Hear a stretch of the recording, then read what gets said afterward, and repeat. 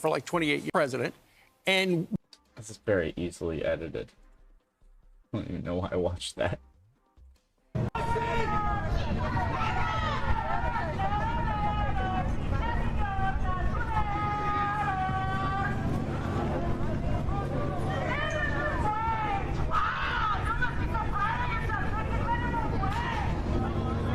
All right. Well, we're gonna skip. This was Carney announcing his new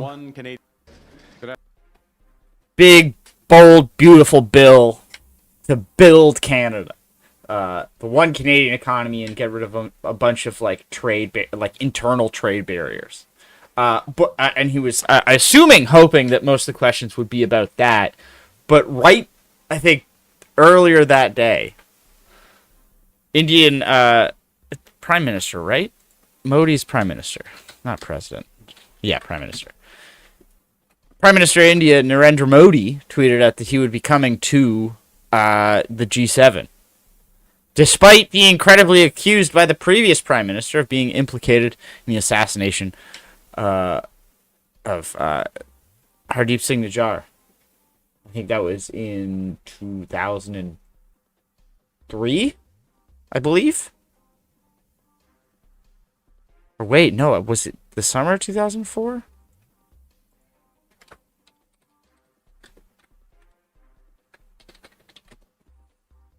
No, it was 2003. Shot in the parking lot of his Gurdwara in BC.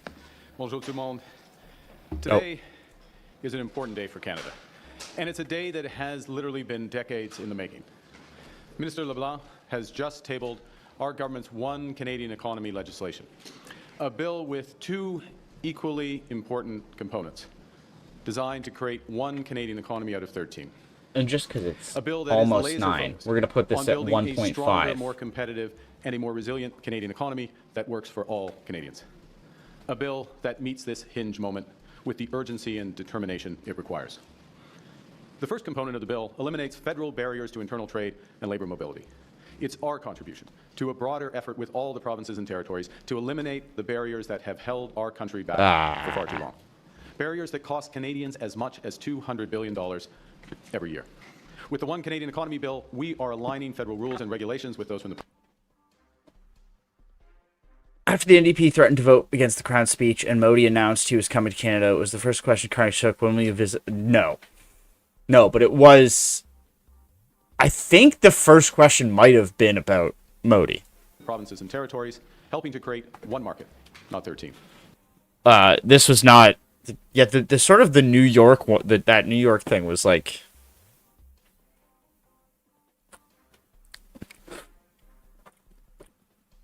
I don't know, that one was weird. That will allow more goods, more services to be transported, sold, and bought across our nation without restriction, generating new opportunities for Canadian businesses and lowering costs for Canadian consumers. It will allow Canadian workers to do their jobs wherever they want in this great country. Provinces and territories have already announced 7 similar initiatives this year. More are in the works. The momentum to give Canadians from coast to coast to coast what they deserve is now extraordinary. Nous faisons en sorte qu'il soit plus facile pour les Canadiens et Canadiennes pour les gens les certifiés. The second component of the bill enables the federal government to identify and expedite nation-building projects. Canada is a country that used to build big things. Expo 67, the World's Fair, went from concept to completion in 4.5 years. The St. Lawrence Seaway, 7 locks stretching over 300 kilometers that has transported more than 3 billion tons of cargo since it opened in 1959, took just 5 years to build. But in recent decades, it's become too difficult to build in this country. Right now, to receive approval, major projects must undergo numerous reviews is so funny how much Carney apparently just heard the poll or saw the polling where it was like Canadian voters like conservative ideas, but they're not keen on Polyev. And Carney's like, I can help with that. Our country back. For too long, when federal agencies have examined a new project, their immediate question has been why. With this bill, we will instead ask ourselves how. Avec notre projet de loi pour une économie canadienne, nous allons identifier les projets d'intérêt national.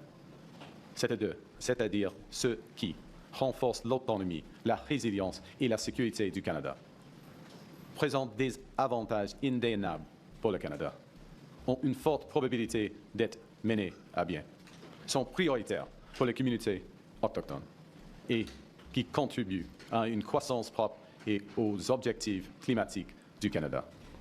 Pour les projets qui satisfont ces critères, nous allons les considérer comme approuvés dès le début et accélérer le processus d'évaluation. With this new process in this landmark bill, once a project has been designated as being in the national interest, a new federal major project office will bring together all the relevant federal departments and agencies to provide a single set of conditions that must be met for the project to move forward. Our office will work with the nation-building projects in a streamlined process. Proponents will know what they need to do for final approval on their projects, and that approval coming within a maximum of 2 years, if all the conditions are fulfilled. Nous conclurons également des accords de coopération avec toutes les provinces et tous les territoires intéressés dans un délai de 6 mois afin d'atteindre notre objectif, un projet, un examen. Crucially, this legislation mandates that there must be meaningful consultation with Indigenous peoples, consistent with Section 35 of the Constitution and the duty to consult during both the process of determining which projects are in the national interest and the development of the rigorous conditions for each of those projects. Indigenous expertise will be at the center of this new process, including through an Indigenous Advisory Council comprising First Nations, Métis, and Inuit representation to provide guidance to the new Federal Major Projects Office. We will also be providing funding for Indigenous participation in this new process of evaluation from start to finish. At the same time, being a reliable partner to Indigenous people is not just so many ways this could get enabling the creation so complicated so fast through equity ownership is central to building Canada strong. And that's why we're doubling the Indigenous Loan Guarantee Program from $5 billion to $10 billion, enabling more Indigenous communities to become owners of major projects. L'objectif de ce projet de loi est d'accélérer la réalisation de projets d'intérêt national pour que nous puissions créer plus de bonnes carrières et de prospérité à travers le Canada, tout en respectant nos obligations envers les peuples autochtones, notamment le principe de consentement préalable, donné librement et en connaissance de cause, et nos rigoureuses normes environmentales. As the legislation states, the purpose is to enhance Canada's prosperity, national security, economic security, and national autonomy while protecting the environment and upholding the rights of Indigenous peoples. Okay, good. As I So said we at are the first ministers' streaming meeting earlier this on week, YouTube. we're It is working working. All right. alongside this Sorry. to get the illegal and unjustified tariffs the Americans have imposed on our nation lifted as soon as possible. We're fighting to get the best deal for Canada. Didn't look like it was and we will working take all yet. the time necessary, but no more than that. At the same time, we are building new trade relationships around the world. Those new relationships will make us more resilient. But by building at home, we will truly make Canada strong. That's what First Ministers unanimously committed to in Saskatoon on Monday. That's why we're introducing the legislation today. We're giving Canadians the ability to give ourselves far more than any foreign government can ever take away. We can build big, build bold, build now, build one Canadian economy, build a better Canada for all and for all time. Merci beaucoup. Thank you very much, and I look forward to your questions. Build big, bold, beautiful Proceed to questions. Nous commencerons avec bitumen les questions pipelines. We'll begin with one question, one follow-up. Première question, first question, Radio-Canada. Oui, bonjour, M. Carney, Laurence Martin, Radio-Canada. Disons qu'il y a un projet de pipeline que vous estimez dans Oh, l'intérêt never national, mind. mais qu'il y a une It province was sur le about- chemin, le Québec, la Colombie-Britannique, qui n'en veut pas. Est-ce que vous allez l'imposer quand même? Simplement, non. Il faut avoir un Yeah. processus. So the first question is basically like, if a province says no to one of these nation-building projects, like say you need to want to build a pipeline through Quebec or BC, Et il y aura un processus afin d'établir like, is it going to be forced on them? And he's saying no. Parce que le projet, I think he will answer it in English, actually. Le processus de bâtir le projet. Et si une province ne veut pas, c'est impossible. We will not impose a project on a province. There we go. We need consensus behind these projects, and we need the participation of Indigenous peoples. I'm going to add something. I'll translate it in French, which is what's encouraging from the First Ministers' meeting in Saskatchewan is that many provinces came together in support of projects that would stretch across provincial boundaries. So, for example, the Western and Arctic Corridor would be an example, or the Energy East Partnership. That's Energy East Partnership, not pipeline, to be clear. And that's an example where that consensus is forming, understanding that we need to work together in order for this to happen. Much more, of course, needs to be done. Alors, il y a des exemples, déjà, des partenariats entre quelques provinces, par exemple, avec le corridor de l'Ouest et du Nord, et de l'énergie de l'Est, pas Energy East, Energy Est, mais l'énergie de l'Est. Mais nous sommes au début de ce processus, madame. Disons qu'il y a un projet de pipeline qui part de l'Alberta qui va vers le nord du Canada. Qui ferait l'évaluation environnementale? Et si c'est l'Alberta, est-ce qu'on peut se fier à leur processus d'évaluation environnementale? Oui, l'Alberta peut faire l'évaluation sur le terrain d'Alberta. Mais sur le terrain, par exemple, du territoire de Nord-Ouest, c'est la responsabilité, en effet, du gouvernement fédéral. Mais il n'y aurait pas d'évaluation fédérale. Bon, non, il y aura. Évidemment, il faut faire l'évaluation en complet. Alors, on a le choix, on crée la possibilité de coopération et d'avoir une évaluation. Mais ce n'est pas possible, par exemple, si je peux, un autre exemple. S'il y a un corridor à travers le pays, on ne peut pas avoir simplement l'évaluation à l'échelle provinciale. Ça vaut mieux d'avoir l'évaluation à l'échelle fédérale. On peut avoir le choix. C'est un accord de coopération. Ce n'est pas un accord de... Il va y avoir les deux? Non, il faut choisir. Il faut choisir. On fait ça avec la coopération. On peut choisir l'échelle provinciale ou l'échelle fédérale. OK? Merci. Next question. Good afternoon, Prime Minister. Jillian Piper with Global News.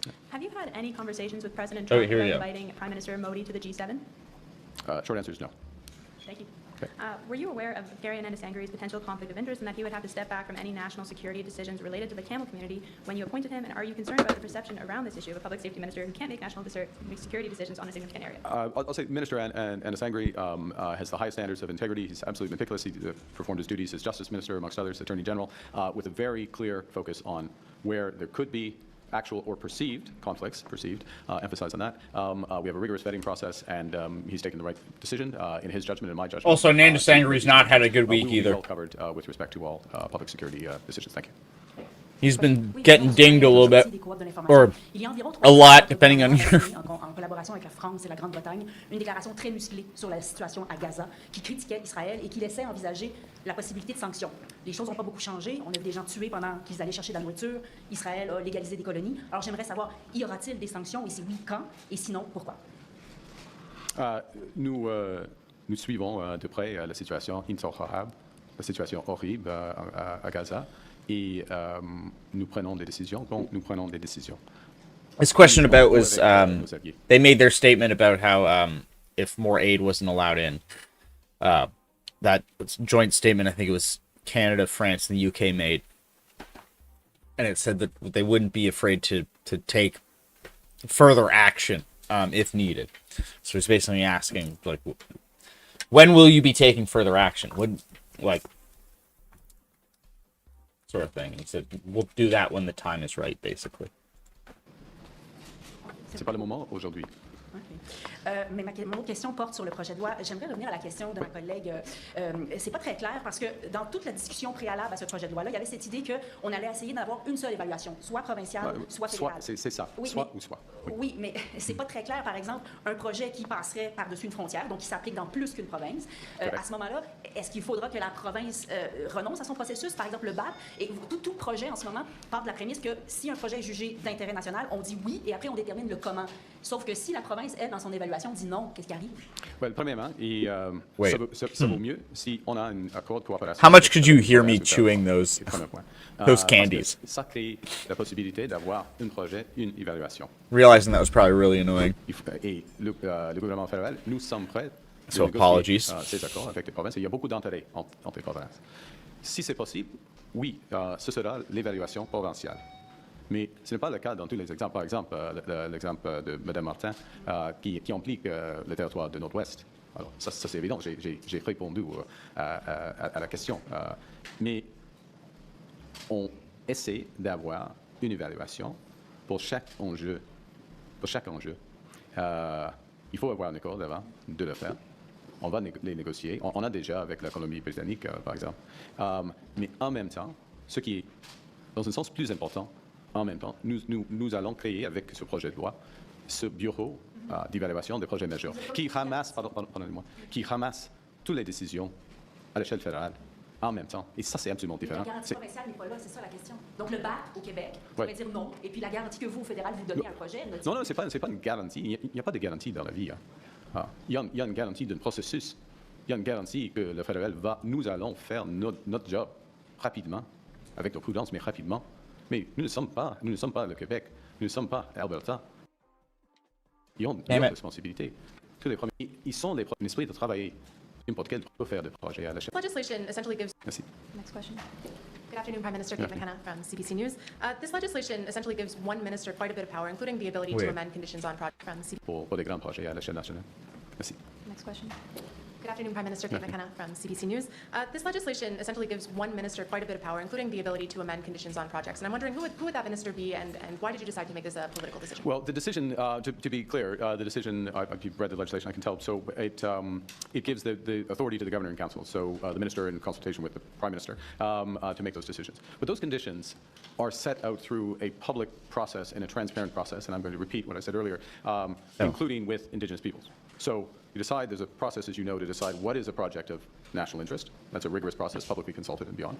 Then there are the conditions associated with those projects.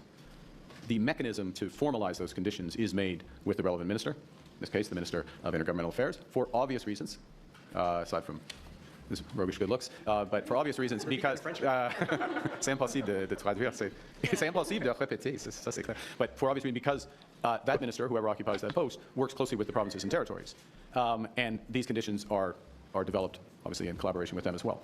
So that's the mechanism by which this happens. So it's not a that's the mechanism to formally put those conditions into place, but the structure to develop those conditions is very robust and rigorous. Thank you.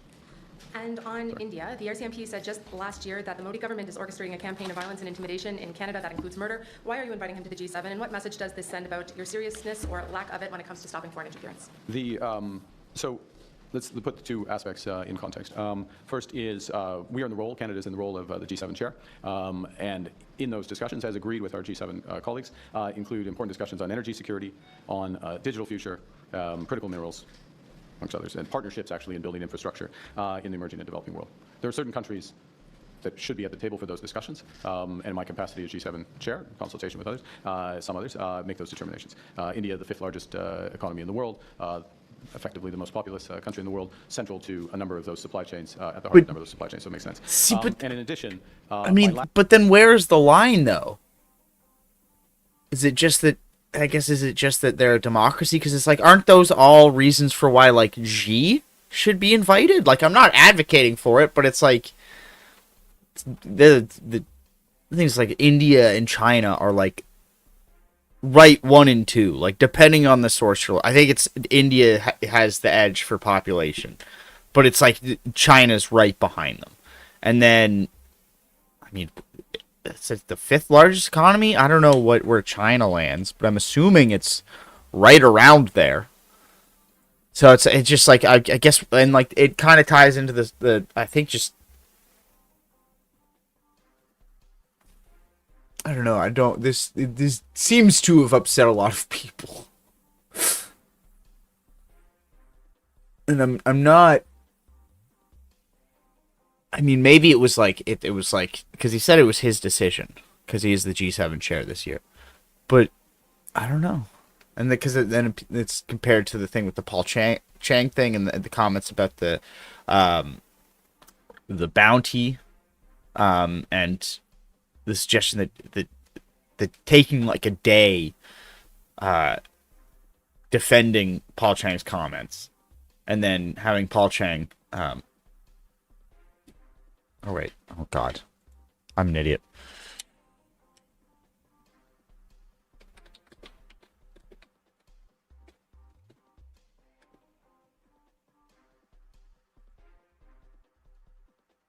I have to check the name. I'm so dumb.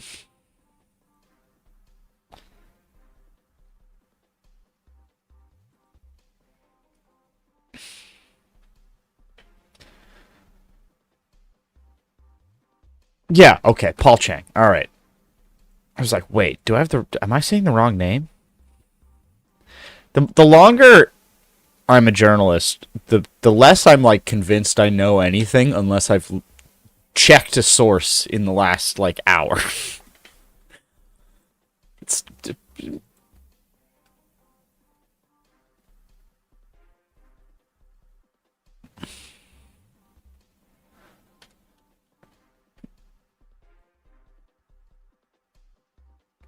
all right, but it's just now agreed. Important. I think that was the thrust of Kate McKenna's question. Was just like gives the impression you may not be taking issues of transnational repression as seriously as you should be.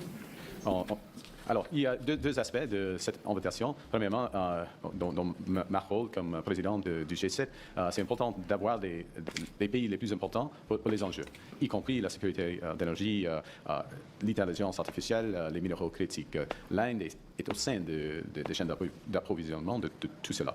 Et l'Inde est l'économie la cinquième plus grande du monde et la plus grande population du monde.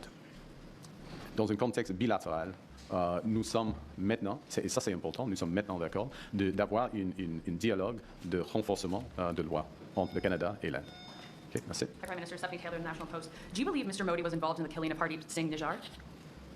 Well, first off, there is a legal process that is literally underway and quite advanced in Canada, and it's never appropriate to make comments in any respect with respect to those legal processes. But with respect, if you cannot say no, why invite him here? I gave, Okay, so if- with respect, I gave you an answer that is Well, appropriate like, to someone that's- in my position. that about begs the ongoing legal question. process including which federal If there's an authorities- ongoing legal, shouldn't he not be invited until the ongoing legal process is wrapped up? And anyone who holds this office, past and future, will give the same answer to any ongoing legal process, because otherwise the individual in this office will interfere. What is your message then to Canadians who are a bit disturbed or wondering why Mr. Modi is being invited to Canada when there is this legal process that has not cleared him and his government of involvement in the death of a Canadian on Canadian soil? My message is that we're a country of the rule of law. The rule of law is proceeding as it should in Canada, and I am not going to disrupt that Hey, process. Carpe Pax, how's it going? Good afternoon, Prime Minister Jeremy Sharp, CTV News. You recently had a call with the Chinese Prime Minister as well. Do you trust China? We have, this is the start of a process of recalibrating the relationship with China. It's very important. I keep chewing right into the mic. With Chinese authorities. These little raisin candies? But I'll focus on a few. They are our second largest trading partner, the second largest trading partner Oh, in like Canada. We have a number chocolate, of trade like disputes. nougat or with China. whatever? Farmers across this country. These officials, guys? across this Oh my country, God. are being affected by Chinese tariffs. People across this country Just have been gorging affected, myself by on those. fentanyl and its precursors. Those are issues I raised directly, and we spoke at length about our concerns there, and have initiated processes. I don't know why I'm so ministerial hungry level, dialogue on trade and other issues. So they're important issues with China that we need to address. Big baked potato Il and y a des enjeux très importants, a plusieurs steak enjeux and très some importants avec la Chine. beans. Mais je vais concentrer sur deux. Premièrement, des produits agricoles, y compris la canola et les fruits de mer. Il y a des irritants. Plus que ça, il y a des tarifs, dans notre opinion, injustifiés de la Chine sur les produits canadiens. Ce sont des grands problèmes. Deuxièmement, il y a nous avons des concerns, c'est profond, des inquiétudes profondes en ce qui concerne le fentanyl et les précurseurs de fentanyl. Ce sont au sein des discussions entre moi et le Premier ministre de la Chine. Et maintenant, il y a un processus, on met en œuvre un processus ministériel entre la Chine et le Canada. how's your Saturday going, Carpe? Merci. Sorry. That's okay. And on the bill, is the plan to try and pass this bill before the summer break, get it through the House and pass it before the summer break? Well, look, we're in a crisis. We're in an economic crisis. We sometimes, glide over that. This government doesn't. We're focused on the issues. We're still facing and intensifying unjustified tariffs from our largest trading partner. And the best way to respond to that is to respond at home, to build strength at home. We have a tremendous opportunity to build strength at home. This bill helps to unlock that. So yes, it is a top priority for this government, and we will do everything to get it passed before the summer. And the Parliament needs to sit longer. It should sit longer in order to get it passed. That's what Canadians expect. Merci. Ceci met fin à la conférence de presse d'aujourd'hui. Thank Okay. you. This concludes today's Merci press beaucoup. conference. Because they are supposed to rise Well, the Prime Minister for is the defending his summer decision to invite on Indian Prime Minister the Narendra 20th, Modi I to the G7 think? summit later this month in Alberta. Carney says given India's large economy and the discussions that will be had at the G7, it makes sense for India to attend, even though the RCMP has accused the Modi government of murdering Cochrane and conspiring to murder Canadians. And in addition, speaks at quite a pace bilaterally, anyways, so we'll bring we it down to have now, 1.25. Importantly, to continued law. Hell yeah. Having a good enforcement, Saturday? Law enforcement dialogue. So there's been some progress on that. It recognizes issues of accountability. I extended the invitation to Prime Minister Modi in that context, and he has accepted. This will be Modi's first visit to Canada following allegations last fall from the RCMP. The Mounties laid out evidence that agents of the Indian government played a role in widespread violence in Canada. Just over a year before that, then Prime Minister Justin Trudeau stood in the House of Commons to What'd say you get? Canada had evidence linking Indian agents to the killing of Canadian citizen Hardeep Singh Nijjar in Surrey, British Columbia. India has denied the allegations. British Columbia Liberal MP Suk Dhaliwal joins me now. Mr. Dhaliwal, it's good to see you. Thank you for making the time. Hell yeah. Isn't there only just like one game on the Switch right now? Thank you for bringing me up. You're the MP for Surrey Newton. This is the area where Mr. Nijjar was killed. What is your reaction to Narendra Modi being invited to the G7? I personally don't support it, but when it's more importantly is my constituents. You know, when I'm hearing from them since this morning, I have tens and hundreds of calls and messages, and they are concerned. They're concerned about the safety. They're concerned about the justice, and certainly, you know, when it comes to fundamental right and delivering justice for the victims, it's non-negotiable. So at any cost, you know, that cannot be negotiated. Indian government has to come clean, because if you look at RCMP, they have. Oh, you can play Cyberpunk on it? They have credible evidence that agents of India are involved in assassination of Mr. Nijjar. And Justice Hogue's inquiry has clearly said that India is the second biggest the country that influences you know, our democracy, intervenes into the lives of people. So that has come clearly from all sources. In fact, CISA has clearly said it as well. So it is out there. They have to be held accountable on this particular thing. Well, and certainly there's been no statement from an intelligence agency, the government, law enforcement, that the campaign of transnational repression has stopped, even since the RCMP made their claims public. So you would assume it is still an ongoing reality. So I wonder what you think Prime Minister Carney should have done here, because this is not a nation-to-nation visit. It is the G7, which gives it a slightly different context. But what have you said to the Prime Minister, to his people, and what do you think he should do? Basically, I have already said, you know, when it comes to fundamental rights, when it comes to delivering justice, it's non-negotiable. And that is the way we should be, and that should be the message. But should he rescind the invitation? Now he has given the invitation. What's the $9.99 fee for? That Prime Minister Modi admits it and delivers the information that we need to, so as the victims have the justice. Because when it comes to Canada, this is what I'm hearing from my constituents as well. They are telling me that Canada, what if inviting Modi is just like one elaborate like honey pot? The honey being the G7 visit. That's what my constituents are asking, and that's exactly what I'm delivering. Okay, but have you heard anything back from the Prime Minister? When he was asked about this today, Mr. Dhaliwal, he said, essentially, India as a country deserves a seat at the tutorial G7 for summit, what? Whatever you think of Mr. Modi and the way he runs his government, and that on the bilateral relationship, they were trying to reset things, and part of that was a conversation about cooperation on law enforcement and security issues. Have you heard anything back from the Prime Minister or his staff about your concerns, and what did you make of his explanation today? So there's a... I haven't had... You have to buy a $10 tutorial from the Prime Minister or his staff. The message is very clear. Message is we have to platform you just got, and then there's a fee to play the go ahead system with our trade type, people to people. Am I hearing this correctly? Right now, the issue is very clear that a Canadian was assassinated on a Canadian soil at a place of worship, who was my constituent, and I'm here to deliver what my constituents are asking for. My constituents are asking for one thing. They want the justice. They want to make sure that before Prime Minister Modi was invited to G7, we should have asked him to take a full responsibility and deliver that he and his government will cooperate when it comes to providing justice to Mr. Nijjar and his family. Okay, so that has not been fully agreed to at this point. If that agreement or that promise from Mr. Modi doesn't get delivered at the G7, will it have been a mistake? Certainly, that message has to be very clear. That it is Canada, right?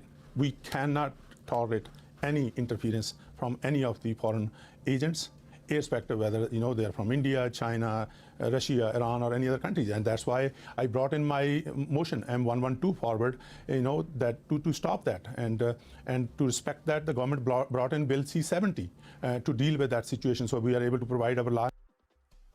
and our intelligence agency the tools to deal with that foreign interference.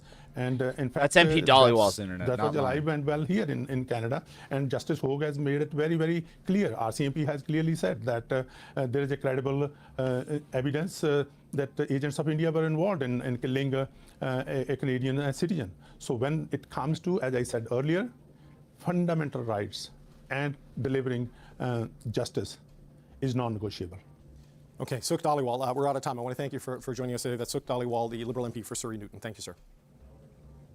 Thank you. Okay, we're going to go big picture now and discuss where Canada-India relations can go from here. Veena Najibullah is the Vice President, Research and Strategy at the Asia Pacific Foundation of Canada. Veena, it's good to see you again. Thanks for being here today. Thank you for the invitation, David. You had said earlier that inviting Narendra Modi to the G7 was a strategic necessity. It seems like the Prime Minister agrees. Well, what do you make of this move today? Yes, you're absolutely right. It was a difficult decision, and we heard from the MP for why it was a difficult decision, but it was a necessary one, and I'm glad that the Prime Minister has made it. India is an important actor on the world stage, fifth or fourth largest economy, an important voice for the global south, has been invited to the G7 since 2019. And it's important for India to be at the table because the discussions that the G7 are going to have with a larger network of partners have immediate implications for India and need India to be then implemented and followed up on. So I think because G7 is a multilateral forum and Canada is a chair, as a chair, Canada needed to invite India, but I think also bilaterally it's important because it sets the stage for the long road that's ahead in rebuilding this relationship and finding justice and accountability for the serious concerns that Canada has, but also addressing concerns that India brings to the table. Okay, let's just parse those two for a second and just focus on the G7. Like, Narendra Modi has been invited to Canada, but it's not like it's an official visit to Canada, between India and Canada. It is to participate in that multilateral G7 summit. Could Mark Carney have not done that if the other G7 leaders really wanted Narendra Modi there because of the role India plays in the world economy? Well, that's just it. In terms of the G7, we are the outlier because the other 6 members of the G7 are interested in deepening their strategic partnerships with India, deepening their defense, technology, and economic ties. In fact, every day there's a new announcement about either France or UK or US doing more with India. So having India there also matters to everybody else. I think there was a strong push from other G6 to have India at the table. And I think in order for Canada also to be able to show relevance on the world stage, we can't just engage in diplomacy with those whom we like. I mean, diplomacy is not a gift to our friends. It's not a concession. It's a necessary tool to be able to advance our interests. Isn't that an argument for bringing China? Right, you heard there what Sukh Dhaliwal had to say, right? The MP for the riding where the assassination of Mr. Nijjar happened. The government of India has been credibly accused of transnational repression, and there's no indications that that campaign has ended. So you have the foreign minister having to say today that this doesn't signal Canada's putting commercial priorities over national security. The World Sikh Organization has called it a betrayal that undermines justice, accountability, and the rule of law. I get the geopolitics. The domestic politics on this is very difficult for the Carney government. Absolutely. I mean, I understand what you're saying, which is why it wasn't an easy decision. But I think we can do multiple things at the same time. Now, we need to engage with India on the issue of foreign interference and transnational repression. And in fact, I think today we heard from the Prime Minister, both in the press conference as well as in the readout from the call, that there are now discussions at the law enforcement level. There's a legal process underway in terms of the criminal proceedings, but also for the first time, we're getting some signals that India might be cooperating when it comes to law enforcement engagement. So I think that's reassuring, and we need to watch that. In other words, in order for us to be able to get the kind of accountability that we want, but also to ensure that we deter this from ever happening again, because basically what we're trying to do is to make sure that this never happens again. For that to be the case, we have to deal with India. This isn't going to magically solve itself. So having India at the table, beginning a process of rebuilding the relationship, but also engaging at law enforcement level as well as official level with India is important. This is not saying that somehow we've forgotten what has happened. So this is not turning the page. It's rather continuing the process of finding a solution and accountability. How much weight, though, should we put on that line about, importantly, they've agreed to continue a process of conversation about law enforcement cooperation? Because the RCMP and others have been able to talk to the Indian government. They just haven't gotten anything from it, or at least what they've asked for specifically, because you can process this thing for years and never get to the outcome that Canada wants and demands in a moment like this. So I'm skeptical on that one. How much weight do you think we should apply? Well, I mean, it was a really short readout, and that sentence does stand out, and it has importantly in front of it. So I think clearly the signal there is that this is something that we should pay attention against those 12-year-olds who can build the Taj Mahal in 4.5 seconds flat, and then 360 no scope you from the top of the highest tower. You're like, what did? It's like you. As an old man like me is just like this is it's like that old guy when he gets out of prison in Shawshank. That's how I feel when I get just a dude just built a tower and I'm like, you know what? This isn't the world I grew up in anymore. Do. But I think also we are in a different moment, David. I don't have to remind you of that. We're in a very different world where every country is testing its assumptions about international relations. India needs to deepen partnerships with Europe, with even Australia, current Japan, Halo and with Canada. Just so so I think much India different. is also in a different position than it was even 6 months ago. And of course, for Canada, it's also important for us to have reliable trading partners and diversify relations and reduce our over-reliance. So I think we are in a different moment. Sure. I think there has been some progress on India's side, even with the U.S. Remember, there was a parallel U.S. case for which the investigation proceeded. So I think there's now a model in place for the type of mechanism that can be set up to give India a chance to kind of go through its process and essentially have accountability. But more importantly, I think, is to end violence and to make sure that this never happens again. I mean, organized crime is an issue for both countries, right? Extremism is an issue for both countries, which is why we need to have a dedicated mechanism to deal with this. Okay, there's a reset and a recalibration going on global trade and diplomacy in a lot of directions. India, this being part of it, but also China, because we learned that the Prime Minister also spoke with the Premier of China, Li Qiang, earlier this week. And today the Prime Minister said that this is the start of a process of recalibrating the relationship with China. What do you make of this move? I know there's canola and fish tariffs they're trying to get lifted, but what do you make of the move and the fact that he spoke with the Premier as opposed to President Xi? Necessarily wrong. Well, it certainly has been a busy 24 hours when it comes to Canada and Indo-Pacific relations. A call with Prime Minister Modi, a call with Premier Li Qiang. So these are unusual times, and Canada certainly upping its diplomatic game, which is a really welcome sign. I think we need to engage at the highest level with China, again, for the same reasons that I mentioned. We don't have to like the country or the leader to be able to talk to them in order to advance our interests. With China, we have specific immediate concerns when it comes to the tariffs on the agricultural products. And obviously, there's been a lot of pressure and calls from Premier Mo and others to do something about that to be able to relieve the pain that farmers are feeling at the moment. So I think a key priority for Canada in making that call certainly was to start a process to discuss how to remove those tariffs. And that's what we saw in the readout. Now, I think what's interesting is that China's readout didn't really say exactly that. That point. It's talking about a much bigger sort of reset in the relationship. And I think we need to be really clear-eyed and strategic about how we approach this moment of recalibration. We can approach it from a position of strength. China needs us now. China needs our market. And we can be strategic and smart and coordinated, especially with our like-minded allies in Europe and in Asia. Okay, it's going to be a fascinating G7 because America will also be part of all of that. Veena Najibullah with the Asia Pacific Foundation of Canada. Always appreciate the time. Thanks for being here today. Thank you. Some power panel. I just got to catch up on my news. For too long, when federal agencies have examined a new project, their immediate question has been why. All right, we've got some power panel. With this bill, we will instead ask ourselves how. We can build big, build bold, build now, build one Canadian economy, build a better Canada for all and for all time. Prime Minister Carney there aiming to deliver on one of his core campaign promises, building Canada's economic firepower in the face of threats from the superpower next door. Today, the government tabled legislation that has two objectives: to remove all federal barriers to internal trade in Canada and to fast-track the approval of major nation-building projects from 5 years to 2.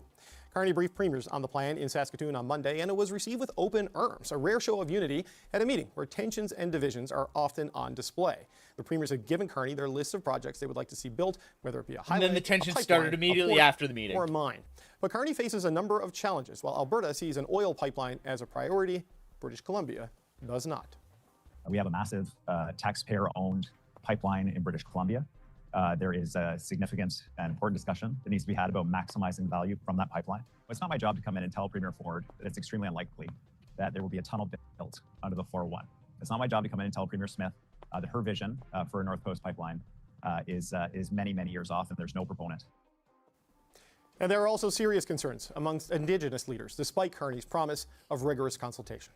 This federal proposal has... What happened? We back? I think hopefully we're back. Yes. We're back.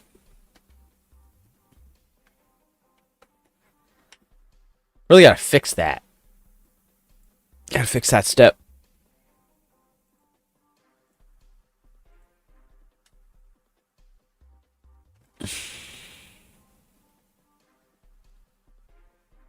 All right, there we go.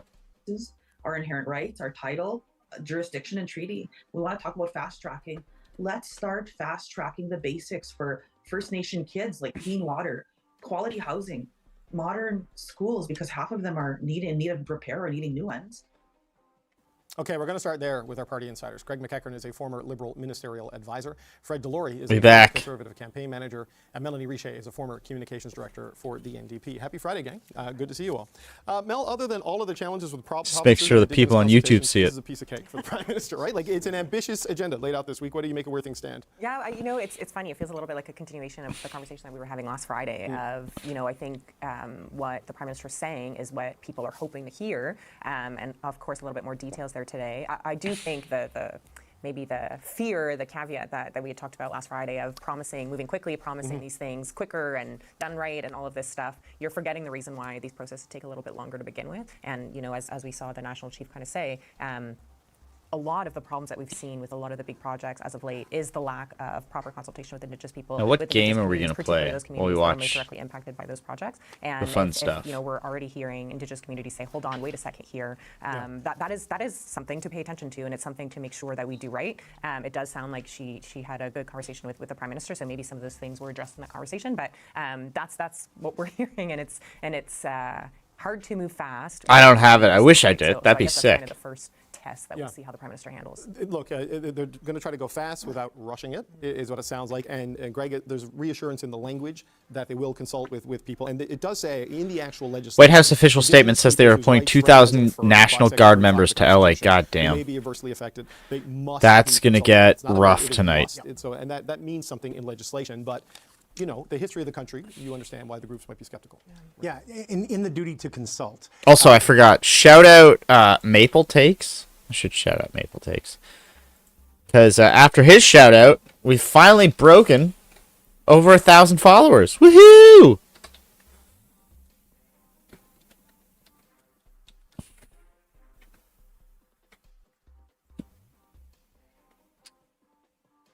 Canadian politics feels so quaint tonight given the current status of LA. Yeah, no, it does kind of feel a little quaint. Like, that's, like, and it's...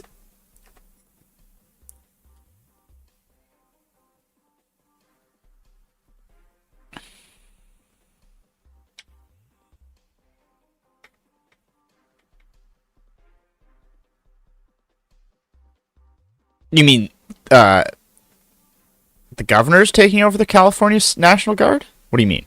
I don't get that. Imagine taking over the California National Guard and then complaining about states' rights. Who's who in that? Like, who's taking over the California National Guard? You mean the White House, right? The challenge is the language is somewhat subjective, and this is why you have court cases. So yes, I'm pretty sure. Yeah. Part of it is the government has a duty to inform and explain. And is he doing that because the governor won't let him send in the military?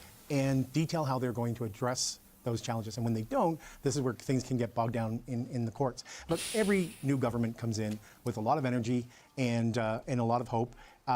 We're in a kind of a unique time because, this time last year, we probably didn't expect that the same party would be in power after the next election.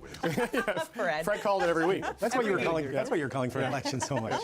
So imagine pushing states' rights and then taking over the Guard, but also complaining about states' rights. Yes, no, yeah, so I spent some fair time enough. in BC this week, and I got to see actually real economic reconciliation at work. And when you see it and when it's working, it is phenomenal. I hate to sound like Pollyanna, but it really is impressive. But there are lots of examples while I was there of times where the government has dropped the ball. Yeah, it's not followed up. So there is a tremendous amount of potential there. Yeah, and look, the Supreme Court of Canada's Coldwater decision that had to do with TMX does say that reconciliation does not dictate any particular substantive outcome.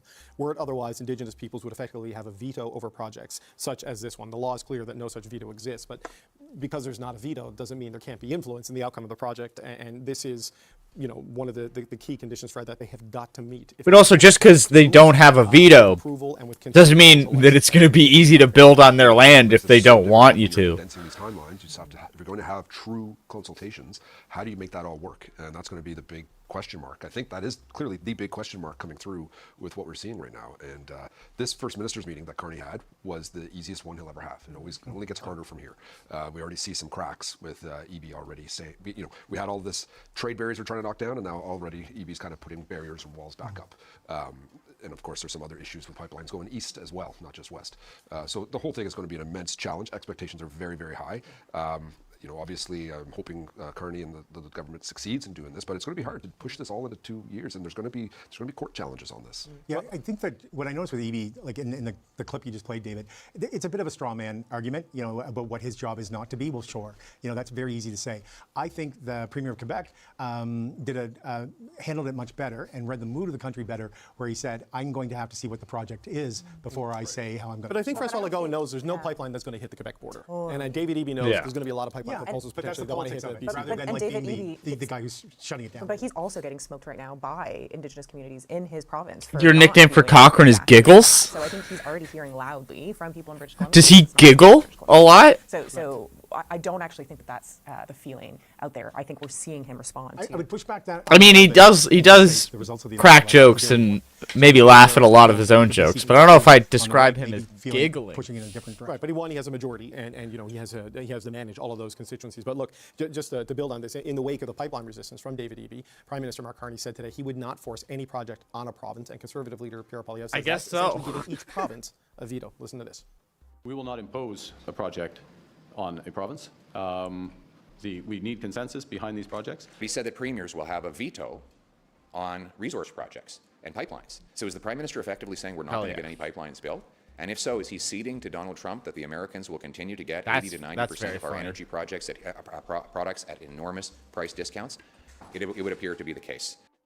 Okay, so Fred, I don't know if it is as extreme as Mr. Poilievre is laying out there, but you cannot force a province to take a project unless you buy it like they did with TMX, and nobody seems to think that's a good idea. But what do you make of the way the Prime Minister responded there? I mean, partly there is no proponent for a pipeline other than the Premier of Alberta who's advocating for it. The reason why there's no proponents, though, is because you can't build anything in this country, so there's no one advocating to build something.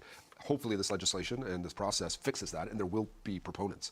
But it is problematic when, we have, Mr. Poilievre is right in that regard. If you're giving them a veto, provinces, if you're saying that it can't go through, it makes it very difficult.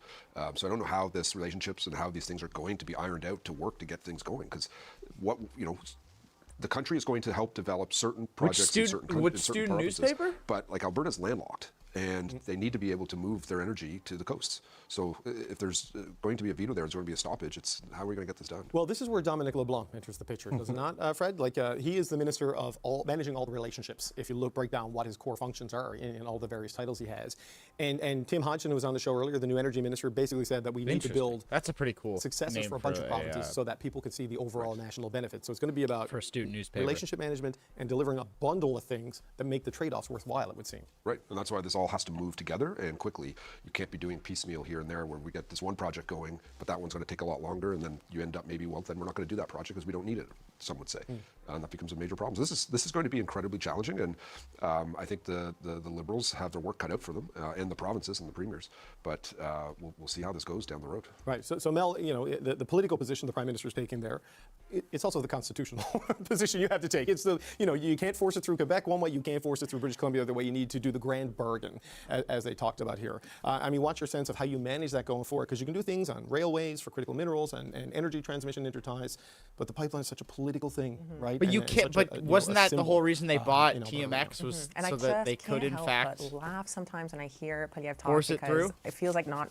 A few months ago, he would have said the complete opposite thing on how it relates took to a lot federal longer because they had to keep so you're kind of it's hard to follow sometimes. But as it relates to this, I think is probably the better way to go. With jurisdiction, instead of using it as an excuse to not do the thing, it is trying to find a way forward. So like Fred was saying, the relationship piece, like you were saying, the relationship piece will be fundamental in these conversations and in figuring out what you need to do to bring the government, the provincial government on side, but also to bring the people who live in that province on side, because at the end of the day, that's who they work for, that's who they're representing. So I think that will be the most important thing. You said this was going to be the easiest meeting that they've had with premiers.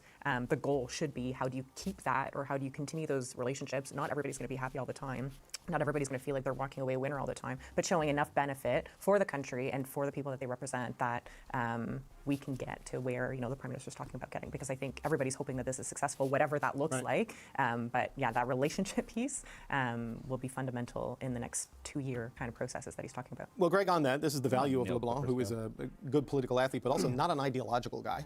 And Carney seems to be, the Prime Minister, not an ideological guy. Maybe closer to Stephen Harper than he was to Justin Trudeau in his approach on some of these things. I mean, how does that help him, do you think, with the First Ministers? Well, if it was easy, and sorry to make this oversimplified, if it was easy, it would already be done. And this is the nature of our federation. I'm trying to think if it was Pierre Trudeau described Joe Clark's approach as he wanted to be head waiter to the provinces. And I kind of heard that echo, and I had not realized that Polyev was doing a newser this afternoon until your producer told me, and I kind of noticed Mel's good point. Is there, the reality is that there's a different mood in the country right now. Dominic LeBlanc is the type of politician that he thrives on this type of relationship building for accomplishments. What I also heard from the Prime Minister today, he referenced projects like the building of the St. Lawrence Seaway, which I think is late 50s, 59, Expo 67. No, he was saying that LeBlanc's not an ideological guy, which I won't make judgment on. But in comparison to some other liberals, he seems pretty that's a long time ago. Those projects were very big. I mean, the Trudeau government, the Justin Trudeau government may have missed a big opportunity in Canada's 150 with something around that. Because I'm hearing, right-wing columnists, think tanks talk about the decline of the Canadian economy over the last 20 years. And look, I heard this last year, but it was often accompanied by a lot of rhetoric. The Conservatives are 20 points up in the polls, and I kind of put it in that wash and kind of ignored it. And I've listened to a couple of these, I've read a couple of these points of view, and I'm kind of hearing it from Carney as well, that we have to do some things in order to prevent the decline of our economy in the direction that we're going in. And this could be it. I remember the first time I was in Ottawa and I drove past the gates around the fence of Rideau Hall.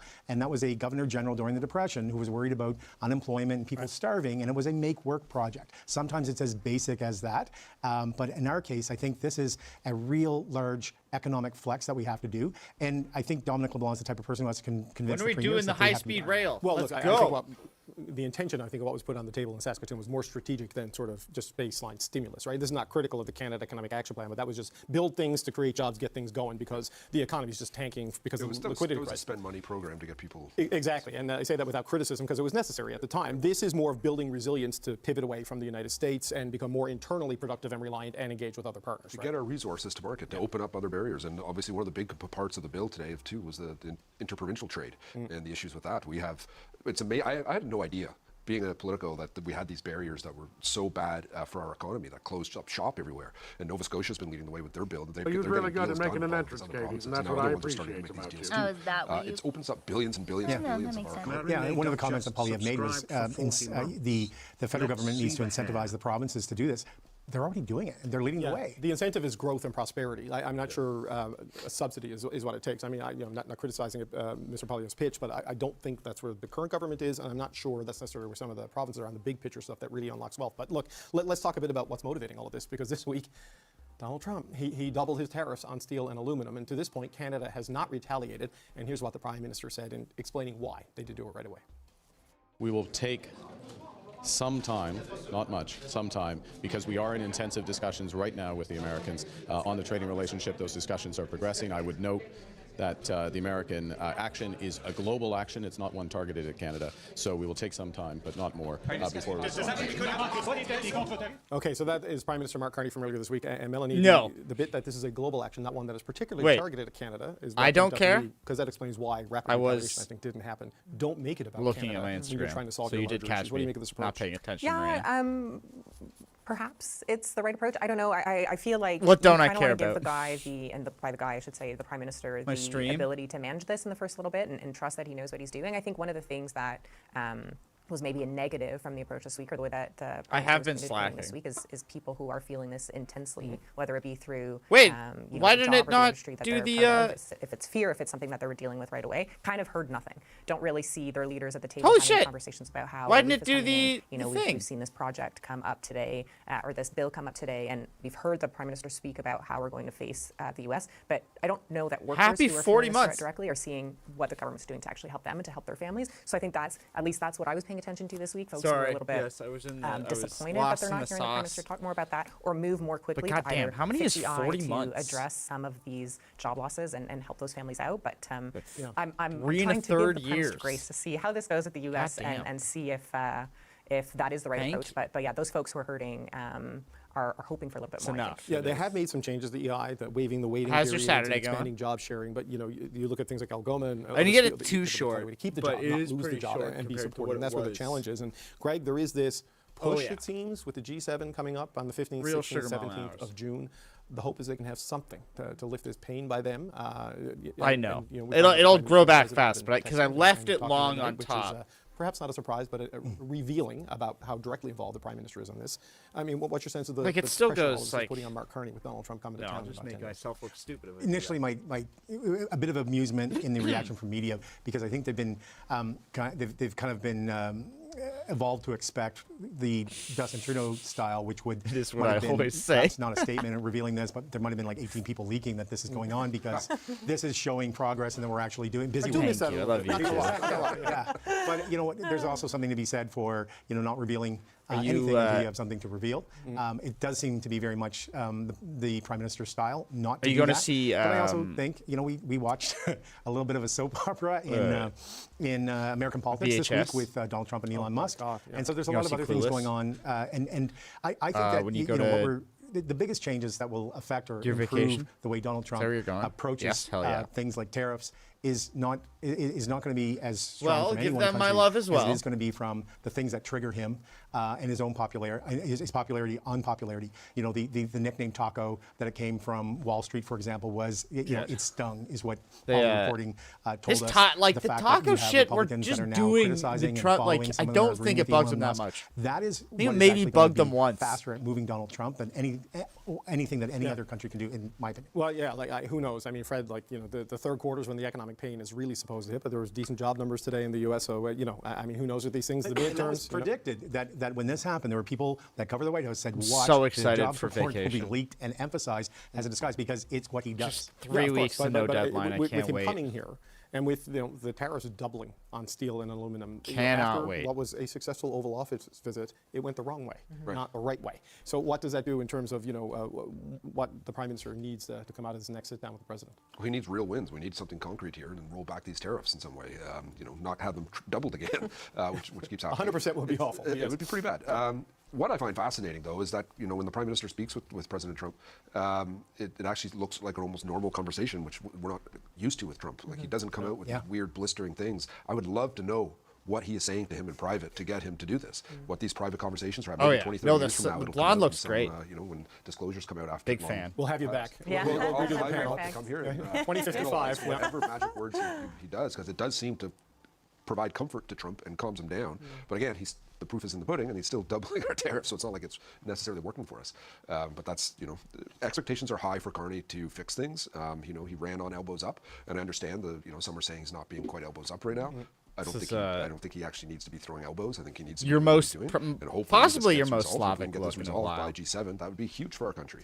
Yeah, I mean, I think that meeting in the Oval Office was an inflection point in terms of how you're going to publicly approach things with the U.S., right? And they decided to put the elbows down a little bit after that to give the process a chance. But Mel, it's been suggested to me, by people in the government, that if there isn't something, right around the G7, well, I had to work a bunch then of buckle up, 'cause this Saturdays could go to on save for up quite that some third time, week. right? And stretch all through 'Cause now I have into the another fall, and 4. then maybe just get tangled up in the whole larger renegotiation of the continental fourth trade week. agreement. And that means a lot of economic scars For on my both sides of the for border my if that birthday keeps that I'm going. taking off. And as I well. think we all want this to work. I think people are, they feel reassured that they elected the right person to handle this and to handle the president. But I think that timeline is very, very short. And I think if folks don't start seeing stuff, whether it be the G7 or shortly after, I think folks like me who are giving the Prime Minister grace to manage this, I think are going to start giving him a little bit less grace. And I think that's when people will start getting a little bit antsy if they don't start seeing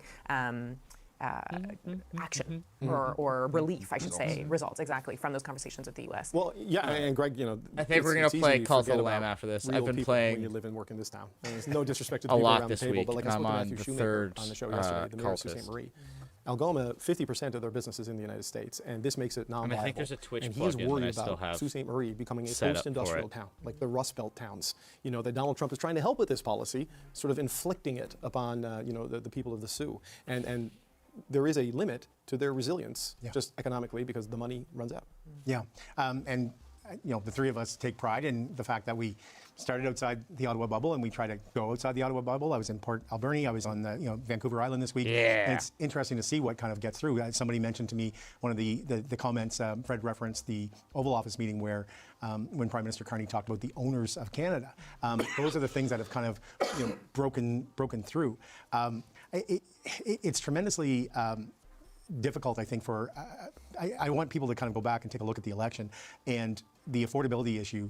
I think the Trump issue and the affordability issue, to me, were entirely intertwined. And I think the Conservatives had perhaps a mistake where they saw them as different issues. But if you were looking at, you know, what Donald Trump was doing to potentially your industry or even your retirement savings, it was part of the bigger picture. And people, I don't think people have forgotten that. And they're still tensed that this is what Donald Trump could you know, this is the havoc he can you know, do on every part of your life. Well, look, the calibration you face as a government, you know, and an economy the size of Canada, we're dealing with the U.S. is a very difficult one, right? Because you want to hold out and be strong to get a desirable outcome, but the longer you hold out, the more damage there is, and you know, so balancing that is going to be tough. Hell is blurp? Cooperation, collaboration here, or is it? Well, as the Liberal government makes moves to speed up nation-building projects, it's also outlining some key benchmarks that projects will have to meet to be approved. Projects will have to strengthen Canada's autonomy, resilience, and security, provide national economic or other benefits, have a high likelihood of being successful, advance the interests of Indigenous peoples, and contribute to Canada's objectives with respect to climate change. For more on the government's new legislation and what they hope to accomplish with it, Tim Hodgson is the Minister of Energy and Natural Resources, and he joins me now. Minister, it's good to see you. Thank you for coming in today. Good to be here. The projects need to meet 5 criteria. All right.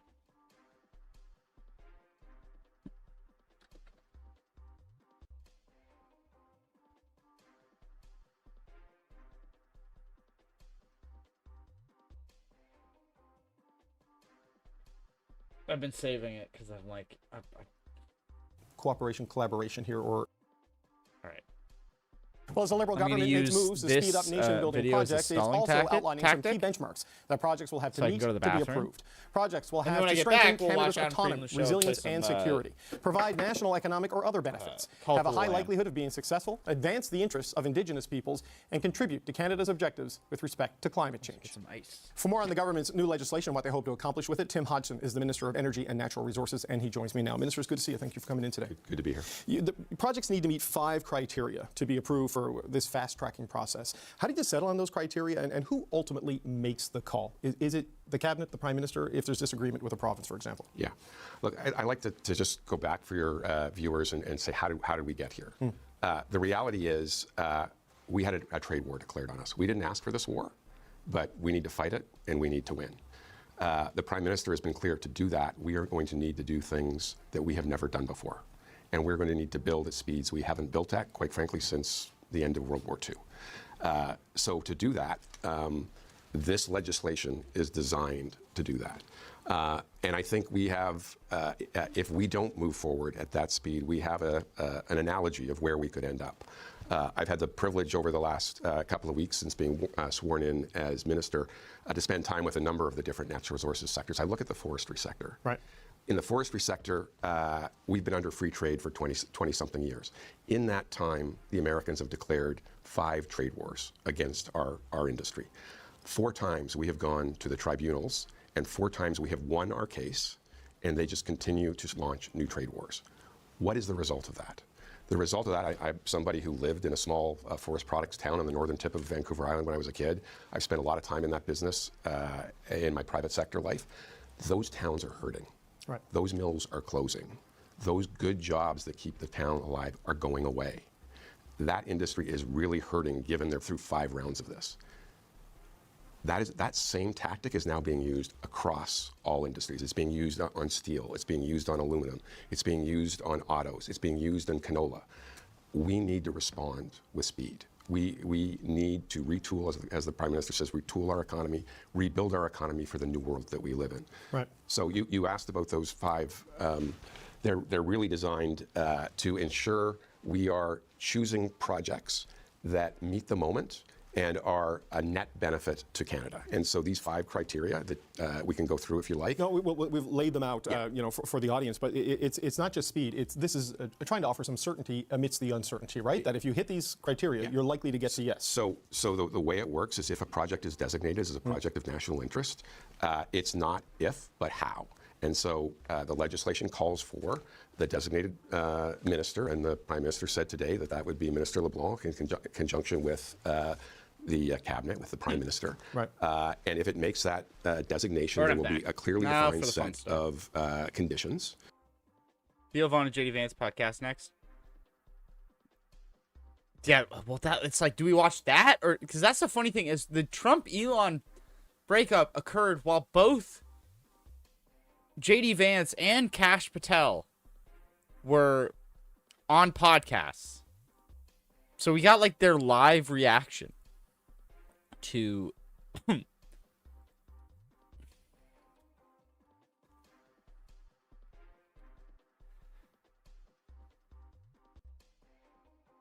yes, Theo Vaughn is the heir to Polish royalty, which is very funny. What's that? Trump should be impeached and JD Vance should replace him.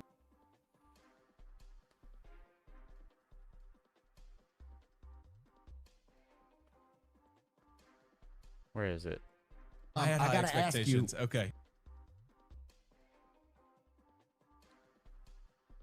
Like, just the fact that we have this is nuts.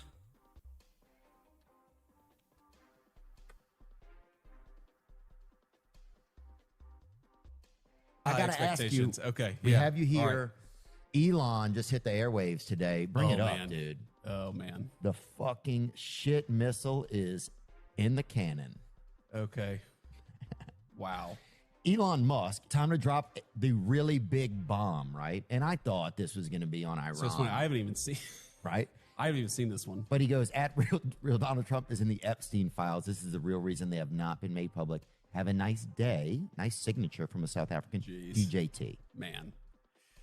Well, so just so your audience is aware, when is this going to air? Like tomorrow or 2 days from now? 45 minutes. Airing now, dude. No, Just give the money to Freeland. And I'm just saying, Chapo. like, no. Presumably, when this comes Save out, your people are time. going to know more about this than Right, even I people do will. because I just learned about this. Kind of happened on the plane when I was coming on down here. Okay, I agree. Look, This is yeah, new. Here's my basic reaction to like all this stuff is look. First of all, absolutely not. Donald Trump didn't do anything wrong with Jeffrey Epstein. Like, the guy is whatever the Democrats and the media says about him. That's totally BS. Here's my basic read on it. First of all, I'm the vice president to President Trump. My loyalties are always going to be with the president. And I think that Elon, he's an incredible entrepreneur. He's actually done I think Doge was really good. This sort of effort to root out waste, fraud, and abuse in our country is really good. And look, man, I'm always going to be loyal to the president, and I hope that eventually Elon kind of comes back into the fold. Maybe that's not possible now because he's gone so nuclear. Well, his feelings but I hope it is, man. His Because feelings are hurt. Why, though? Do you know why? Yeah, I mean, his feelings are hurt. Look, I think number one, so Elon's new to politics, right? So his businesses are being attacked nonstop. They're literally like firebombing some of his cars. And by the way, we're looking into a lot of this stuff. I mean, some of that stuff we're looking into is an act of terrorism at the Department of Justice because I think it is an act of terrorism. So I think part of it is this guy got into politics. They're terrorizing the and billionaire suffered by a lot for it. But I mean, and I get the frustration there, and I get the frustration that I mean, look. Congress, his mom. That's. But the main purpose of the bill is not actually spending crime. Or His spending, mom, though it does cut a lot of spending. The main purpose of the bill is to prevent the biggest tax increase. But I understand, like, it's a good bill. It's not a perfect bill. Like the process in D.C. If you're a business leader, you probably get frustrated with that process because it's more, bureaucratic. It's more slow moving. Yeah. So I think there's just some frustrations there. But I really, man, I think it's a huge mistake for him to go after the president like that. All right. And so that sounds like a bullshit. No, I mean, what does it mean? Like, you're surrounded by some of these people are the dregs of humanity. You see a guy walking down the hall, you're like, oh, that guy's been accused of like potentially sleeping with a minor. How do you like function in like a world of scoundrels. I mean, the nation is a nation. No, come on. We've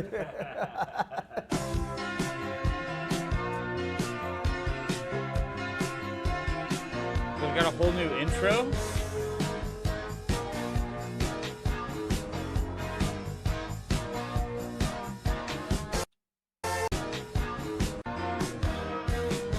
I can probably tell you almost the exact year this one is in, because I think it was probably grade 7 or 8.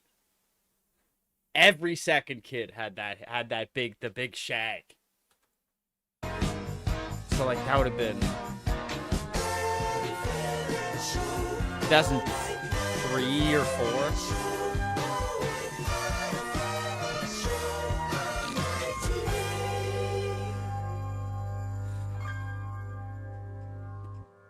Hello and welcome back Wait, to you the couldn't Adam. see the shag.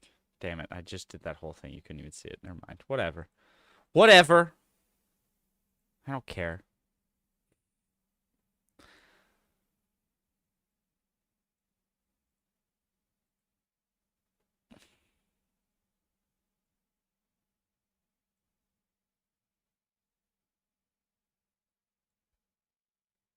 All right, let's get some. Where is it? Cult of the Lamb.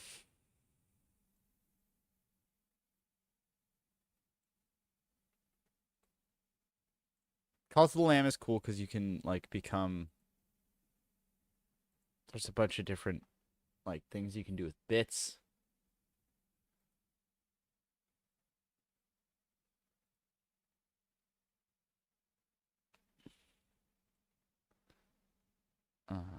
What's one of them?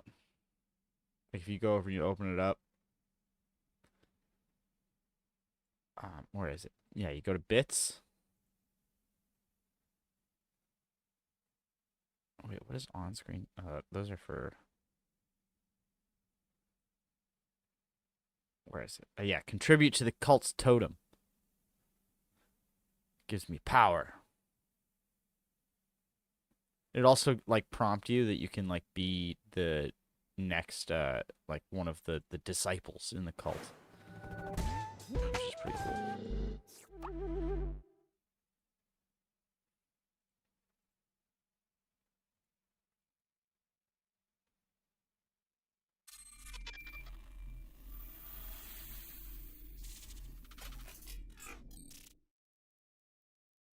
Come on.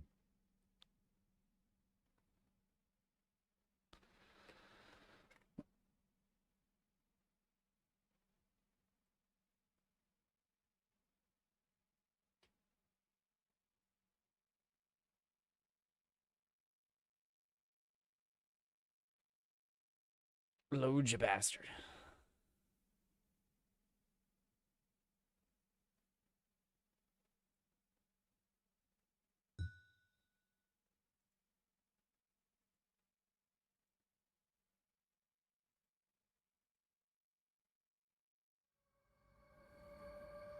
There we go.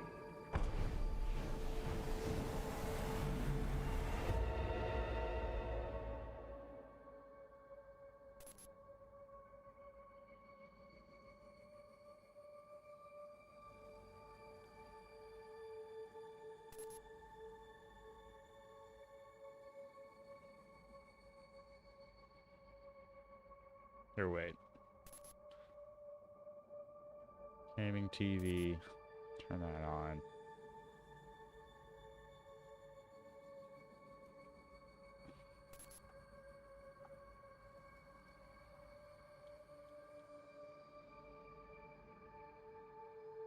Wait. Oh, never mind. It's control, not shift.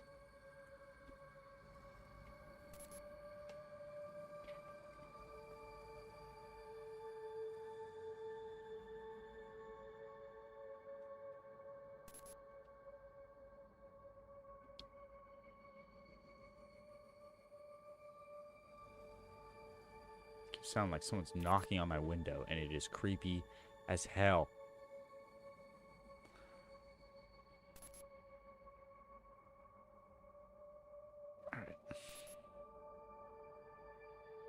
Friedland Show. I'm Adam Friedland. And guys, let me start off by saying thank you to you, the fans, for the outpouring of enthusiasm and acclaim that we've received since the beginning of our second season. But let me remind all of you, we're just getting started. And for this week's guest, I was joined by none other than California Congressman Ro Khanna. Now, as the Democratic Party has struggled to redefine their message in the wake of the last election, Ro has emerged as a prominent voice from the progressive wing of the party. Now, as many of you know, this show is the new kid on the block. We don't have corporate overlords or the funding of a nation state. This is a grassroots organization. So in the promotional run-up to the show, we had to get a little crafty. And in order to do so, we figured out a way for me to have my first ever television appearance as the host of the Adam Friedland Show. So first, this. Oh yeah, didn't he go on Cuomo? New York City Hall. For some, a hallowed ground of civic engagement, but to me, another stage for one of my hilarious jokes. I had a pretty good idea of what to expect, hordes of elderly citizens lining up to complain about ethnic restaurants, and me, a sardonic jokester, lampooning the whole process. For the council members, a moment of biting satire. There we go. For the concerned citizens, a comedy show from a celebrity free of charge. And for me, a perfect opportunity to craft a viral moment in promotion of my new show. Sure, yes, I am remembering the victims. More than you. No, that's not. I have been to more funerals than you. I guarantee. Don't do that. I do not do that. It turned out this was the worst possible day to come to City Hall for my comedy show. Do not talk to me. But I will. No, you don't talk to me like that. And I'll talk to you like that. I don't take lightly to NYPD continuously lying about their advocacy. I sat and watched as tearful testimony was given about an incredibly sensitive topic, and I was terrified. To suggest that we should be sharing. No, I want to be clear. Hold I didn't suggest it. No. Maybe someone can make this funny, but it wasn't me. I had already submitted my written speech and comedically doctored photo evidence of my claim. And if I stuck to this plan, there was a good chance that I would go to prison for the rest of my life. Adam Friedland. So as my name was called, I took my seat in front of New York City's highest body and made a life or death audible.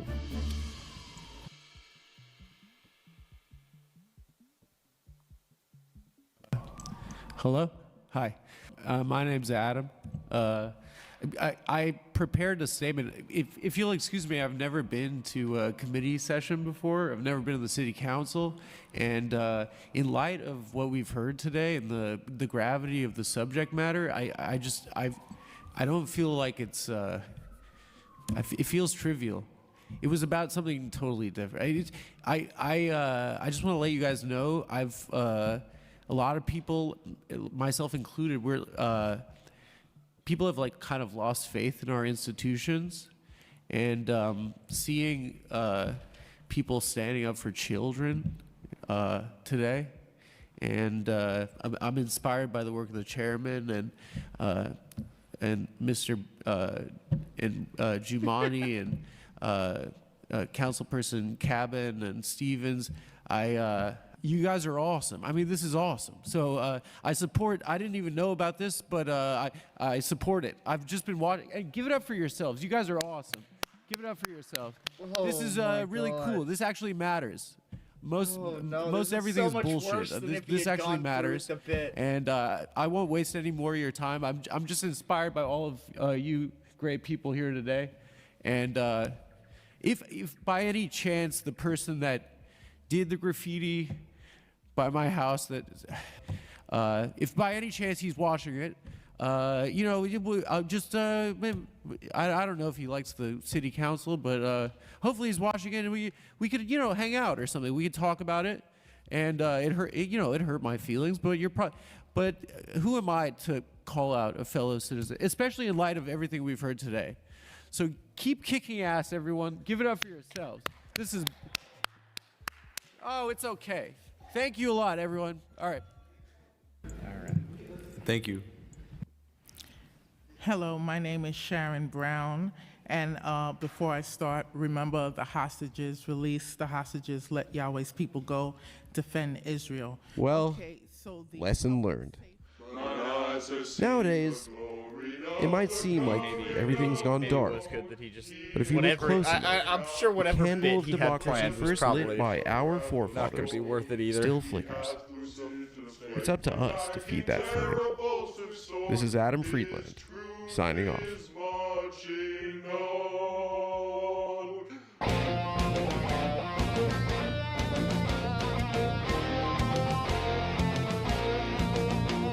Democratic Congressman from California, Ro Khanna. Oh, that's giving you like RSJ and in like an AI chat model entirely built on like the Hansard from Question Period. What would that be like? Normally I do the introduction, but okay. Just a new thing. It's the first chat GPT bot that just refuses to answer any question you give it. That's our Andy Richter over there. That's our Jimmy Pardo. Congressman, thanks for Great coming. to be on. We It just talked doesn't briefly on answer your Zoom. question. Talked and I followed vaguely you during insults the you at the whole same Bernie time. thing. I mean, you were a The whole. What do you mean the whole? Since the Bernie 2016. campaign, the Bernie 2020 campaign. That's when I was a coach. True about 2.0. I know. And you were You followed me. I mean, I followed that you were very. It doesn't actually a big answer you advocate for directly. him. It just There weren't a lot every of people response in the media. is to some I mean, you were independent media who were supporting unnamed you. That's Mr. how I Speaker. came to know who you were. Is that right? That's really true. Politicians are such good liars. I was on a podcast called Come Town at the time. You were active. I mean, yeah, it was. I was a big supporter of. But I was at the Queen's Why do you think rally. I'm here? I mean, you, just because you're a comedian? No, because you're a progressive. You saw me in the. I will brag, the VIP section of the Queen's rally. Yeah. Yeah, which I had to lie my way into. I wasn't at the Queen's rally. That was the one with the AOC, right? I stood right next to her. Yeah.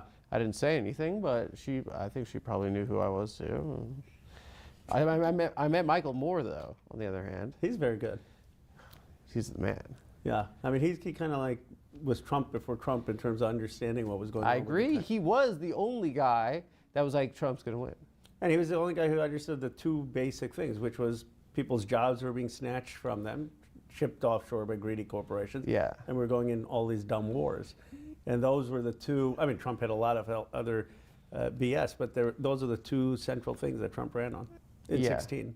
Well, and also throwing Hillary in a dungeon. That was there was that part too. Yeah. That was a big winner for him, I think. And he didn't follow through. And that's the thing about Trump. He doesn't follow through on his promises to throw the former First Lady Hillary Clinton in a dungeon. Yeah, that's probably a good thing.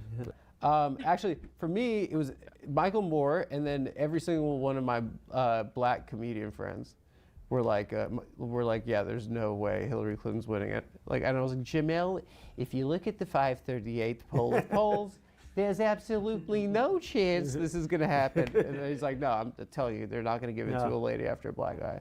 And I was like, wow. But Nate Silva, he's crunching the numbers, and he still gets us all to do it every cycle, even though he's always wrong. How? I mean, he does it every time, and I fall for it too. And we're all like watching the 538 thing, and he turns out to be spectacularly wrong, and we all forget 2 years later, 4 years later. It's crazy how some people, and campaigns and elections people. I used to live in DC. It should give the option for you and to join the campaigns cult. and elections people. You're not gonna. I'm gonna say some things that you're not gonna be able to agree with, but you can just wink at me or pull in your lobe. Yeah. But they were perhaps the worst people I met in D.C. I think to some extent I had more respect for lobbyists because at least they were having a nice time. Yeah. But campaigns and election people, you could Especially the media. You can literally lose every single time and somehow get a promotion every new election cycle. Yeah. Well, right? you get these consultants and they're like, I just love your vision, Ro. I love that you're for Medicare for all, for free college. We're going to change the world together.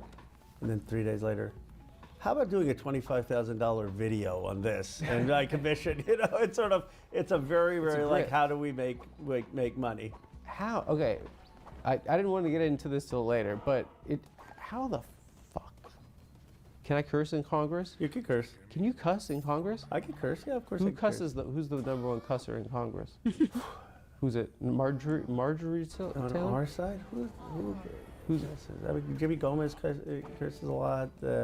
Name names. Tattle. Bowman, Jamal Bowman used to curse. Before. Jamal Bowman? Bowman would. Yeah. Rashida Tlaib. Oh, really? She's a big cusser. I mean, name names. Anyway, just tattling? How on in everybody. 100 days did they manage to spend $2 billion? That's crazy. Well, and then end up in debt. What? They had concerts. So they entertained America. Well, no, but they didn't have enough money for Beyonce to sing. No, that was, she came and she gave the statement. You know, that was just like, you know, it's like if you if people go to the Super Bowl and the players don't play, they just like make some statement. I mean, it's you know, I think we don't realize that. Oprah got paid and she's a billionaire. Yeah, she claims it was for the production. You have $1 million production here? I don't know. How much is the production here cost? Well, you're certainly not getting paid for this. I'm just saying that. I owe a lot of money around town, okay? Yeah. No. Well, we'd have to pay you. It's the other way around. How much? What are we talking about? What are we talking about? I think we kind of just watched an election cycle where you had one guy with his weird family around him as an inner circle, and then kind of Bannon, and then kind of Elon Musk, which you can't really discredit because he owns a massive like social media platform. Right. But like you had like this, like you have 12 guys on one side, and then you had to have had like thousands and thousands of algorithm experts, PR consultants, like the amount of people that were just grifting. Algorithm expert. I didn't even know that was a thing. Maybe there is. You didn't. I thought you were a tech. I thought you were a tech. I haven't, but I'm sure there are. I'm sure. $2 billion is an insane amount of money. It is. What? It wasn't grannies writing checks, right? Like. No, I mean, look, there were some of the grassroots folks, but there were a lot of billionaires. There were more billionaires who funded our side than billionaires that funded their side. Right. I mean, that's the reality. When we talk about, I haven't played it a lot, but it's great. Get Super PAC money out, get PAC money out, lobbyist money out. I mean, we relied on a lot of these billionaires. That's why it's not fully credible. And what interests, like, primarily did they align with? It was the status quo, right? I mean, the reality is that a lot Wall Street, Wall Street tech, pharmaceutical, but it's not as clear. It's just a sense that, you know, we're not going to be for transformative economic change. What does that mean? Well, we're not going to be talking about raising the living wage. We're not going to be talking about raising taxes on wealthy. We're not going to be talking about Medicare for all. We're not going to be talking about free public college. We're not going to be talking about child care, $10 a day. We'll talk about let's have more startup businesses and let's have more entrepreneurship and let's have more opportunity. In terms of electoral politics, like every single plan just seemed so like just, I don't know, overly complicated. I agree. You know? And the central thing, Trump said, you've been shafted. Your life, you know, it's not working out that well right now. And we were like, you've got joy. We're doing great. We're going to continue. And people are like, no, I've been shafted. Yeah. You know, I don't have enough money. I've got groceries cost too much. Childcare costs too much. Healthcare costs too much. I keep getting denied from health insurance. And all those good jobs left because we allowed for corporate offshoring. And Trump then comes in with no real actual proposal. Like his proposal literally is like, okay, we're going to give these tax breaks to corporations and we're going to get Musk and Doge to stop these benefit payments because we've got a deficit.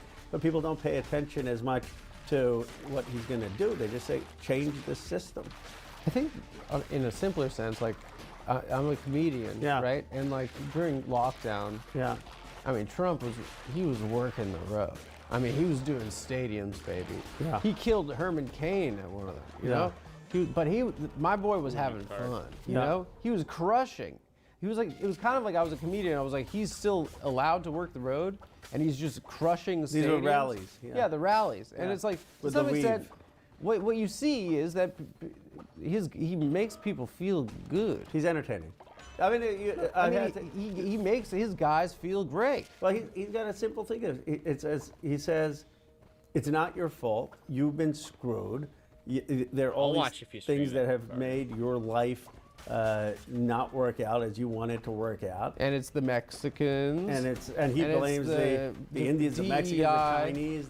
It's all the immigration, and it's all these companies, and they screwed you, and you built America. Yeah. Rose family didn't fight in the Revolutionary War, didn't fight in World War II, didn't build the steel, didn't build the coal. They just got here. Rose was born in '76. But what about your grandparents? They're the ones who fought the wars. You're the ones who built the coal, built the steel. And now. So what did your family do World War II? You were regular Jane Fondas? My grandfather was in jail with Gandhi, alongside Gandhi, fighting for India's independence. Yeah. That's what moved my politics. But my point is that he is appealing to this sense of people who have really been shafted. Now, Bernie, and the reason we're, I think I was a co-chair of his campaign, Bernie got that. He got that there is fundamental income inequality in this country. There are a lot of people who don't have good paying jobs. And it's ridiculous that they can't get health care. It's ridiculous they can't get child care. It's ridiculous that we're not taxing these billionaires and millionaires. And he said, okay, we're going to fix it in a hopeful way, in an aspirational way. And Trump wants to fix it in a very dark, destructive way. You grew up in Philadelphia. Right outside Bucks County. Bucks County, go Birds. I got to admit, I became a 49ers fan, but my family's all, it's my Fucking district. politician. Well, no, if I was a Bullshit. if I was a fucking politician. If I was a politician, I'd feel like go Birds, yay Birds, when I'm not really like still rooting for them as much. But my brother and family do, so I'm going to go see them. And how much respect do they have? But the think you got 49ers everybody, is my Rogan. district. Come on, what are you talking about? Remember who you are. Well, my wife says never trust a guy who changes his sports allegiances. I do not. I will not. And so okay. Yeah. Wait. I thought you said after the last championship with Nick Foles that you were the guy that licked the poo-poo off the horse. Nick Foles, that was a good quarterback. You don't seem like a Philly guy though. I'm not like a guy on the 700 level. I went. Would you boo Santa Claus? Would you throw batteries at Santa Claus? No, but I was in the 700 levels. The vet, right there, the old 700 stadium. Club, Pat Robertson. Well, the vet used to be the old stadium before the new stadium, and I've gone to nothing but respect for the vets. And I've gone to the 700 level where basically they throw the beer cans and they boo, and then I was like, how did I turn out like this? I mean, maybe I should have gotten some more Philly spirit. But that's how did you turn out like like a nerd politician? like proper and but that's why I said I grew up in Bucks County, because if you tell a Philly person that you grew up in Philly, and you actually grew up in Bucks County, like that is very insulting. You're trying to be something you're not. Yeah. Like it's a different thing. Yeah, go home. Like Philly, Bucks County it's middle class suburban. Philly is what's in that mug right now? Water, isn't it? It's sparkling water. Water? But I will. My favorite. Water. Wait, say it for real. Water. Water? You're not from Philly at all. Where are you from? I don't know. Are you AI or I something? mean, J.D. Vance probably says I'm from India, right? It's like half the. I saw that last night on Twitter. They're like the comments are like, "What is Ro Khanna? Deport him. Who is he? What is a Ro Khanna?" That's like Twitter. You don't follow Twitter much? I saw it last night. Yeah. It's kind of good for us, you know that. What is? Because it's been Jew this last year. Now you guys are. Vivek ran a little interference for us, for the Jews. Well, he had to realize. Do you feel like Vivek's embarrassing for you like Netanyahu is for me? Yeah, he was. Look, I debated. Careful, Ro. Shots, bro. I'm telling you. When you're an Indian American guy, a politician who's an immigrant, you probably don't want to insult people who've been born in America, white Americans. Like, it's just dumb what he did. Like, I don't understand what he was thinking. Well, the tweet was funny, bro. It was dumb. No, come on, bro. He was basically like. He shouted out Steve Urkel. Did he shout out Steve Urkel? I forgot that part. The tweet was like, we used to have Bob Hope, Johnny Cash, Steve Jobs, Steve Urkel. You know what the funny thing is? Now we have no hope, no jobs, no cash, and Stefan Urkel, the sexy one. Yeah. The thing I would ask Vivek where I'd ask him was like, you're upholding like this Indian immigrant experience. Have you been to India? Because in India they're obsessed with Bollywood and cricket. Like it's not like they're all studying math. They've got like movies and cricket. So it's this idea that they're obsessed with Pakistan too. They are obsessed with Pakistan. Okay. Yeah. But are you Hindu? I am Hindu. Yeah. I'm Hindu. What do you make of old Modi over there? Was it Meet the Press or something? That's this is. Listen, I'm a guy who wants to poop my pants on a podcast. Okay, I know who Modi is. I don't like his politics. I don't like it. I am. I talked about my grandfather. I mean, he was part of India when it was founded with Gandhi and Nehru. It was much more pluralistic. You were Hindu, you were Jewish, you were. Well, I'm Hey, South load African, aid. so, old Gandhi spent a lot That's of time. someone we can down shout in out. South Africa. And then Load aid, inspired Mandela, some of his efforts there. Yeah. And so, but the point is now, Modi. I mean, Modi's done some things fine for the country, but he's too aligned with a Hindu nationalism in India that I just don't think is the right approach. Guys, How's your I night want to talk going, to you about Load Aid? DraftKings Casino. Spring is in full bloom. What does that make you think of? Casinos on your phone, right, Thomas?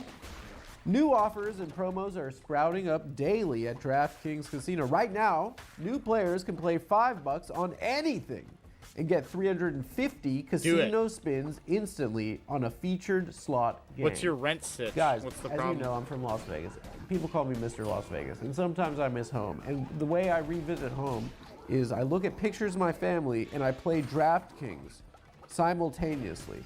Download the app and sign up with code TAFS. Take the featured slot for a spin and explore thousands of others in the DraftKings game library. Check back daily to claim the hottest offers and promos on DraftKings Casino. The crown is yours. Now for the fine print.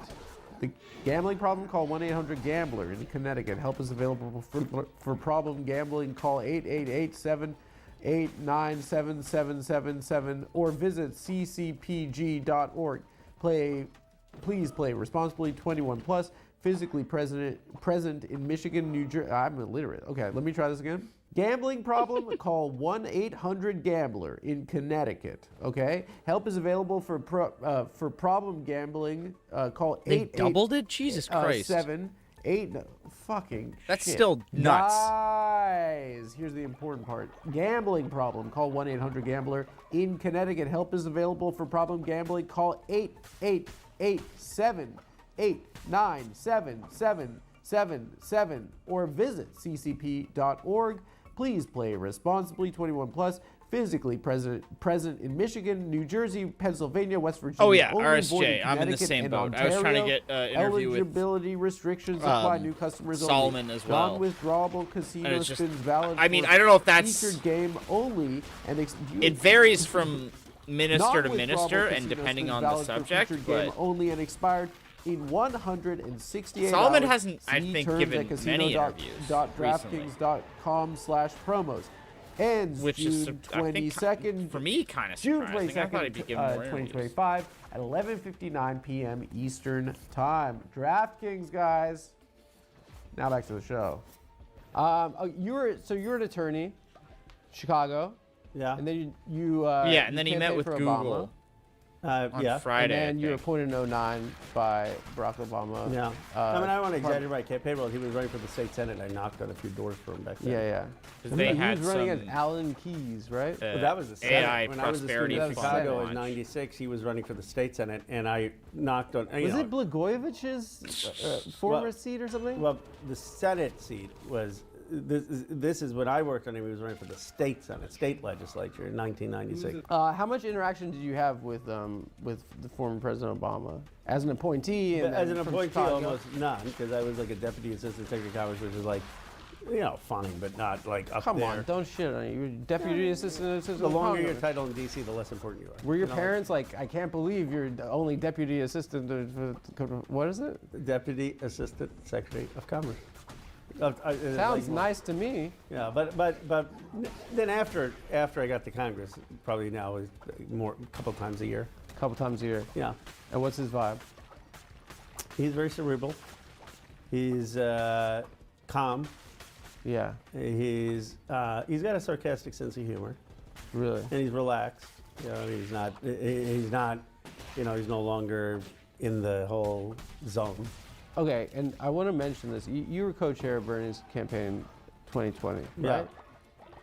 It seems like our former president, if you think about everything that's happened since he was president, it's been now the third presidential election since he's left office, that his influence on that primary was pretty much, it was that, and now he's making Netflix.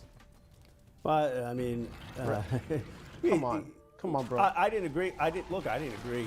I don't know what his role was, but certainly I didn't agree with people coordinating to drop out of the primary. But Buttigieg endorsed. So again. who was it? I mean, I don't know if it was Pelosi or who. I don't know who. There were certainly powers that be in the Democratic primary, DNC. You can't take the shot. Well, You're still with the boys. With Bernie? You're still in the world. To But me, you blame him. You don't And blame that- you don't blame like all the other things that happened, the DNC, and they basically cut deals. Biden's team with these other candidates to get them out of the race, and they all dropped. They all endorsed. And how did that feel? Terrible. I mean, it felt like it was taken from us. They fucked us. They did. I mean, look, it never has happened that someone in modern times wins these early states, New Hampshire, Iowa, Nevada, and loses. I mean, it's like you're off to the races. And I think Bernie would have won in 2020. I'm not sure, to be honest, whether he would have won as decisively as Biden, but he would have Against won. Trump? Yeah, he would have won Pennsylvania, Wisconsin, and Michigan. Whether he would have won Georgia and Arizona, it's an open question, but he would have won. And had he won, we would have fought for a living wage, $15 wage. You know, Bernie and I called for firing the parliamentarian to get that wage increase. We didn't get the wage increase. As you said, that felt terrible in 2020. You were the co-chair of this campaign. Yeah. Felt like collusion. You stayed in the government, right? I stayed in the party. I said I You supported stayed in the Biden. party? Like, this feels like the most beaten down Americans have ever been. And hell does that mean? Most people feel like most people don't like the fucking government. Sorry. That's right. Right? Yeah. And like, Adam, it's your show. You in can a sense, swear. why do you want to be in the government? No, this is our real problem. No, but you as a guy, well, Ro. I'm telling you, because the only solution to it is to get the government to work. Because you've got massive inequality in income. The countries that I grew up in Bucks County, Pennsylvania, I grew up in the 80s, that my parents came through, that the sense that everyone is going to have a real shot, that there's a dynamism. You know, I grew up on a street where you had HVAC technicians, electricians, nurses. How do we build that? And the only way to build that for everyone in every place is to have a government that works, that's good. And yet we've got this problem that you basically have an economic aristocracy. If you would like to You've create got a bunch of people, many in my follower, district, they think now's that your they're chance. entitled to rule. They think that they know better, they're the smartest, they're going to figure things out. All the wealth is piling up there, $12 trillion in my Should be district, offering a Apple, chance. Google, Nvidia, Tesla. And the only protection, the only way that we actually don't just let them dictate the rules and make all the wealth is to have an effective government. And yet you've Did got it not 70, 80% of Americans give the saying, option? we don't want government. And so this is the central problem. It's not like what's our message or who do we run. Our central problem is how do we transform the economic opportunity in place for an American when we It should can't have. convince Americans about government. And there are a couple of things I think. This is why I was so much for Bernie. Bernie was basically saying he was making the case for government in the best way that someone No, has but it since didn't do it FDR. that time. And he was saying that given this economic aristocracy where you have this wealth and power coming together in campaign finance, the only shot we have is a people-centered movement. But if you go to the 2020 campaign, they did kind of try to incorporate more of the what's it called? Multiracial aspect, or Not that what's it called? What's the word? Intersectional. Intersectionality into his campaign. I think Bernie kind of got confused and lost inside of that. Yeah. He was like, my name is Bernie Sanders, they, them, Right, my wait. pronoun, like, I'm a pansexual, of course. Jane and I are getting into pansexuality. I don't know what this means, but I've never listened to one song, but You're doing a pretty good Bernie. What? You're doing a pretty good Bernie impression. Can you tell him that? I will tell him that. I will tell him that. I want to know, I think this is an interesting question that you're never asked, but like you're in Congress, right? Right. You have a cafeteria on Has been Congress? updated for the We do. Unholy It's Alliance like the update. Longworth Street Cafe. View What's is your not go-to on in the this cafeteria? update. Will not be I updated. will Your get, fucking template, bud. Tacos. Ooh, who They just got a followed? good taco? They have a decent You taco. know where they have a good Oh, taco? loaded. Trump Tower, apparently. You go in there? Is there a Prime poker sub, night? thank you. I don't do poker. Now I'm sure there are. You play basketball? Appreciate it. I do, but not with people in Congress now. Really? No, I'm like with my with my family when like but I'll go out You for a only drink. play against Indians. I only play against Jews. Seriously, the tenacity on display when it's an all Jewish basketball game. It's the skill level could not be lower, but the passion I can't explain We to play you. like Thanksgiving. It's a family tradition. We'll all go to like play basketball. You've never hooped with Bernie?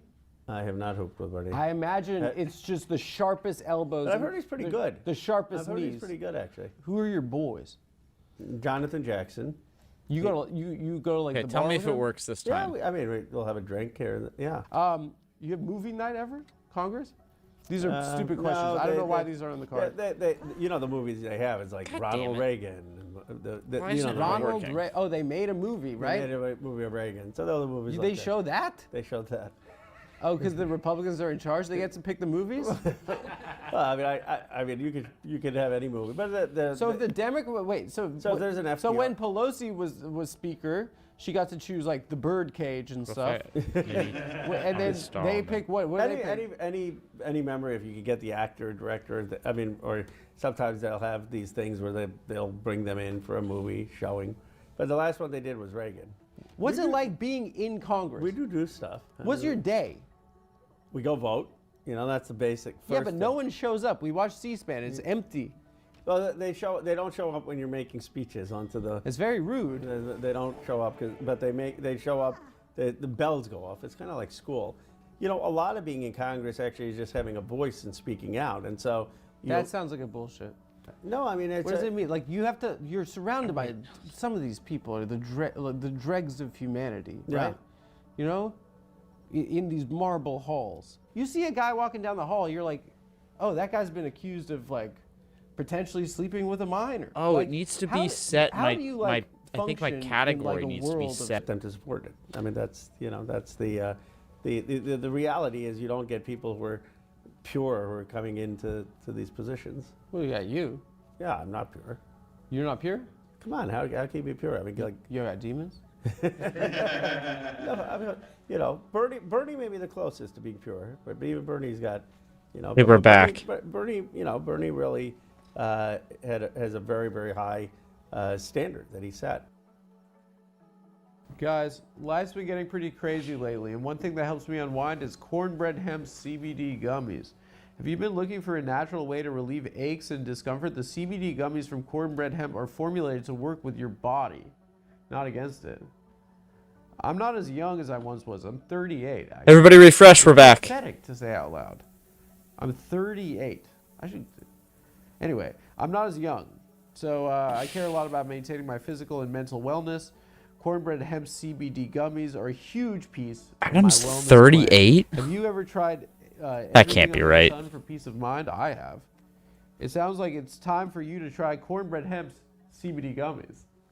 So here's what I like about it. I like the taste, I like the flavor, but guys, mostly I like the feeling. So There we go. I recommend it to my friends. Thomas, I would recommend this to you. Thanks. Thomas, I recommended it to Thomas, and now he takes it. Cornbread hemp CBD gummies are made to make you feel better, whether it's stress, discomfort, or just needing a little relaxation. You Apparently, know, I have to be in the Cult of the Lamb category for it to discomfort, show up. stress, and sleepiness. All products So are let me know if that third-party works. Lab tested and USDA organic to ensure safety and purity. Right now, the Adam Friedland Show listeners can save 30% off their first order and enjoy free. Hey, shipping Stella, how are you? for $75. Head to cornbreadhemp.com/TAFS and use TAFS at checkout. That's cornbreadhemp.com/TAFS. Cornbread hemp, this is the good life.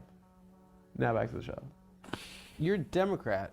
Yeah. And you guys are just fucking getting your asses kicked right now. So we did this election. It doesn't seem like there's Did the Cult of the Lamb thing show up? that's being employed against Trump right Well, now. I think the message, I agree with you, for 2 months or so there wasn't, but I think the message now is. It showed up you on can't my defeat, stream. Elon Musk and stop all payments to It's people good to who hear. need it for Social Security and Medicare and child care, and that the Democrats are going to make sure that they don't cut all these benefits. How is it possible that someone that hasn't been vetted by Congress, someone that it's a new department of the executive branch. Right. How is it possible that it seems kind of like the executive power has just mushroomed. Wait, is it maybe not? Is it still not showing up for people? Check on that. Well, Congress can provide a check on it by insisting that. All right. So hopefully it should work next time. Unless they come to Congress. And we can do that by not giving Trump a increase in the debt ceiling or not helping fund what he wants to fund. But we've got to assert our power. We've got to be willing to say that, look, we're not going to vote for the funding you want or the debt ceiling increase. But what power do you guys have now that you're kind of out of power? Well, they still need our votes for the debt ceiling because the Republicans never vote for increasing the debt ceiling. Yeah. And but let's say he's cutting all these programs so that he's saving money by I don't know. Now we're gonna get screws in our cans of tuna and planes are gonna collide into each other. Is it just gonna take I will not be there. I'm sure I will be covering it in some way. Neil, my colleague Neil, who's our main foreign policy reporter, he'll be there. I hope not. I feel like they're gonna fuck up so badly at some point. I certainly hope that it doesn't come to that. But I think what's going to trigger. I'm pretty sure I have. Start to get cut. If they don't get a social. Let me security check. check, don't get a Medicaid check. Don't get a check for their kids' education. Correct me if I'm wrong, but half the federal budget is military, right? Has he indicated that they're willing to go in and actually? He has. No. In a tangible sense, not in a tangible sense. They got into all the Treasury stuff. They haven't gotten into the Pentagon stuff. But the point is that I told Elon that I would be willing to work with him on Pentagon cuts. As did, Bernie even. Yes. So channels I follow, partners and affiliates. He's focused on U.S. aid, which is less than 0.1% of the entire federal budget. The defense is 56%. What's your relationship like with Mr. Musk? Not good these days, but it used to be cordial. Is it Mr. Musk or is he? I hate how I keep crashing because now it's 4 different streams. I don't know. I don't know his title. He's become the czar of. When did you first meet this gentleman? Here we go. 2010 or 11, around the time. And you were at Burning Man with him? No, I was not at Burning Man with him. I just sent him a copy of my first book. And what was the response? Twitch update Twitch integration has reached mobile devices. Nobody gave me a good blurb. He said, this is good. Ooh. Even if you're watching on mobile, you can do it. That was a big thing last time. He's a smart guy. So he may have read it. Is he a smart guy? Well, who the fuck is this guy? He's a smart guy. Is he a smart guy? Yeah. Like when once I had asked him, hey, Elon, what do you think of nuclear energy? He said, it's a great idea. It's called the sun. Ooh, I can play Knucklebones against chat. That's great. That's smart. I love that. You would have thought of that? Yeah. All right, now people can contribute to the totem, or it should be able to. Nuclear energy. Maybe you would have. The sun has a lot of fire in it. I think so. That's like what Neil deGrasse Tyson level. No, I mean you're in an interesting position right now. Because that's one way of saying it. Yeah. Because your district is Silicon Valley, right? Yeah. Okay, and there's been a realignment in tech, to the right. We saw the move to the right. Yeah. A move. I mean, there's still 70% Democrats, but it used to be 95% Democrats. So people feel they're hearing the 25%. The thing that drives me nuts about these people, and you're really not going to agree with me on this because you can't, and you shouldn't agree with me. But these are some of the biggest dildos in American society. I mean, how do you define dildo? They're people that understand they're capable of understanding the flaws and inefficiencies and the ills of society. Correct. But they have the ego that says that only I, a genius philosopher king, am the one You love my speech. Make my speech go viral. Everyone needs to listen to my FDR speech. I call it the aristocracy of talent, which this is what they believe. I have a line in there saying that they even believe that they want to separate the distinction between man and God. They want to get rid of immortality, which is true. They're trying to make us immortal. I mean, they really have this complex that they are entitled to rule. Let me forever see too. You, Ro. Let me see. I'll write jokes for you. That would be good. You can give your this is going to be your city on the hill speech. Silicon Valley are some of the biggest dildos in society. Okay. It seems to me as if most of those companies don't ever make any freaking money, right? It seems like there's all these VC like old guys that get hoodwinked into giving an app that I can let you guys decide so Theranos much shit. is a perfect example Well, of this. Theranos Like, obviously was a fraud, but oh, it was I thought it was a great idea. but you know, I mean, Oh yeah, no, there was that one stream where we Uber actually make money? we talked about I don't Zeus. know if Uber does. They don't. I pay think their it's workers. money. I had forgotten a lot of the Money Zeus laundering myths. In by fairness, They don't pay their workers, but in fairness, I mean, To do myself. you have an iPhone or a Samsung? Or Don't do this crap. do you use Google? Oh, are you a socialist? So why do you have a cell phone? No, I'm not saying that. What I'm are you, saying- freaking Marjorie Taylor Greene? I'm saying those things are actually used. You know, get Amazon packages. So it's not like they aren't. No, that's the one guy that makes sense. And people have Bezos makes sense. People have phones. You know, they use the phones. Bezos makes sense. Any People do Google searches. Apple makes money. Bezos, what? Okay. Anytime I want any crap, I get it to my house tomorrow. He reinvented the supply chain. Sue's your next school trustee. What do them kids need changed? Ooh, that's cool. Bezos, in a simple sense, it's like if you're in the Old West and there's a general store, and then the Sears catalog comes, they're like, it's going to destroy Bring the general back- stores. I mean, that's what Amazon's technically done. Drama and music. They need more of that shit. You're a Google guy. Google makes money. Yeah. There's 3 companies that make money. No, we're just talking about Apple, Google, Amazon, and now NVIDIA, because you need all the chips, right? Yeah, I know exactly what the NVIDIA. I know what that is. Yeah. I love NVIDIAs. I watch them all the time. And then Microsoft, you need the stuff to be somewhere in the servers. Windows 98. For it all to Incredible. work. Incredible. No, but it's like this freaking Musk. Is it just that he posts the lamest memes for Reddit guys, right? And basically pumped a stock price of a company that made 4 cars that explode constantly, and the new one is just. I'm not gonna, obviously. Yeah, bring back smoking teenagers. But real cigarettes, none of this vaping pansy nonsense. Use my line. That's what you should run on. Is Just say. not getting kids off cigarettes, getting them off vapes and back onto cigarettes. Fully symmetrical warfare. You're a real human penis. This guy is a plastic. Okay, we're getting off. Do you think that the Democratic Party lost faith in the electorate? Yeah. By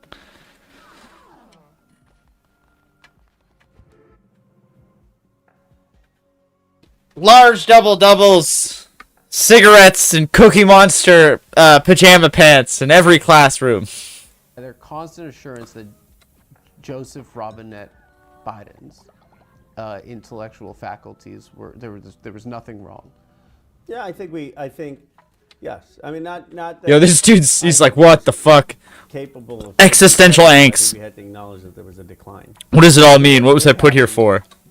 It was. I just felt so sad for America, right? It was like the rest of the world was watching, and we were being so embarrassing. Getting to that point, right? Like, as a party, like, just indicates that there is. What is the DNC? Right. And there's no one actually at the wheel right now. But like, if you think about it this way, in 2016, Reince Priebus lost control of the GOP, but there was still a power structure, right? The question is, what the hell is the DNC at this point? Well, it's a new guy now, Ken Martin. He was a Minnesota State Party chair, but he's not going to define the party. The party is going to be defined based on where the fight is for, are we going to be a progressive party or not? Are we going to stand up for Medicare for all? We just saw Jamal Bowman like get executed for. But I think that for your listeners and stuff, because we are very, very close to having like a progressive takeover of the Democratic Party. I mean, Bernie was fighting uphill. He was fighting all of the establishment forces, and he still almost won. And now we're, what's 5 the years game? later. What's the game plan there? The game plan is to make sure that we have, just like you had Bill Clinton, you have 20 years of these centrist corporate Democrats, to make sure you have 20 years of progressive Democrats. But they have money. Who? The centrists. The centrists have the money. The centrists have name ID. So how do you beat money? You need a progressive base energized and mobilized, and just like they were with Bernie, but they're more off us now. I mean, it's, but the next presidential election will be 2028. That's 8 years from when Bernie ran. That means there are a lot more people who are can be part of the progressive base. And Bernie is only going to be 98 years old. I'm convinced if Bernie was 10 years younger, he'd be president of the United States in 2028. I have no doubt about it. Because I think So that... what about me? That's a bummer. You could. And you've got the comedian thing going for you, because people kind of want an outsider. Maybe, okay, I'll do VP, Stephen A. Smith, president. Steve, we got to make Stephen, we got to get him to be progressive. And the slogan is, that is preposterous. I like Stephen. There was a moment in 2016 where I knew Trump was for real, right? Where I think He was for real. Lying Ted or Little Marco. Yeah. Do you remember how funny that show was? I mean, it was the best show, the Yeah. Republican primary. Yeah. Unreal, these Yeah, people. yeah. And he was being so mean to all of them. Yeah. He was like, he When- was just being like. Think about what all the time? He told Jed that his dad killed Kennedy and did 9/11. Okay. He said, Lying Ted said, or Little Marco. I love the nicknames. Do you have a nickname? Has he given you one? No. Slow Row, or something? I don't know. Whatever. Whatever. They said, how can we trust Donald when he gave money to Hillary Clinton? And Trump goes, yeah, of course I did. I'm rich. I give money to everyone. Yeah, I remember that It was a line. moment. It's like, everyone, here's how it works. It was a moment where everyone. I just I think about it all the time. But no one was willing to say it. Yeah. Right? And he was like, and even though he's a liar, right? It was a moment where we were like, oh, this guy's actually saying the thing we know is all true. Yeah. So I'm going to give you an opportunity. Okay. Okay. This is like, How the fuck do you really think you can fix this? Legitimately, it seems. yeah, It I'll tell you seems why. so broken. I'll tell you why I do. For two reasons. One, because Trump is going to break this thing so much. He's going to fuck up so bad. And it's going to be such a moment of crisis that something new can emerge. Honestly, if Harris had won, I think, obviously I worked really hard to see that happen, but to have big progressive change would have probably been harder because it would just kind of be more status quo. Here, Trump's really breaking everything down, and people are going to be desperate for something new. Now, maybe that new will be Heirloom clause? J.D. Vance's,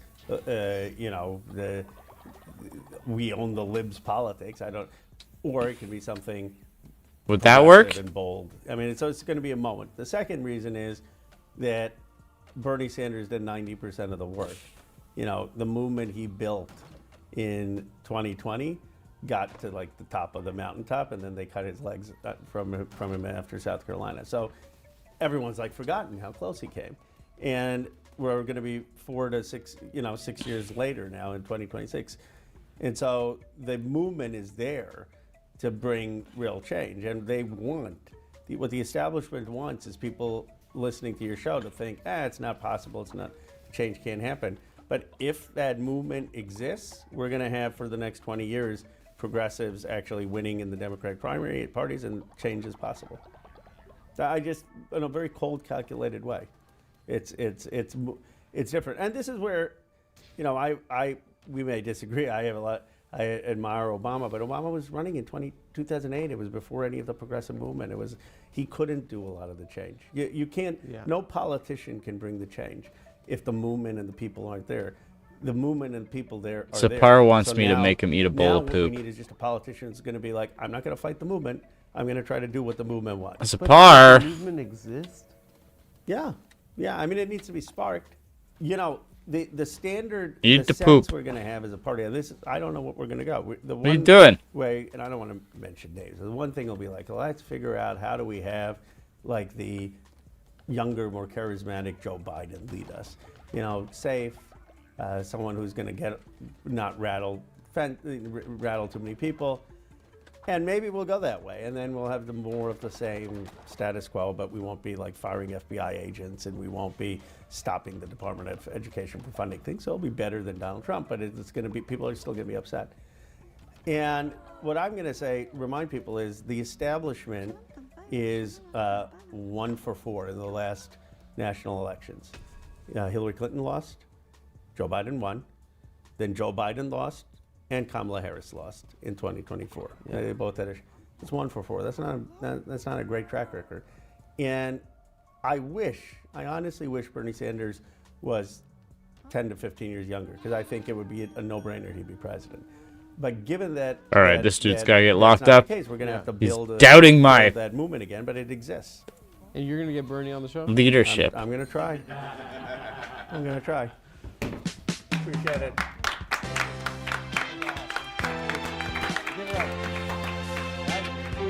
I like this theme music, though, I will say.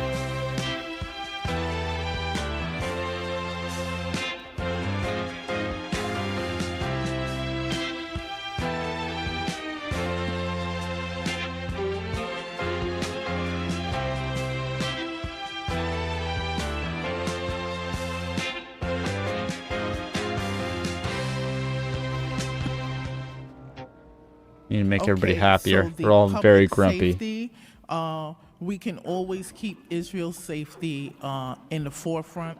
I believe that the databases should also include Palestinians. They wear the scarves and they target Israel. So if they're going to have a gang database, I think that that should be included in the gang database. I think that... What?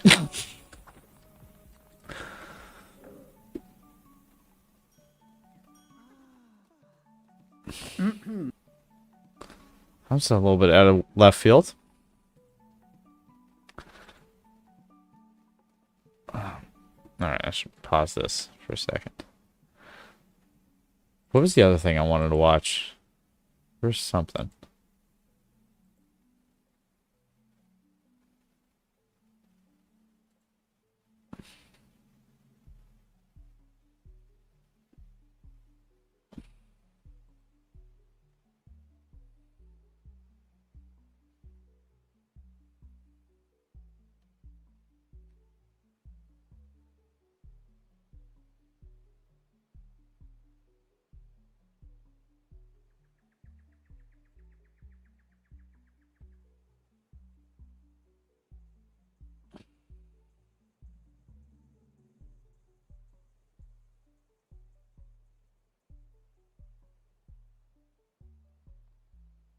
Right, weird.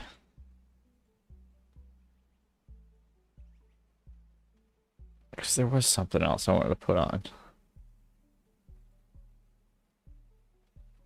Oh, this shit's probably getting wild.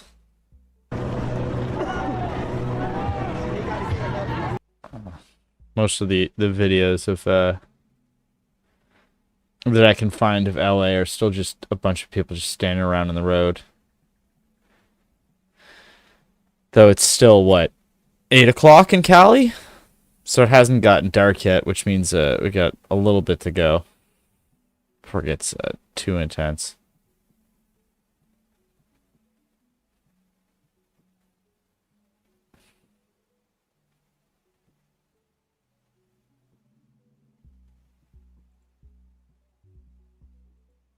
What is?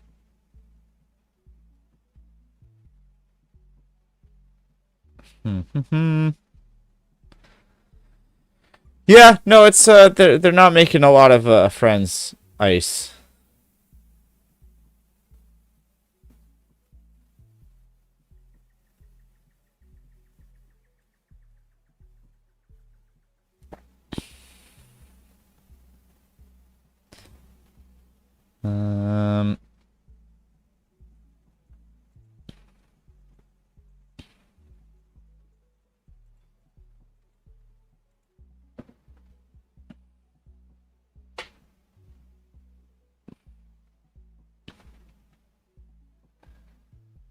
Here's a good video.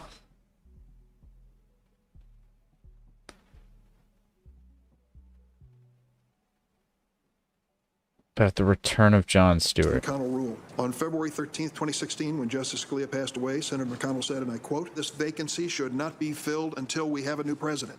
And so Amy Coney Barrett was forced to head back to her homestead, never to be heard Wait, what from the her. hell happened? Oh, they didn't give a Oh, right, I forgot. They didn't give a Look, let this show be the utterly ineffective hypocrisy finders. I can tell you from experience, it does nothing. For those of you who don't recognize this decrepit husk of a man, this is Jon Stewart, the famed comedian and political commentator. What happened to, who hosted like, The Daily Show all for of some my- 16 years. You have a terminal D, right?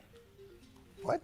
A termy disease. Are you dying? No, I'm fine. Why would you think that? I don't know. Just your general vibe and the space thing. Woof.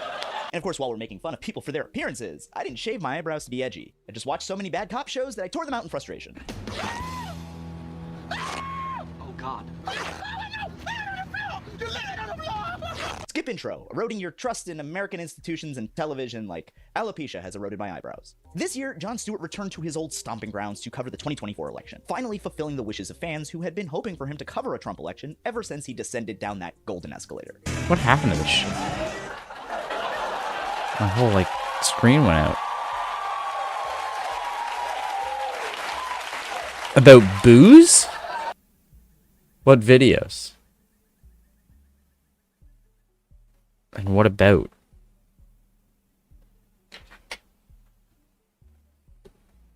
Just about making beer?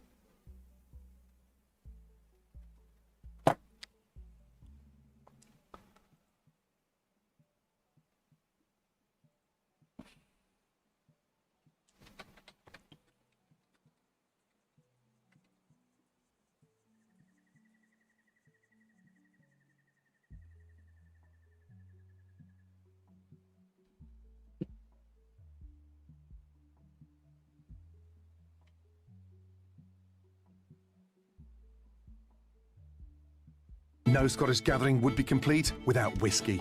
15 miles across the firth.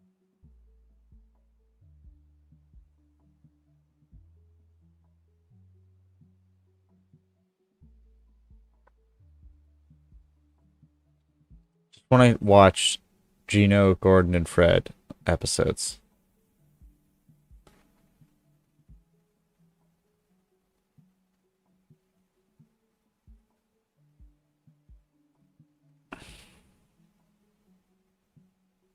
You should be able to just watch full episodes. Oh no, my leg's falling asleep. Oh no. What do I do? What do I do? Oh god, that's a bad one.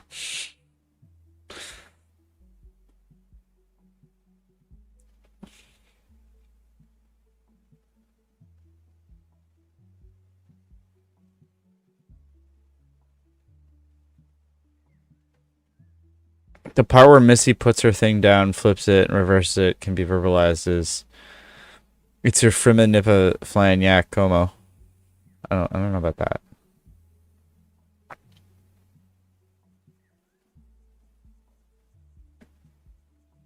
Okay, actually, let's watch this. Indiana Jones and the Objective Existence of God. I'm going to ask a question here, and I need you all to stay with me.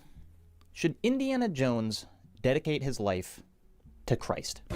This is not a question I ask lightly. In fact, it is not a question I've ever asked of anyone before.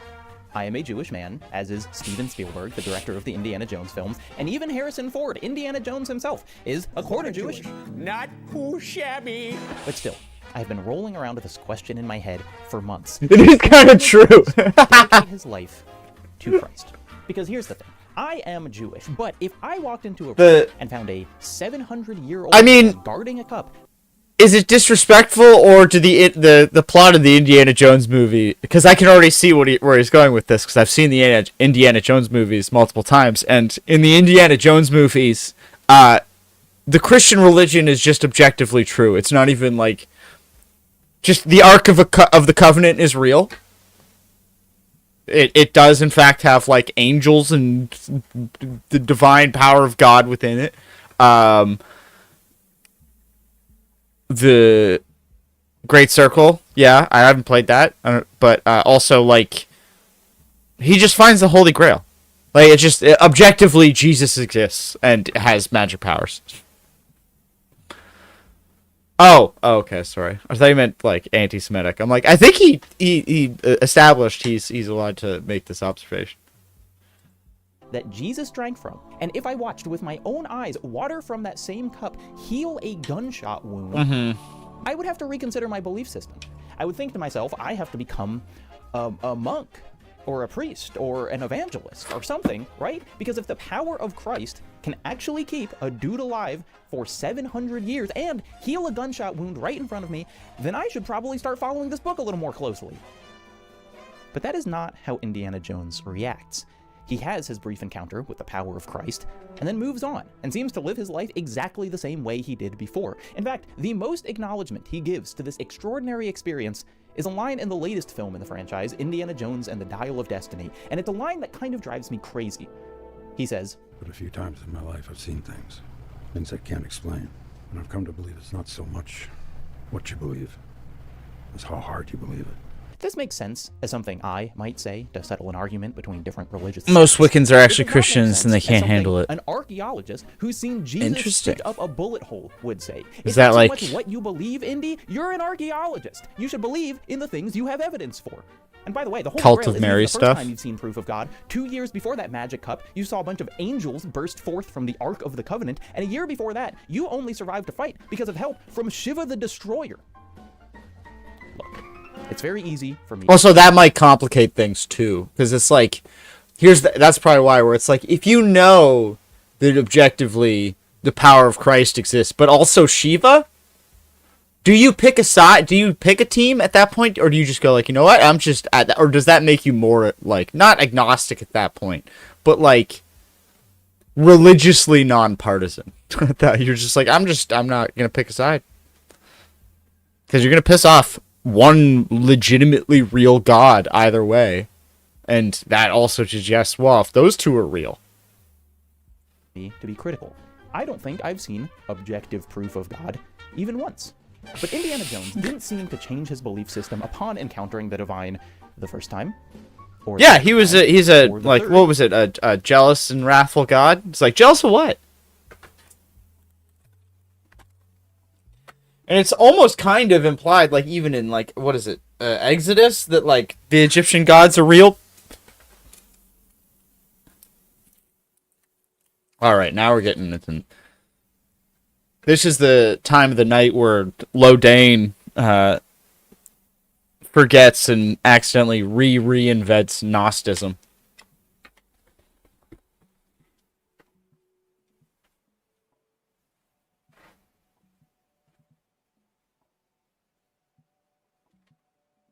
Or wait, was that Benny last time?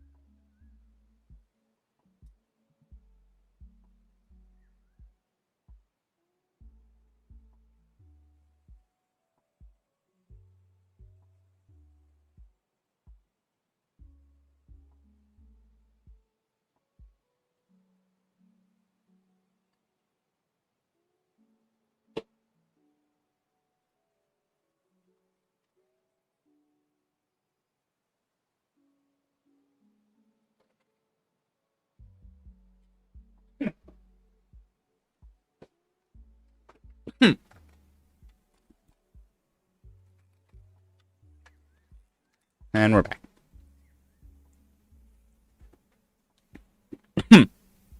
Hell yeah.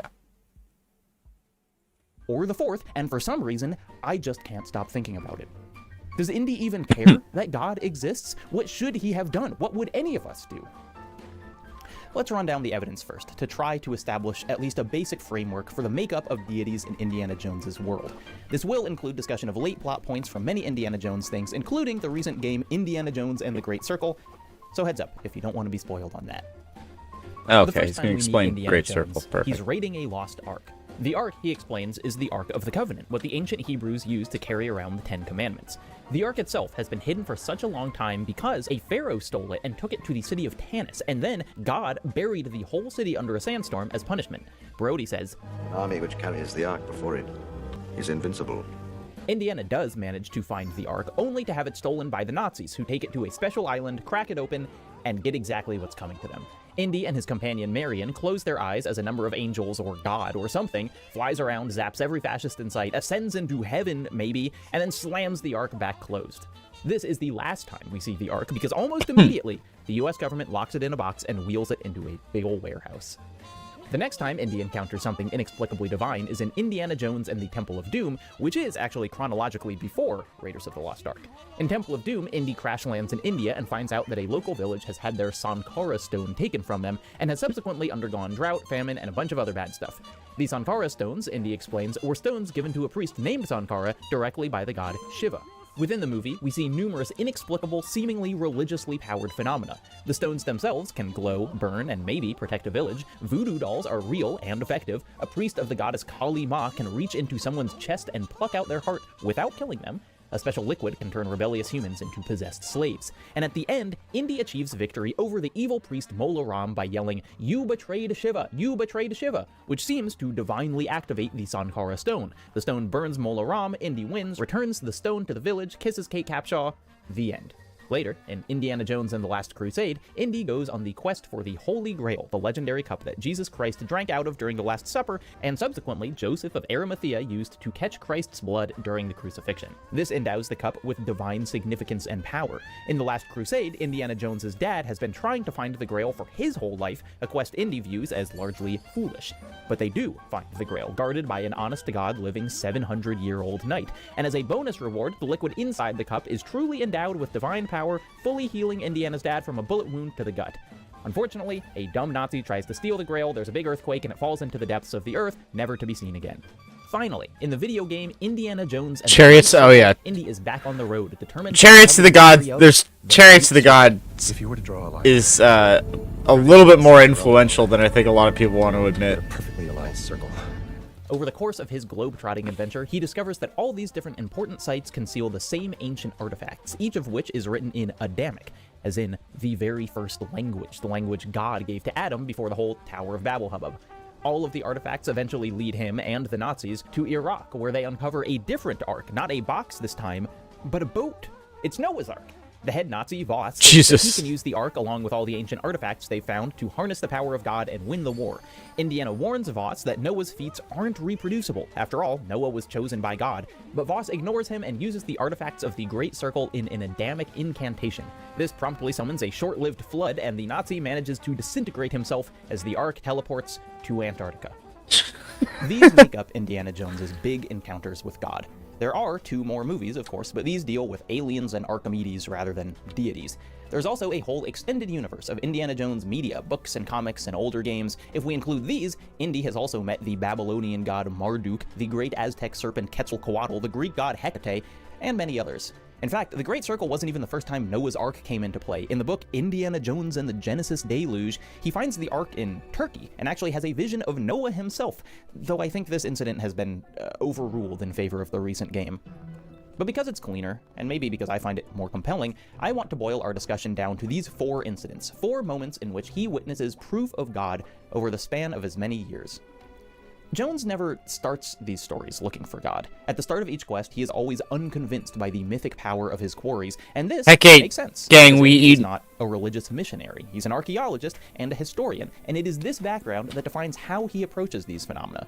As Indy knows, religious histories include facts that even the staunchest atheists must acknowledge. For instance, Jesus Christ was a real person, whether or not he was the Son of God. So, with that in mind, what is the archaeological history that contextualizes each encounter with the divine? Indiana Jones' position on all this is perfectly set up early in Raiders of the Lost Ark. He already knows all about religious artifacts. Whether or not they actually prove the existence of God, items like the Ark of the Covenant are monumentally important to history. He's annoyed he even has to explain this. Yeah, the Ark of the Covenant, the chest the Hebrews used to carry around the 10 Commandments. Yes, the actual 10 Commandments, the original stone tablets that Moses brought down out of Mount Horeb and smashed, if you believe in that sort of thing. You guys ever go to Sunday school? Now, Indy couches this explanation in a characteristically aloof, if you believe that sort of thing. But already, his perspective on history isn't as religiously agnostic as it might seem. All his background information on the Ark is based specifically on the Book of Exodus. Exodus is where we get the physical description of the Ark itself, what kind of wood to make it out of, how many cubits, its gold overlay, etc. But Exodus is also where we get the more historically significant details of the story. It tells us about the people who built the Ark, the reasons they carried it, and the locations they brought it to. The way Indy tells it, these elements are the generally agreed upon parts of the story. It's only when we get to the power of God sections that he starts rolling his eyes. I don't believe in magic, a lot of superstitious hocus pocus. I'm going after a find of incredible historical significance. You're talking about the boogeyman. But his apparent belief that you can simply take God out of the book of Exodus to get an otherwise reliable text is, well, it's not quite the judgment a historically informed archaeologist should make. Outside of the words of the Old Testament itself, you are not going to find a lot of evidence of ancient Jews being enslaved in Egypt, or people wandering the desert for generations, or even the existence of an individual guy named Moses. Which doesn't mean Indiana shouldn't look for the Ark, but it does mean that even without a belief in superstitious Speak of the hocus-pocus, Fowler. Indy is already demonstrating quite a bit of faith. Faith in the veracity of the book of Exodus. The fact that he does find the Ark, and it looks exactly as described in the Old Testament, already swings history way in favor of the Bible. The fact that God then pops out of the Ark is almost just icing on the cake. When it comes to verifiable history, though, the Bible looks like a peer-reviewed academic paper when compared with what Jones has to go on when searching for the Holy Grail. Obviously, we've moved from Old to New Testament here. The Ark comes from wandering in the desert with Moses, the Grail comes from the adventures of Jesus Christ. But the Ark and the Grail don't exactly get the same weight in their respective books. See if you can spot the difference. Here's how Exodus describes the Ark. Have them make an ark of acacia wood, 2.5 cubits long, 1.5 cubits wide, and 1.5 cubits high. Overlay it with pure gold, both inside and out, and make a gold molding around it. Cast 4 gold rings on it and fasten on carrots 4 feet, with 2 rings on one side and 2 rings on the other. Place the cover on top of the ark, and put in the ark the tablets of the covenant law that I will give you. And here's how Matthew describes the Holy Grail. Then he took a cup. It's pretty subtle. Did you catch it? The Holy Grail functionally does not exist as an object in the actual text of the New Testament. In fact, designation of this cup as the Holy Grail, as well as it's like an Arthurian legend, and having magical powers, doesn't come from the New Testament at all. None of that started until the 1300s, specifically from a poem by Robert de Boron. Boron borrowed the idea of the Grail from another poet, Chrétien de Troyes, who invented a special cup without a connection to Jesus, just so Percival of Arthur's Round Table would have something to quest for.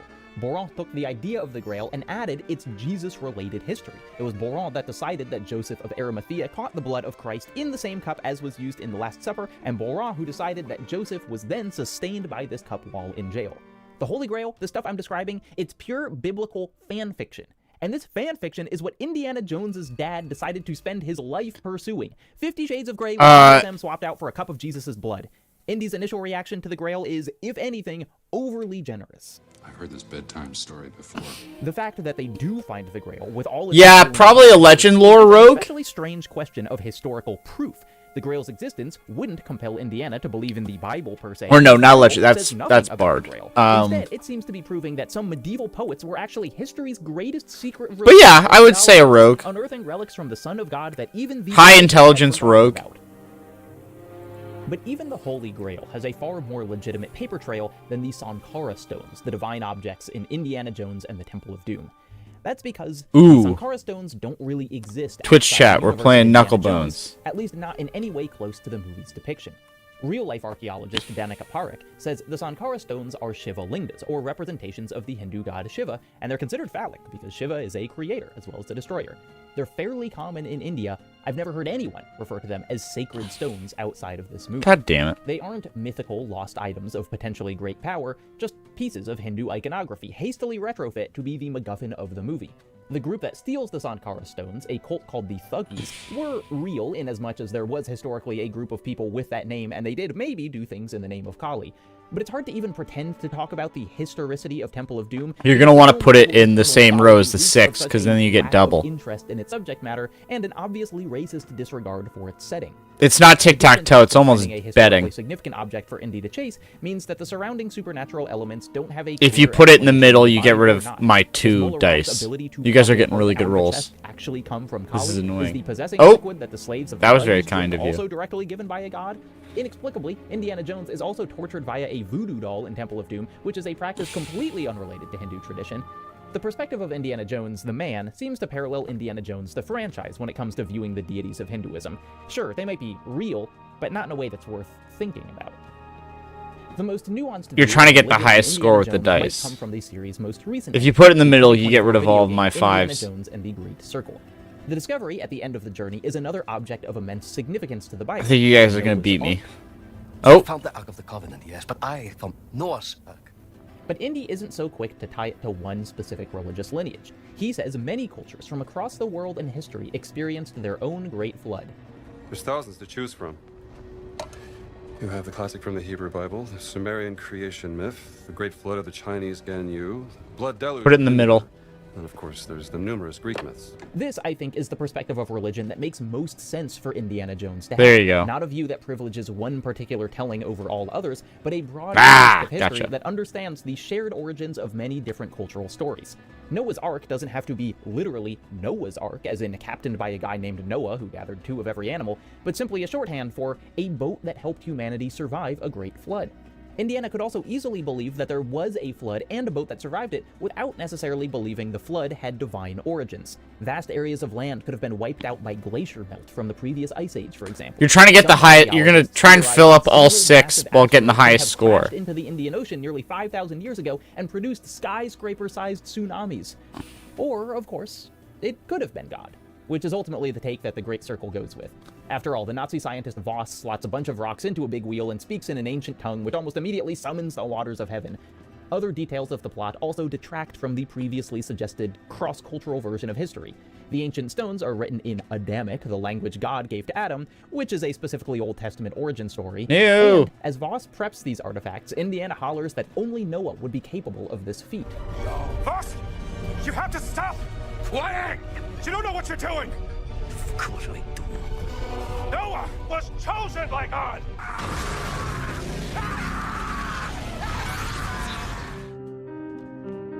This is the point Indiana Jones reaches I'm going at to the end win. of each story. The realization that for all his archaeological knowledge and religious skepticism, only faith will actually save the day. He closes his eyes when the Ark opens, heals his father with the Holy Grail, fully believes the Noah story, and even properly acknowledges Shiva.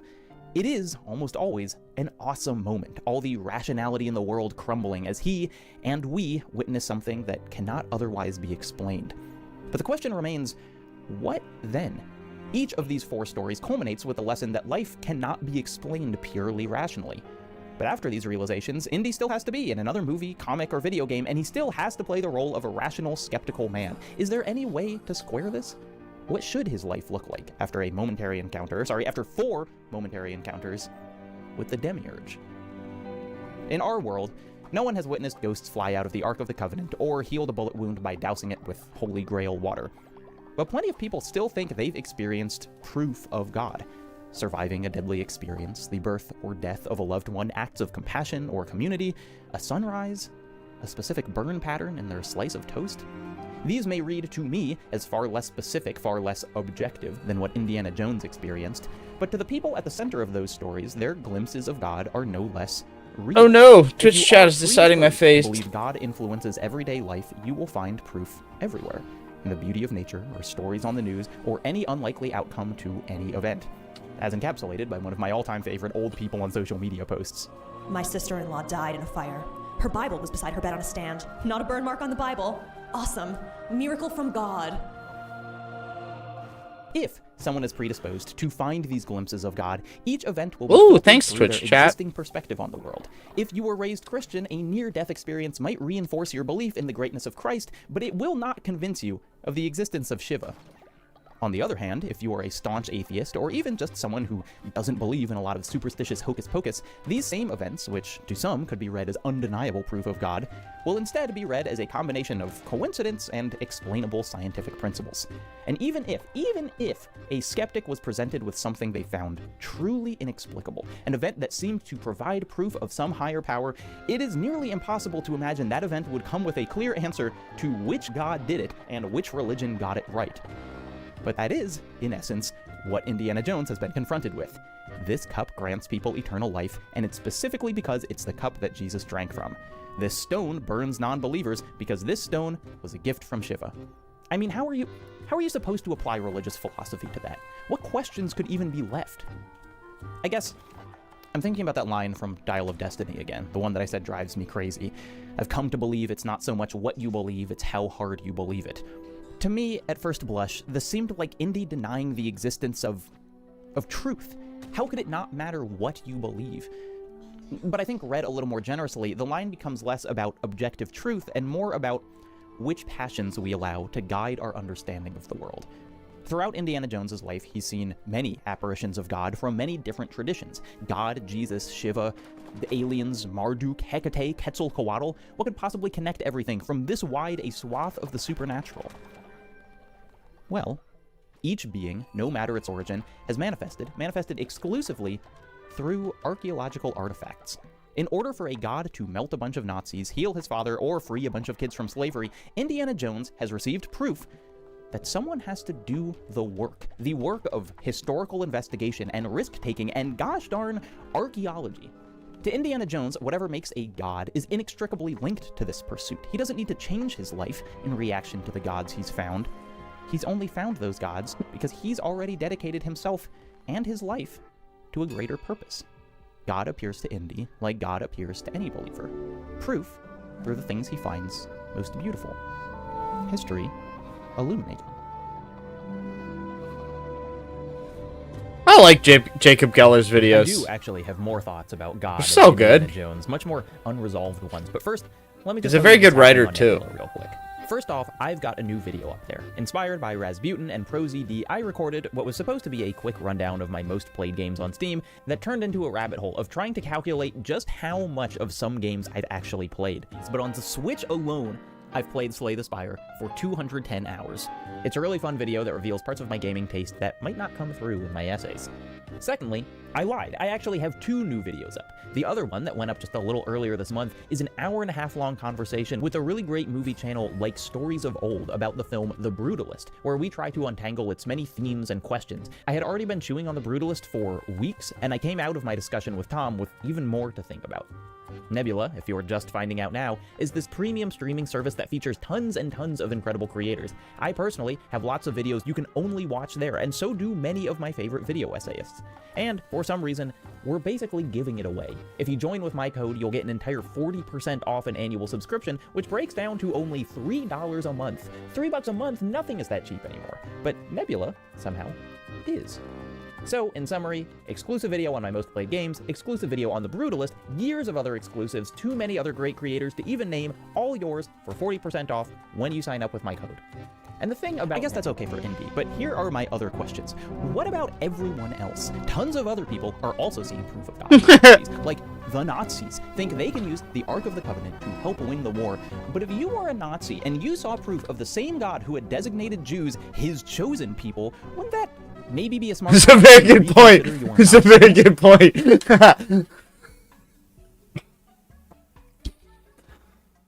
Like, if the big box that the Jewish people were carrying around actually contained the power of God, and well, I guess all the Nazis who witnessed that got like melted, unfortunately. Kind of a catch-20. Well, is that so? I mean, I don't know if that's a catch-22. Maybe a win-win.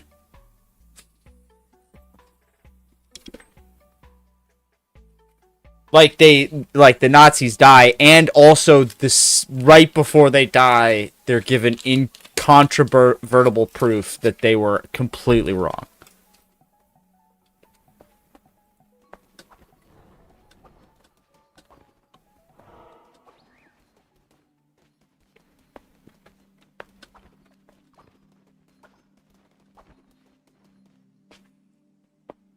And what about the U.S. government? I mean, yeah, it's one of the best ending scenes of all time, wheeling the Ark of the Covenant into that giant warehouse, but doesn't this...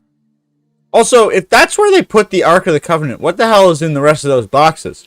Kind of read like some sort of fringe conspiracy theory? Like your uncle, who everyone tries not to engage with, is forwarding you Facebook posts about how the government has proof of God and they're keeping it locked in a warehouse? And which gods aren't real, huh?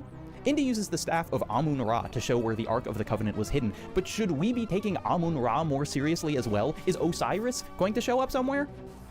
Also, in Temple of Doom, Mola-Ram says that the Hebrew god will fall and the Christian god will be cast down and forgotten.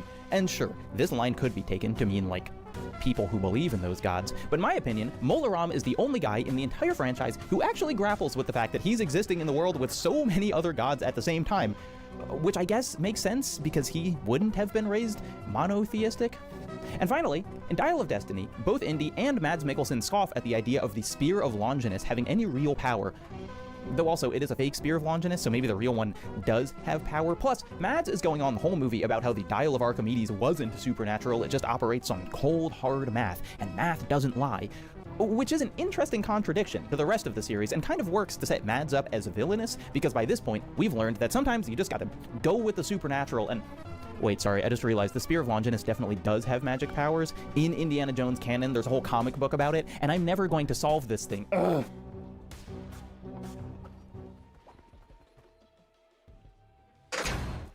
Two years ago, I made a video called The Unreality of Pro Wrestling, and I am proud of that video, but it has also haunted me ever since, because the story it was trying to tell was incomplete. But now, 2 years later, that story has concluded, and so what you are watching now is the most unreasonable No, what are you doing? Let's be real, concerning video I have ever made. A new, massively Don't hurt my expanded followers. version of the unreality of pro wrestling. For reasons we will get into, I should never have made this video, but I had to because the story we're telling today, it's not just one of my favorite stories in wrestling, it's just one of my favorite stories, and one that showcases all of what is so beautiful, terrible, and f***ing crazy about wrestling as a medium.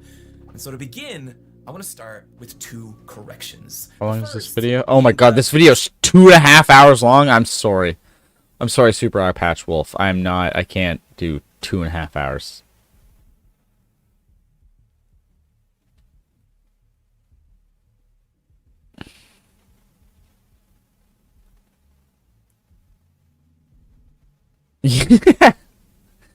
Things are not going well at the Daily Wire. They're losing How old talent, is this laying off video? staff, and their It's CEO, from a month Jeremy ago. Boring, has resigned. With all the rumors swirling around the company, I think it's a good time to take a look at how they got here and just how bad things may be.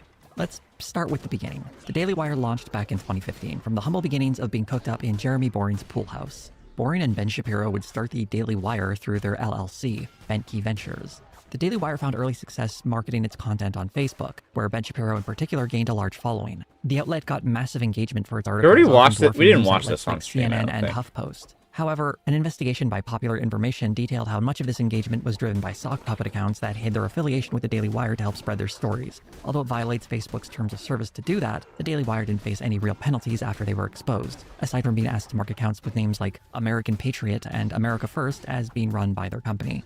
The Daily Wire also saw growth in podcasting and on YouTube, in part through their aggressive marketing strategy, which included a large number of paid ads. And over time, they began to develop a loyal audience. They later launched a subscription service where they provided members with exclusive material. And for the first few years, things were looking very rosy for the company. By 2022, the Daily Wire seemed to be reaching its peak. They celebrated by renaming their subscription service Daily Wire Plus, and it had gained hundreds of thousands of new subscribers throughout that year. According to Jeremy Boring, revenue figures were projected to be reaching $200 million. That money was used to sign high-profile talent this is such as going Jordan poorly. Peterson and Candace Owens. In short, things were looking very good for the company. At some point, things began to take a turn. It's difficult to say exactly where this was, since the Daily Wire is very selective with the metrics it makes public, and there are many different parts of this company to consider. But I want to highlight a few of the reasons I think the Daily Wire is in some trouble right now. I believe the first major catalyst was the company's foray into the world of movies and television. Many of the people at the Daily Wire have, at various times, tried to make it in the world of entertainment. Jeremy Boring had produced and written several shorts, Ben Shapiro was an aspiring screenwriter, Michael Knowles was an actor, and Andrew Klavan has writing credits for a few produced movies. Their levels of success varied from no success at all to a modest amount of success, though none of them seemed satisfied with what they have achieved. They would often voice complaints that it wasn't so much their lack of talent that held them back, but rather a bias against conservatives in Hollywood. In his 2011 book, Primetime Propaganda, Ben Shapiro describes his experience of nearly getting a job as a screenwriter. For those unfamiliar with Shapiro's history, as a young conservative, he had a column and had written a few books.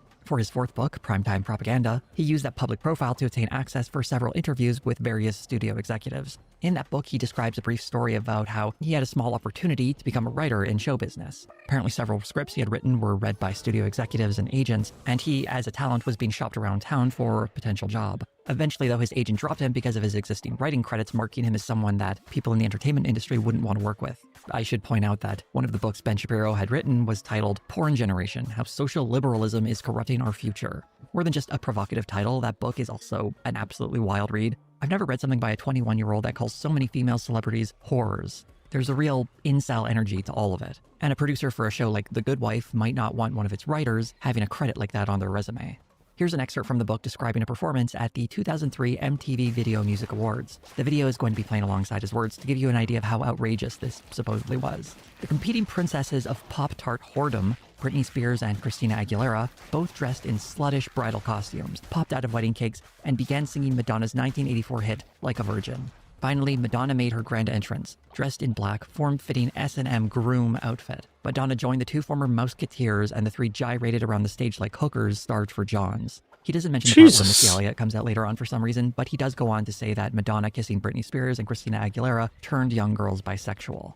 I feel like I have to mention that Ben Shapiro here has the ghost of a point when it comes to how women are sexualized in entertainment, but his solution isn't about empowering women.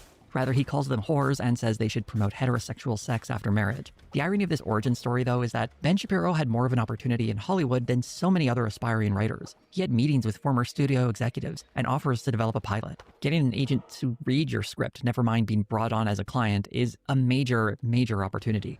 What Ben Shapiro never acknowledges is that it was his public profile as a conservative writer that got him these meetings with executives to begin with, starting him on this whole journey through Hollywood. That same public profile being his undoing seems to be lost to him. It wasn't the private ideas in his head, but the very public positions he was taking as a writer. Here's an excerpt from the Primetime Propaganda book. The quote here comes from an agent telling Ben he can't work with him. I don't know if this is a direct quote or if this is simply Ben Shapiro citing something from his memory. Listen, I have no problem with your politics. It's just that my agent started sending your sample around and it got to a producer on one of the shows. He said that he knew who you were and that he'd never work with you.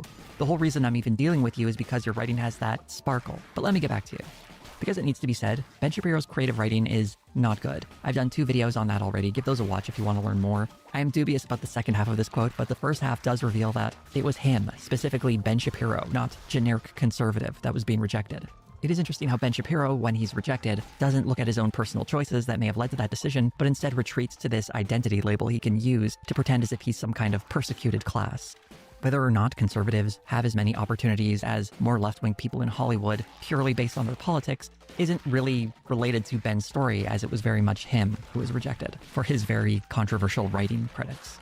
All of this speaks to the Daily Wire's entertainment ambitions and how they market them. They need to present this idea of conservatives being rejected by Hollywood because it energizes the audience who reads them. It'd be far less effective marketing if they were presenting their entertainment ambitions as a product of personal bitterness over failing to succeed in the way they hoped. But in 2021, they had an opportunity. I've eaten to make so those many dreams reasons. come true, I've eaten and like they were going to leverage their conservative 40 media of company these. to make it happen. They're so good. The Daily Wire article announced You this think? entertainment initiative, and in it, Ben Shapiro wrote, "We're going to be bringing out movies, edgy, entertaining, awesome movies that won't mock your values. We're going to be producing TV shows, comedies, and dramas that take you seriously and that don't take advantage of your viewership to promote leftist causes." This is the type of branding that was being used to market this initiative. That watching the movies and TV shows created by the Daily Wire would be a form of resistance against this idea that culture has been hijacked by the left and is being used to push a leftist agenda. The underlying assumption of this article is that there is this vast swath of angry conservatives ready for this entertainment, and part of how it was being marketed was through the politics of the platform activating that audience. The first partner for the Daily Wire for this project was a production company called Cinestate,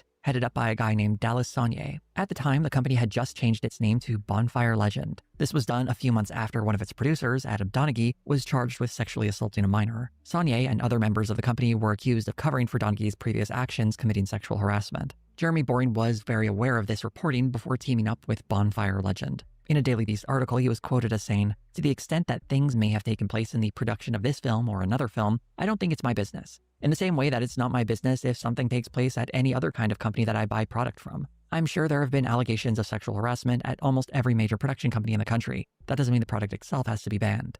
The first product of this union, and the one Boring was referencing in that quote, was the movie Run, Hide, Fight, best described as Die Hard set in a school shooting. I've covered this before, but a short review for it is that it's underwhelming. One mistake I saw a lot of people making when talking about this movie was describing it as being produced by the Daily Wire. It had actually wrapped production well before the deal was made with Bonfire Legend, and the movie was looking for distribution. That's really only part of the story, though. The movie was never meant to be distributed by an external company. Rather, Cinestate/Bonfire Legend was planning on releasing it under their new genre label, Rebeller. It was also a culture website that published various articles, books, and podcasts. Following the revelations about Adam Donaghy in June of 2020, Rebeller had to fold. While it's probably true that a movie about a school shooting would struggle to find a distributor, I think having the name of someone accused of sexually assaulting a minor as a producer probably hurt it even more. Also, Rebeller had something of a reputation for being more sensitive to the right. An article by Adrian Nguyen goes into some of its history and helpfully points out that the site was getting shoutouts from Ben Shapiro over a year before they went into business together. I think it's likely that Cinestate/Bonfire Legend wasn't exactly looking for a brave partner to distribute a challenging movie that woke Hollywood wouldn't touch, but rather they were looking to partner with a distributor that would take on their toxic movie. And the Daily Wire, having no entertainment production team of their own, needed a company that was at least receptive to their politics. So it was a lovely match to make some bland movies.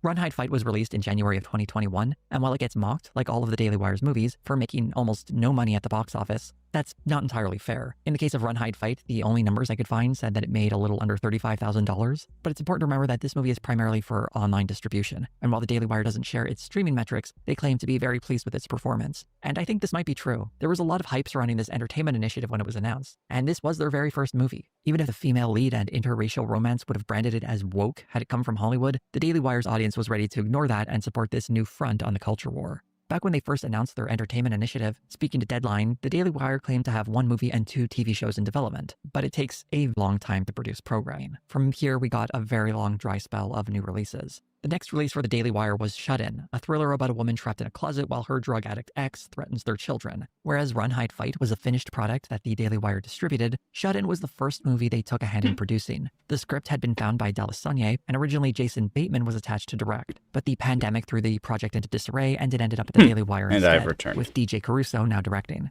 This is probably the best of the Daily Wire's movies insofar that it's fairly average. Two-thirds I would even describe as good, until it's let down by a very vested snorer trait? There was some controversy surrounding the movie, as it included Vincent Gallo, who hadn't appeared in a movie since 2013, in part because of his behavior online, making various bigoted remarks, such as saying women shouldn't have the right to vote. On the business side of things, the Daily Wire did make one choice that seemed a bit odd. That was to first release Shut In on YouTube for free. It would air as a live stream, and anyone who missed that live stream or wanted to watch the movie again would have to sign up for the Daily Wire subscription service. They had actually done this for Run, Hide, Fight as well, although that movie had already premiered at the Venice Film Festival and had a very limited international release. That led to a write-up in Deadline where the strategy was briefly described like this. The film is also being sold to international distributors by Voltage Pictures. Those buyers may not be thrilled by the update. Jeremy Boring explained that the stream would be limited to the US only, though I'm not sure how successful that was since I was able to watch that just fine in Canada. It's possible viewers of the Daily Wire might have had a hint on where to get a VPN. We use ExpressVPN. The only numbers I could find for Shut In is at roughly $715,000, which is actually the most a Daily Wire movie has made at the international box office. The broadcast on YouTube first strategy would be used again for their next movie, The Hyperions. Like Run, Hide, Fight, this is another movie that had been produced prior, but failed to find distribution. There isn't much to say about this one aside from it being pretty forgettable, and that since none of the actors involved had any idea it would be on the Daily Wire, we don't have to hold it against Cary Elwes or anybody else. What's probably most notable about this initiative so far is just how little impact it made. Unless you're a longtime viewer of this channel, or like digging through my older videos, you probably never heard of or don't remember any of these movies. This isn't really a surprise. It's incredibly difficult to break through to mainstream attention in the movie space, but considering the money being spent, the Daily Wire was falling well short of its lofty goals. In spite of Shut In and The Hyperions landing with a thud in the first half of 2022, the Daily Wire was still riding high. It began releasing publicly numbers of its subscriber count and total revenue, declaring that it had 600,000 subscribers and revenue was projected at $100 million. By the end of the year, these numbers would be revised to over 1 million subscribers and up to $200 million in revenue. The movies I mentioned likely weren't fueling most of the growth. In fact, what was fueling that growth was almost certainly the June 2022 release of the Daily Wire's biggest success, Matt Walsh's What is a Woman? According to comments from Dallas Sonnier, who produced the movie, its budget of $1 million was returned roughly 30-fold, and it became the most watched thing on the Daily Wire Plus platform. This movie didn't exactly come out of nowhere, as anyone who was on YouTube at the time remembers just how ubiquitous the ads for this movie were. The Daily Wire always aggressively marketed itself, with some public examples of spending being tens of thousands of dollars for high-profile articles on their website. This movie almost certainly had a lot more than that spent on advertising. Whatever the cost that went into promoting the project, though, it certainly paid off. While the movie itself is a giant pile of anti-trans misinformation, it was undoubtedly a success for the Daily Wire, and you'll notice it's far closer to what made the Daily Wire famous in the first place, providing a polished sheen to conservative talking points, creating something that looks like a documentary but isn't much more than an op-ed written by someone with a childlike understanding of science. This is what their audience wants. On the other hand, there was another June 2022 release from the Daily Wire that was far less successful. the movie Terror on the Prairie, starring Gina Carano. This Western was meant to be Carano's big debut in a starring role following her dismissal from Disney after she compared being conservative in America to being Jewish in 1940s Germany. Carano had made those remarks in 2021 and was quickly signed by the Daily Wire to star in 2 movies for them. The first movie was supposed to be titled White Knuckle, but it was put on hiatus after COVID vaccine requirements for filming led to Carano pulling out. Instead, the Western Terror on the Prairie would be developed instead, as it was shooting in Montana, a state with less strict regulations on vaccinations for a film set. The deal the Daily Wire made with Carano seems to have been a very bad one. Aside from her Western making almost no impact, the cost of starting up production on another movie, only for Carano to cancel because of vaccine requirements, was a complete waste of money, especially since the movie was never made at all. The juxtaposition of Terror on the Prairie and What is a Woman say a lot about this company, though. One was an attempt to make a mainstream feature, the other a pseudo-documentary for their conservative base. The first movie was a flop, the other was a success.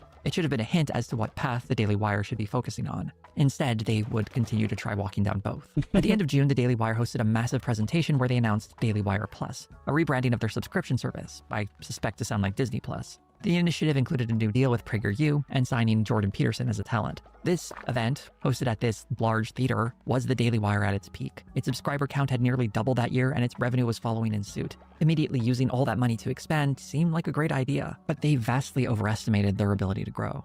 After Terror on the Prairie, we wouldn't get another original movie from the Daily Wire for 1.5 years. And so far, it's the only one we've gotten since then, and that's the movie Lady Ballers. This anti-trans movie is the most cynical admission of what the Daily Wire's entertainment division would devolve into, playing to a conservative audience as the Daily Wire staff act out their Hollywood ambitions. The animated series Mr. Bertram is more of the same. While earlier efforts were mostly forgettable, these newer ones are outright embarrassing. It's a clear example of amateurs producing long, boring comedies about sad men giving off intense divorced guy energy. That being said, though, in the case of Lady Ballers, Jeremy Boring would describe it as the second most watched piece of content on Daily Wire Plus. As miserable as that movie may be, much like What is a Woman, it reflects what this particular audience wants. And it's very different from that attempt to reach the mainstream that were initially part of the Daily Wire's entertainment initiative. I never would make a movie for political purposes. I feel like movies have been political for generations, but I feel like when things get overtly political or agenda pushing, I tend to believe that it hurts the artwork. Had this been the Daily Wire's game plan from the get-go, I think things would have gone very differently. But as it stands, they spent a lot of money to get where everyone imagined they were going to go in the first place. But while these movies and TV shows could be considered a modest failure, there was one major entertainment initiative that was a far bigger failure for the Daily Wire, and that's its kids' entertainment strategy. This was announced back in March of 2022 as the Daily Wire bravely declared it would invest $100 million over the course of 3 years to create kids programming. Much like their earlier entertainment initiative, this was also marketed as entertainment that didn't include leftist messages that were attempting to brainwash people. To succeed in our effort to create a true news and entertainment alternative for the millions of Americans who are tired of the hegemony of the woke giants that want to preach radical race and gender theory to our kids, we're not here to teach the kids in the guise of entertainment. This is entertainment with a capital E. Rob Schneider is a true entertainer. After this announcement, it would be a year and a half, October of 2023, before we saw this Rob streaming Schneider service, is a Bent true Key, entertainer. come to fruition. Hilarious. There was a minor bit of controversy when the streaming service's flagship series, Chip Chilla, was accused of being a Bluey ripoff. New TV series Chip Chilla is being dubbed a bootleg Bluey. There were also fears that these shows would contain conservative brainwashing that were largely overblown, as most of these programs were bland, generic kids entertainment. After the launch of Bent Key, no one really paid much attention to its lineup of original titles and licensed kid shows. I kept an eye on it myself to see if its metrics ever changed, and the few I could spot weren't particularly encouraging. When it first dropped, there were a flurry of downloads for the Bent Key app, and these were almost certainly largely members of the Daily Wire audience with kids or those who simply wanted to support the platform. While the Daily Wire wouldn't release how many people had subscribed to it, we could at least check the Google Play Store, which had the slightly vague metric of 50,000 plus downloads listed on the app's page. The Apple Store likely had similar numbers, as the app had similar reviews on both storefronts. It would be over a year before that number went from 50,000 plus downloads to 100,000 plus downloads. In all likelihood, there are probably less than 400,000 downloads for this service, and we have no idea how many of those free downloads led to someone actually purchasing a $100 annual subscription. Even if every single person who downloaded the Bent Key app purchased a $100 subscription, that still wouldn't even reach half of the $100 million that was pledged for the service. But the real kicker here is that these numbers and estimates I'm giving are way too generous. because while it's true it does cost $100 for new subscribers who are getting BentKey for the first time, if someone is an existing How Daily dare Wire you Plus subscriber, besmirch they the get BentKey for free. With artistic BentKey's download numbers contributions dwarfing of the Deuce subscriber count Bigelow, Daily Wire European Plus, Gigolo. we can only really guess at how many Daily Wire Plus subscribers got BentKey, but I imagine since they were the first ones to hear about it, and most of the downloads for this service seem to come in its first month, most people who are using this service aren't paying for it. I doubt there's any way this confession shall we make take? Any sort of profit. In fact, it almost certainly cost the company millions, if not tens of millions of dollars. The irony here is that as a streaming service offering entertainment, BentKey shows a lot of lessons learned. One of the biggest problems with the Daily Wire Plus, presenting itself as some kind of hub for entertainment, is that it only has a few movies. The overwhelming majority of the stuff on there are conservative Finally hit documentaries 100 or chat video messages. versions of their podcasts. In short, it's for people who want conservative news commentary. Why is no one Putting a voting? couple of movies on there isn't going to make someone think they should get that instead of Netflix unless they want that conservative news commentary. No one signs up to Netflix to watch one movie a year. That part only happens when you forget about your Netflix subscription and it auto-renews because you keep forgetting that you have it. BentKey actually made an attempt to provide volume, with a decent number of titles at launch. Of course, it was hurt by the fact that no one really knew what most of these titles were. And with services like Disney Plus actually having shows and movies parents have heard of, there's no reason to take a chance on a streaming service with shows that have no cultural footprint in your primary market of the United States. The one high-profile show they did eventually add to the BentKey service was the original G.I. Joe cartoon. I don't think you can choose wrong. Is something people have at least heard of, although it seems like it's more for dads looking to relive their childhood than something a kid would be into.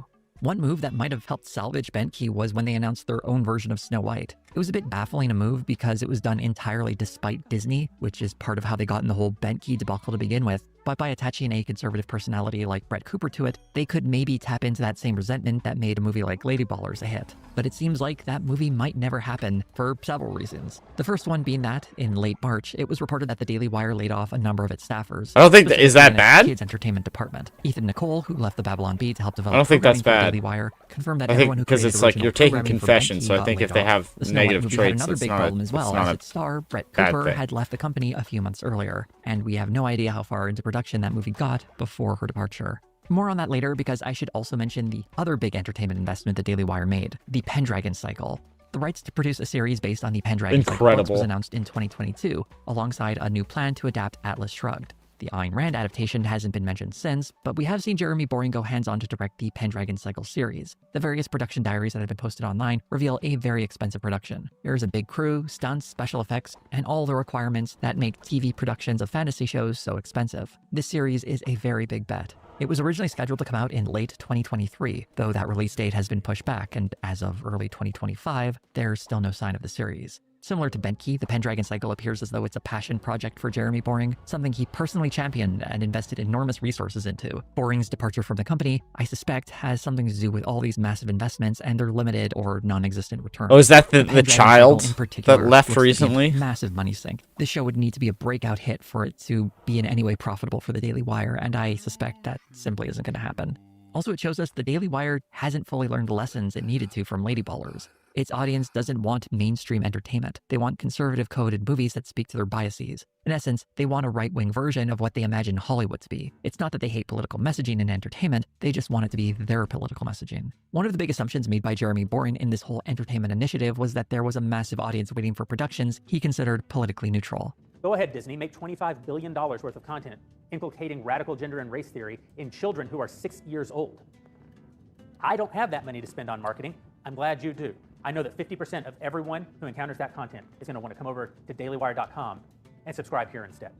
What Boring fails to understand is that, while a large percentage of Americans Why would they vote want to do Republican, that? they aren't all clamoring for a platform like his to start presenting movies and TV shows. If someone really wants politically neutral entertainment, why would you go to a partisan political platform? The only thing that might have made them have a chance is if they had a large selection of quality entertainment that people have actually heard of. But less than a dozen movies and a weak animated series after 4 years isn't nearly enough to win over a mainstream audience. This is especially true for BentKey, which failed spectacularly and was so obviously a bad move. There were signs of a better strategy, where they actually licensed programs and produced several originals to come out at the same time, but the $100 price point for a service with no recognizable shows in a landscape filled with competitors offering better deals with more programming wasn't realistic. And to have invested so much money, reaching roughly $30 million in its first year, it's just a spectacular waste. If that massive audience waiting for conservative branded TV and movies exists, it certainly didn't show up for the Daily Wire. Investing into money pits like entertainment weren't the only mistakes Hell made yeah. by the Daily Wire. I'm having one of those canned Mai Tais I got from the There was a minor blow-up in early 2023 when Steven Crowder went public with a contract he considered unfair that the Daily Wire offered him. not the This more or grocery less store, blew over when the footage of Crowder being verbally abusive to his convenience pregnant store. wife before they eventually divorced surfaced. There were a few elements of this feud between Steven Crowder and the Daily Wire I want to highlight, particularly a phone call he recorded with Jeremy Boring about a contract he was offered. It gave us some insight into the Daily Wire's hiring policies. Bench talent, young talent, they don't get deals like this. So they don't get deals that... They can be wage slaves for a little bit, come over and make a salary and grow their brand. This is an important bit of information that gives us a sense of how the Daily Wire treats its talent, particularly its new talent, paying them slave wages while their online identity is being built, and then possibly I offering have them a bigger coins. Why contract can't I? online. Steven Crowder's initial offer had a staggering This is dollar figure annoying. of $50 million over 4 years, a fact Crowder didn't share at the time.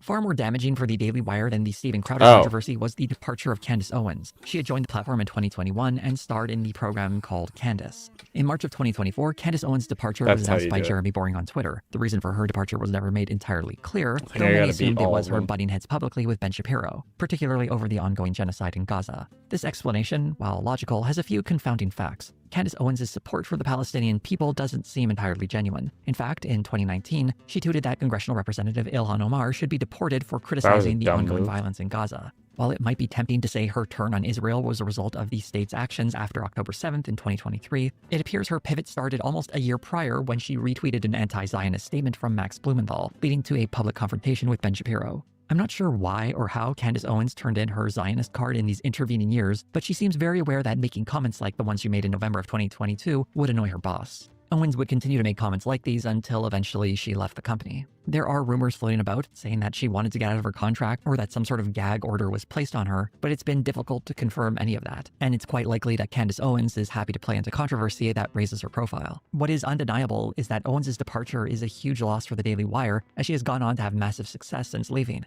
She is getting millions of views on her YouTube channel, which mixes celebrity news and absurd conspiracy theories. Another talent the Daily Wire lost was Brett Cooper. While Owens was a known commodity before signing with the Daily Wire, Cooper was more or less plucked from obscurity. Some producers at the Daily Wire created the format for her show, and then she was hired to fill that role. Shortly after, she became very popular at the Daily Wire, with her show, The Comments Section, being one of the most viewed at the company. Cooper had become so ingrained into the Daily Wire that she was set to appear in the Snow White movie and the Pendragon cycle, only the latter of which actually wrapped filming, so we know she'll at least still be appearing in that, assuming it ever gets released. Brett Cooper announced she was leaving the Daily Wire in December of 2024. Much like Candace Owens' departure, Cooper has largely remained tight-lipped about why she left, although she did offer a diplomatic farewell. Today, December 10th, will be my last day hosting the comment section and working for the Daily Wire. It is not true that I am being forced out. It was my own choice to leave. And believe me, this is bittersweet. The comment section has gone on without Brett Cooper, with her producer Reagan Conrad taking on hosting duties. I can only assume the Daily Wire believed that, since they created the format, they could swap hosts and move on like normal. Only this isn't like replacing Johnny Carson with Jay Leno on The Tonight Show, because it's easier to click on a new video than find a different TV show to watch at 11:30 on a weekday evening. The response to Conrad has been very hostile, with lots of nasty comments and a huge drop-off in views. And undoubtedly, the comment section is a shell of what it once was. This cynical host swap is very much what you'd see on Fox News or some other traditional media outlet, completely misunderstanding the digital space and the importance of personalities. What's funny about Brett Cooper's goodbye is she expresses this vague desire for new challenges and new endeavors. I am ready to take on a new direction, both personally and professionally. This means new challenges and new endeavors, which I will share with you soon. Apparently, this means starting a YouTube channel where she is doing more or less the exact same show, but probably keeping more of the money. Much like Candace Owens, Brett Cooper started her own independent show and is racking up some very impressive numbers, mostly talking about celebrity culture with an embedded right-wing framing. The Daily Wire must look at these numbers and regret their mistake in letting Cooper go. Whatever she might have been asking for, they probably should have paid it. I can't help but think about the contract the Daily Wire offered Steven Crowder, and I wonder if Candace Owens and Brett Cooper noticed it too. Were they not being offered the big $50 million deals? Or did they simply grow frustrated working to build up a company neither of them need? Or perhaps they believe they deserved ownership of the show that is built around their talent. All we can really do is speculate, but the important part for the Daily Wire is that two of their major talents leaving meant a big drop in viewing numbers, and quite likely a loss in ad revenue and memberships. Although not as high profile, another failure at the Daily Wire was its publishing line. Launched in 2021, it featured books by Ben Shapiro, Matt Walsh, and other figures on the right. Although most of its Yeah, books you probably wouldn't recognize, what a you'd shock. at least be familiar with the Johnny the Walrus children's book that Matt Walsh published, one of the few successes for the line. It eventually closed up in August of 2024. Try this one more time. Melissa Cordova, who was leading the imprint, spoke to Semaphore and said, Daily Wire was actually quite successful with the books we did publish by industry standards, but traditional book publishing is high effort and low margin and doesn't make sense for the pace of our business right now. The article goes on to highlight comparative sales between traditional publishers and conservative upstart publishers, showing how most of the titles offered by conservative publishers in the last few years have struggled to find the same level of success as books by conservative authors coming from traditional publishers. Cordova was reportedly part of the layoffs that hit the Daily Wire in March, though she would later clarify that she voluntarily resigned. This small failure represents one thing that I think is actually kind of neat about the Daily Wire, and that's its tendency to try out weird and different things. What other media company lets its hosts sell board games they make, advertise novelty cigar brands, start a random sports channel, sell weirdo plushies or candles that smell like a monastery? But the reason most companies don't do this is because it's obviously a huge waste of money, because it's hard to find an audience that wants to buy and watch all of this. When researching the Daily Wire, one of the few sources of actual numbers for their inner workings usually comes from Axios, specifically from articles by Sarah Fisher. Unlike a lot of other sources that speculate based on announcements from press releases, Fisher seems to have an in with Jeremy Boring. In fact, Jeremy Boring stepping down from the Daily Wire was an exclusive for her. This isn't that unusual. Fisher is a journalist who specializes in media analysis, so naturally she'd be dealing with a lot of these stories. But something interesting in the last few articles where Jeremy Boring was quoted reveals some interesting hints about the inner workings at the Daily Wire. In May of 2024, there was an article highlighting the success the Daily Wire has had with its commerce vertical, making $22 million in 2023. The article goes out of its way to highlight how Jeremy's Razors, a line of shaving products with Boring as their face, has earned the company $19 million of that $22 million total. That number is revenue though, so it doesn't really tell us how profitable any of this is. And for those keeping track at home, that means roughly $3 million was earned in revenue from all those hoodies, t-shirts, and embarrassing fan merch that I mentioned a little earlier. Speaking of those razors, I want to go on a little tangent here. I managed to find out where these razors are coming from. Originally, they were being manufactured in China, but in a recent commercial for Jeremy's Razors, there's this little line about how they've moved production. We moved our manufacturing out of China. According to TradeMo, a website that tracks international supply chains, Bentkey Ventures, the LLC that owns the Daily Wire, imported $1.84 million in products from a company called Dorco Co. Limited, which is a Korean company that specializes in manufacturing and selling razors.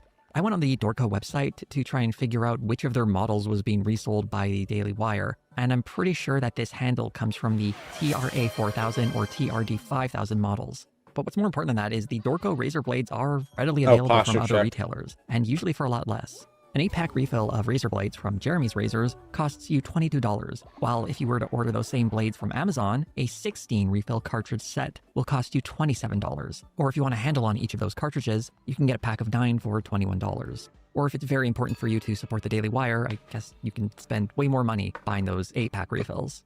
The article itself is not that strange, but considering that Boring was the one interviewed for it, it does seem a bit odd that it's highlighting the success that happened to have his face on them, as it's very important for him to be seen as contributing to the financial success of the Daily Wire. This lines up with a lot of Boring's attempt to be the public face of the company, fashioning himself as the God King, starring in expensive commercials for his razors, and he even dropped a single at one point. Jeremy Boring clearly wants people to know who he is and to think that he's doing a great job. On the other hand, if you look at Caleb Robinson, the other Daily Wire CEO, he's almost invisible. He isn't starring in commercials, appearing on public town halls, and he definitely isn't dropping any music on the Daily Wire channel. He seems more content to simply manage the operations of the company without becoming a personality himself. In December of 2024, there was another Axios article about the Daily Wire seeking investment in their company, with Boring commenting on Fox News possibly wanting to buy the Daily Wire to expand their podcast offerings. It was a bit strange as it came off a brief mention in the Semaphore article that mentioned that the Daily Wire was a possible option for Fox. But by commenting on that rumor, Boring was given the opportunity to mention that he believes the Daily Wire is worth more than $1 billion and that it had raised a round of capital in 2023 based on that estimate. That seems like a pretty big admission, as the Daily Wire had always prided itself as operating independent of financial backing. There might be a clue as to how much money the Daily Wire was raising in 2023, as in October of that year, a filing with the SEC revealed that they were seeking $120 million. Of that $120 million, they had already raised $50 million, and the filing mentions that there are 2 investors so far, although it doesn't give us any names on who those people might be. I'm not sure if the Daily Wire got that additional $70 million or who they might have gotten it from, but it does reveal that they were certainly looking for a lot of money.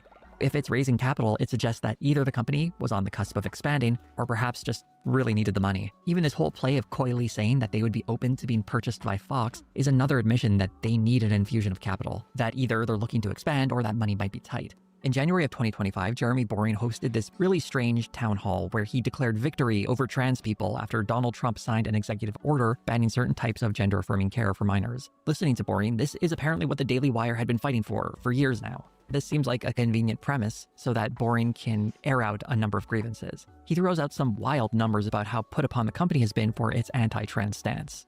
The total cost of the additional shadow banning and removing from recommendation engines and inability to retarget the audiences that we weren't able to engage poor with in the first baby. place, and all the other consequences of our stand on the trans issue are well in excess of $100 million. These numbers are impossible to confirm because these are projections heavily based in speculation. It reads as an explanation as to why the Daily Wire is not earning as much money in January of 2025 as it did in January of 2024 or January of 2023. Trying to emphasize that the only reason this has happened is because Facebook limited their reach or that YouTube has demonetized a channel or some videos. Not mentioning the very obvious problem of letting go popular hosts or investing heavily into entertainment divisions that have had very limited appeal. Boring gets to the point right here. We had the courage of our convictions to stand up when others were not standing up. Big stretch. And maybe that audience would have our back. And yes, that did redound to our benefit. Not to the price of the hundreds of millions of dollars that we've been denied. This is what this whole town hall was all about. So he could complain that while We're it's still true to make streaming? money off of anti-trans media, it's really unfair that they're not making even more money off of that. The ironic thing is, if this topic were less controversial and simply a statement of fact, no one would be paying money to watch a documentary to say something Okay, yeah, everybody we're still always going. believes in. The controversy is what made the money to begin with. Something crashed. Pretending like they should be earning more is a misunderstanding sure of what it means to take a stance on any issue that is contentious. Of course, there's going to be blowback, and if you're not willing to accept that, Hell yeah. it doesn't sound like you understand the risks inherent with running a business like that. This whole town hall sounds like a man trying to explain why his company doesn't have any money. And he's trying to emphasize that it isn't because of his bad business decisions, rather, it's because of all the enemies they've made for taking a moral stand. In this case, the moral stand of spreading anti-trans propaganda. It all just comes across as desperate. And comments below this video are going after Jeremy Boring in a way that's pretty surprising. And it reveals how little faith even the Daily Wire audience has in this guy. About 2 months later, the Daily Wire laid off several staff members and Jeremy Boring resigned, What kind of really patches? emphasizing how bad the company was doing financially. In spite of all of this bad news, Ben Shapiro is still insisting that the Daily Wire is in great shape. As somebody who looks at the balance sheet, I can tell you that is certainly not the case. We are healthy, we are growing, we are thriving, we have extremely big moves that we are looking forward to making this year. What else is he going to say? That his company is in dire straits as executives step down and employees are laid off? Whatever morale there may be at Daily Wire needs to be kept up somehow.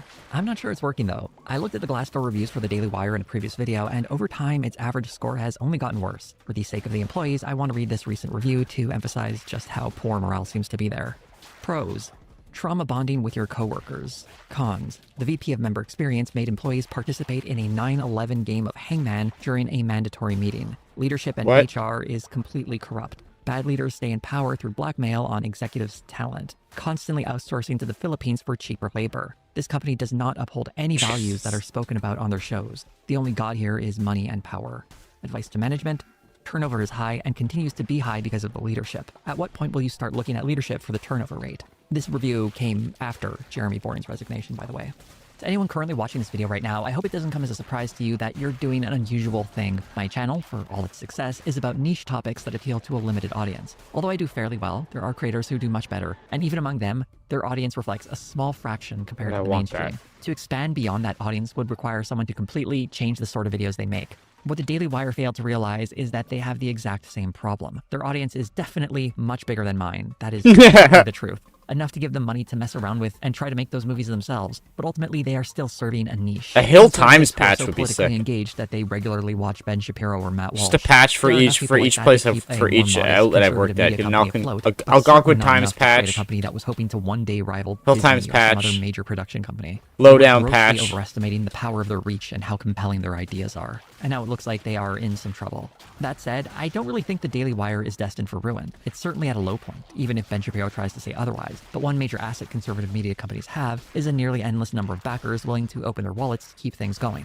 The only drawback might be that, since the Daily Wire is such a big operation, some investors might scoff at the high price tag to keep it running. That could be another reason why they got rid of so much staff. By ending its scaled kids entertainment experiment, they might be hoping to find new investors to give them a new influx of cash. I have no doubt they'll probably have some announcements later in the year that are meant to make their company look like it's actually doing fantastic. But until they actually release numbers to tell people otherwise, we could only really guess that they're spending money that they don't have or making investments that will never come to fruition. Regardless, I'll try to keep a close eye on the PRS company patch just in would be case they funny. do have a reversal of fortunes and suddenly are doing much better than they appear to be at this moment. I'll probably have that update when the company finally drops the Pendragon cycle, because I still think that thing might actually come out at some point. I don't think a company spending millions upon millions of dollars on its production are going to let it just sit on a shelf. If anyone from the Daily Wire is watching this and wants some advice about how they can turn their fortunes around so the company won't go broke, I would suggest you guys consider going woke.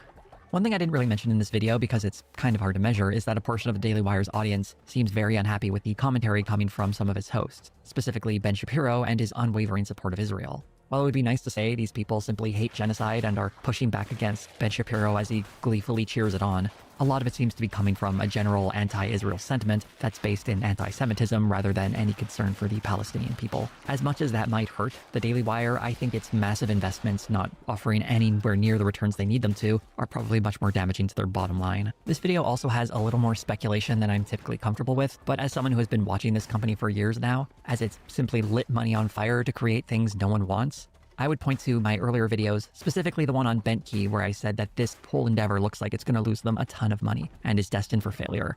I'm curious to how this is going to turn out, though, because while I think it's probably going to get worse before it gets better, it's always possible that things could turn around if something dramatic happens. If you'd like to see something dramatic happen on this channel, such as more great videos like this one, do consider becoming a member or a patron like the lovely people whose names you see scrolling up the screen here. You'll get early access to videos, your name in the credits, and exclusive little bonuses I throw in now and again. If you would like to support this channel in a non-monetary fashion, though, you can like, comment, subscribe, hit the bell for notifications, or share this video on social media. Thank you all so much for watching.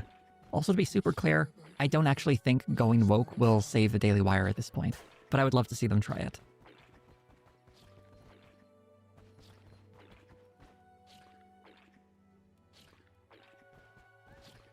We can break Donald Trump's trade war with the world into a series of repeating patterns. Step 1, make a maximalist threat. In a few moments, I will sign a historic...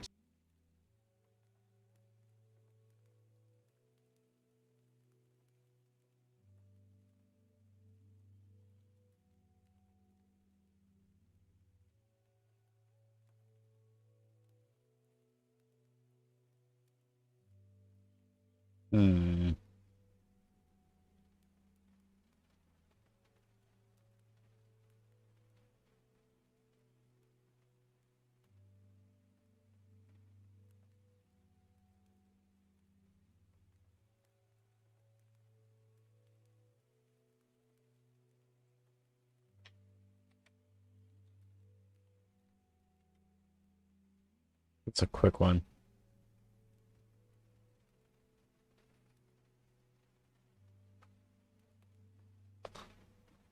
Oh, here's a good one. This is the one with Adam Friedland. And this is your Chapo. Joining Felix and I on today's program is the host of the Adam Friedland Show, Adam Friedland. Adam, how's it going? Well, it's good to have you back. A GQ, a Gentleman Quarterly, on the program. Yeah, okay. I just saw stuff. I got a real. I mean, I assume every group chat of every comedian is just having a great time with those pictures. I thought they were good. I thought it was a good profile. Yeah. Should be called Scoundrels Quarterly, right? Just to kick things off on today's show, a little bit of news that caught my eye before logging on today. It is the return of Biden spokes vampire Matt Miller. Did you see that this guy's cropped up back again in the news? Oh yeah, the rapper. Yes. Wait, yeah, what did Miller. I gain? Matt Miller.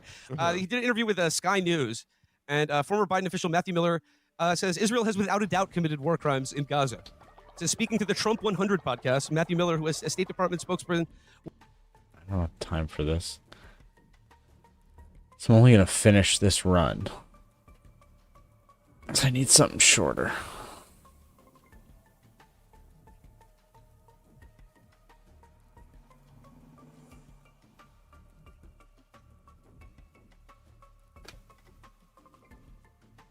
Does he go through the whole thing?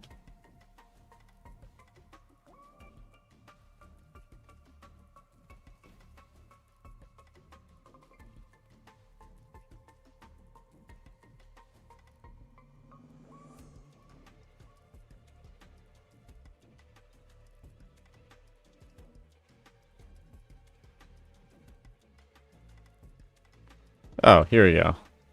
We're talking Perfect about one of length. the craziest stories I've seen in Double my gold, life, enemies which drop is poison. the developing story of a 28-year-old crypto investor who was tortured for weeks in a ritzy 8-bedroom townhouse by being hell is electrocuted with this? wires, beaten with a gun, and was forced to smoke drugs, all to extort cryptocurrency from him. That's what supposedly the prosecutors and police say. Apparently, he was also held out the window of like the 5th story. It's like Batman was interrogating him for his crypto. Now, already, that sounds crazy enough. Netflix, HBO, all the docuseries guys are lining up to get a piece of this thing. But then it gets crazier because you go, well, that's just allegations, right? That's just allegations. Well, apparently, the police searched the townhouse and recovered a saw, cocaine, chicken wire, body armor, night vision goggles, ballistic helmets, and firearms ammunition. And get this, they allegedly found Polaroid photos of the kidnapped man with a gun to his head and t-shirts printed with photos of the kidnapped man with a cocaine pipe in his mouth. Say goodbye to the monetization. Look, apparently the kidnappers left proof. I mean, it's like they didn't even want the police to rely on the word of the guy they went after. Apparently, they left all the evidence strewn around the house. This is like the easiest Sherlock Holmes game of your life. Now, I would argue that makes this more strange, not less. What kind of criminals are like taking photos as they're doing it? Maybe it's for some extortion reason. They planned on kind of saying, you better not tell, or we're gonna release these photos of the crimes we did. I don't know, but the story gets even crazier. The perpetrator, the alleged perpetrator of this, was a guy named John Waltz. That's the main guy, but he also had a male accomplice who's a Swedish crypto investor as well. Supposedly the story is these guys were already rich. John Waltz they call him the Crypto King of Kentucky. I've never heard of the Crypto King of Kentucky, but okay, that's what we're calling him.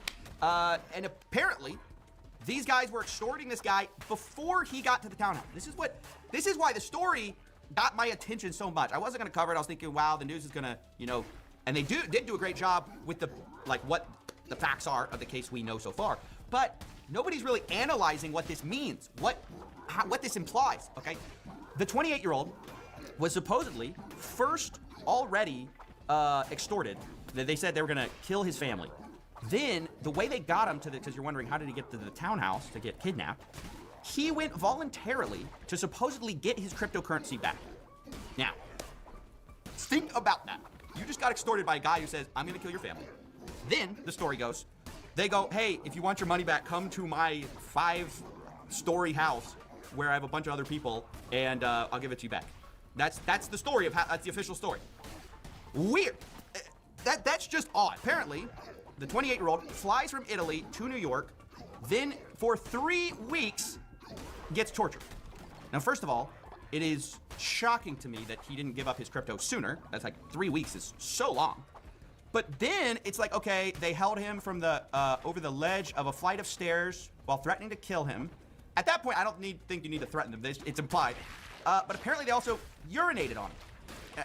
Now, why is that necessary? I don't understand where that fits within the okay, all right, horrible. I think they may have been high on drugs. But there's so much to this story where you go I don't think there was a lot of logic to this. There was just fucking on the New York Times version of events, there are 2 butlers gacked who were out. at the home and agreed to be interviewed by the police. What were they doing this whole time? Were they just out of the house and they just came back to the house right after all this happened? There's 2 butlers? Were they helping? Hey, sir, here's your wrench, here's your saw, here's your chicken wire. I mean, what were they doing? Okay, so weird. Okay, they're taking pictures. It doesn't make sense. Then you really have to think about the T-shirts, okay? Because we forgot about that. It's one thing to take Polaroid photos because I guess you want to humiliate this guy, whatever. We're gonna tell your family if you don't give us your Bitcoin. But you have T-shirts printed with the. I'm sorry, I'm not laughing. It's to me that. I mean, I guess they wouldn't make this up, but why? You know how long it takes to get a T-shirt made? That's 2 of the 3 weeks right there. They had to start that process up, and it's almost like planting evidence against yourself. It doesn't make any sense. And what are they doing? Is that for swag? To remember you by? Here's a little souvenir. Again, it's dark. I don't mean to make light of it. It's a horrible thing. And the guy has been in the hospital. So clearly there are serious, it's not just a figment of his imagination. They really found, allegedly, some of these weapons and all this kind of stuff. But I'm just looking at the story going, how does this make sense? Now, what's weirder, John Waltz, the guy they actually caught, first of all, okay, I'm just gonna say this guy, I don't know who took photos of him, but he looks like he's on a crime documentary. Just the way, you gotta see this picture. You're thinking, don't be like that, Steven. Look at these photos. I mean, dude, this guy, He did it. No, I'm joking. But look, what's weird about it is his family or relatives have since come out, according to the press, and said he was set up. There's no way he would do this, right? There's no way. Okay, of course, like anyone's gonna say that. But what's weird is you look at his life, and it is a little strange. So he is, like I said, supposedly worth $100 million. But the only thing I can find online about him, and anyone can find online so far, has been that he was a security auditor for something called Grin, which is a privacy-focused cryptocurrency. Now, think about that for a moment. Walk with me as we think about what this implies. If you've ever been around a privacy-focused guy, these guys are paranoid. So this paranoid guy, you know, paranoid of being caught doing anything. Like Seeing Dogma tomorrow at the theater with 20 cents. This guy. That's the main sick. Mastermind, supposedly. That'd be sick to see in theaters. Worth $100 million, kidnaps a guy for $30 million, and takes photos of it all and leaves it at the crime scene. The privacy-focused guy takes photos of what he did. Okay, that's what. Okay, all right. That's weird. Now, some might argue, and I am sympathetic to this, that a lot of these privacy coins are not always involved in, but sometimes some of the people are affiliated with crime. That's one great use of privacy coins, is to conceal crime. There are legitimate reasons to need privacy.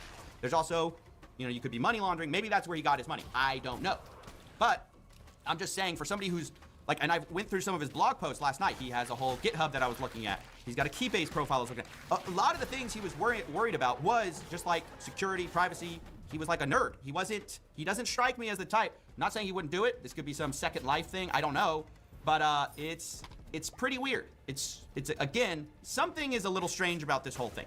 Now, also of note, Waltz was apparently caught in a bathrobe. Okay. Now, why is that relevant? Well, just think of it. So the story is of like how this guy got away was that he was finally he said, I'm going to give you my Bitcoin, and again, this is according to the press. Okay, but the guy goes to retrieve the laptop to give him the laptop to put in his Bitcoin password, and the guy bolts. Right? He leaves, finds a traffic cop, and is like all bloodied, and then from there, I guess they call it in, and the SWAT team comes. The SWAT team or the people who arrest Waltz find him in a bathroom. Why is that weird? Well, number one, you're in the middle of your give me your Bitcoin session in a bathrobe, okay? I mean, it's just odd. This whole story doesn't, I'm not gonna say it doesn't make sense, but it's odd, okay? So that is one option. The other option is after your kidnapped victim leaves, you go, this has been exhausting, time to draw a bath. How else do you get in the bathrobe, okay? Where does the bathrobe come from? And why, when the guy escapes, do you not change into, you would think you'd be like hurried to get out of the house or like run or, you know, does that make sense? Like, it's just odd. You clean up your pictures, you know, your Polaroids, your t-shirts, get those off the ground. No, the guy just apparently was caught in a bathrobe. You can see him right here. I mean, this is not, it's strange. This is a compromising outfit to be wearing if you know or suspect you are going to be arrested, as this guy should have suspected when his victim runs out of the house and, you know, across the street.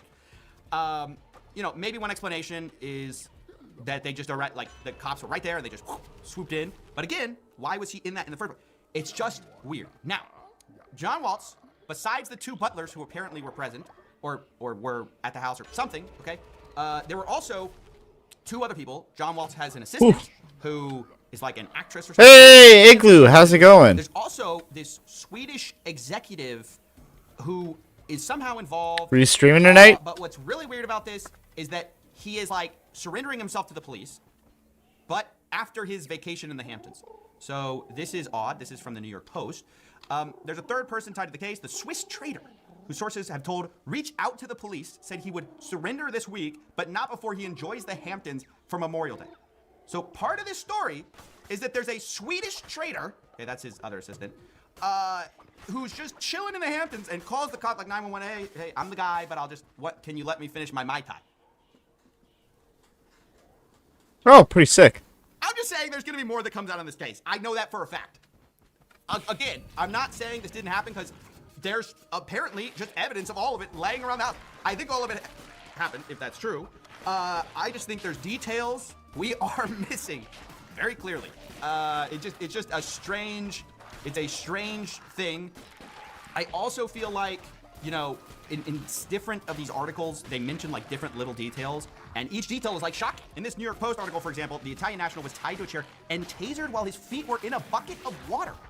Pistol whipped and had his arms and legs cut with a chainsaw. I mean, this is insane. This is This is like a fictional. If you wrote this in a fictional book, you'd go, well, this is unrealistic. There's no way this is gonna happen. It is like. God again, damn. I feel terrible for the victim of all this, but it is like a made-for-TV special. But if you just think about it, who's involved here? You know, some privacy-focused guy is taking a bunch of photos of. You know, it's just weird. Not putting it past them. People are crazy, whatever. But yeah, it's very odd. Now, I also want to bring attention to the fact that this is also why, one, if you're a really rich crypto guy, you should probably not let anyone know about it because there are people who will do similar things. I don't think they'll take Polaroids, but they'll do similar things to this. You had the case of the Twitch streamer who got attacked for her crypto in Houston. You also have recently, very dangerous, Coinbase got hacked and a lot of people's private information was leaked. The real problem is for whales, obviously, the people, the big money, because now a lot of private details, including their full names, transaction history, you know, all this kind of compromising stuff got released. And that is extremely dangerous. I mean, this is one of the downsides of crypto. All it takes is, you know, it's called the wrench attack. You know, you've solved all these cryptography problems, but the wrench attack remains very effective. And it's actually very serious. I mean, it's a very scary thing. So that is real. That happens. I'm not doubting a lot of the story. There's just little pieces, though, that I'm like, Did you make my toilets overflow? why did they take Polar data? The hell, we're going to find out more chat. about this. And also, what's also weird to me is just like we've never heard of these guys. We have no history. There's no businesses we can connect them to that would suggest they would have $100 million. In the case of the Crypto King of Kentucky, there's these other guys got $30 million. You know, there are rich traders everywhere, but it's a lot of money for no one to have any idea of how they got it. It's just it's Everybody's pissed. So yeah, that's basically. I want to get you up to speed because I want to cover this in the future when new details come out. This Swedish executive, who is he? You know, what was really going on here? I would love to know, but I wanted to highlight some of the strange pieces of this case so over time we can, you know, decide. Maybe it was just a weird case. Maybe this guy was weird. I don't know. Or was it? But is there something else that makes this make sense? Either way, I'm sure we will be inundated with crime dramas, all that kind of stuff about this story because it just seems like there's so much here to it. But one of the most fascinating cases I've seen in a very long time for a lot of reasons. Need more cult members. We got him, John Carney, federal charges, 3 counts, baby. It finally happened. John Carney.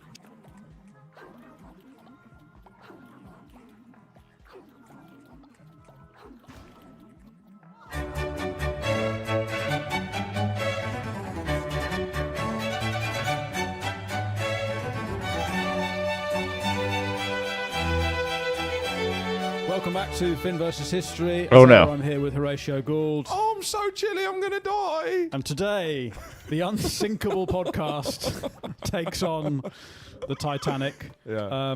What could possibly go wrong? The Edwardian 9/11. I feel a lot of sympathy with this story. The hubris that we had setting up this podcast feels like... Because I watched a bit of the film earlier today, and you know that bit where the guy goes, "But this ship can't sink," and the designer goes, "She's made of iron, sir. She can and she will." Yeah. I feel like with us... What's the version of that for us? Like, this podcast can't be cancelled. You're doing accents. Chinese accents. You're doing Chinese accents. You can and you will. It's a mathematical certainty. Yeah, I'm very much the Bruce Ismay of this podcast. I'm gonna abandon you on the ship. You're gonna go down. I'm Smith. I'm fully dressing up as a woman and saying that you sexually harassed me and getting off on one of the lifeboats. You're dressing Charlie up as a baby and just getting out of here. And I got some gold bars there. I'll be commended by Churchill. Hitler saluting, Nazi saluting from the bow as we go down, as we've hit the iceberg of Twitter or whatever it is. And I'll be commended for my resilience in going down with the ship.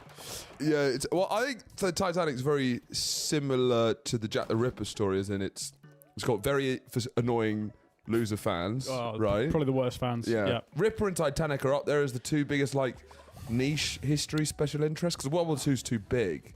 Do you know what I mean? Is there anything else to compare to Titanic and Jack the Ripper? I think because they're both mysteries and the whole internet sleuth culture grabs onto them. Yeah. And the whole idea of finding the Titanic. Yeah. And no one really knows what. There's a lot of people don't know about it.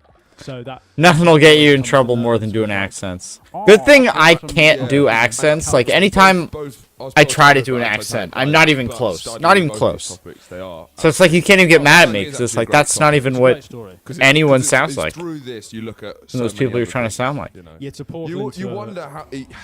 What other time periods would we have a great? You just want another Crash or something. Well, in the way, yeah, I mean, because not to bring up 9/11 so quickly again. What's that? 2 minutes?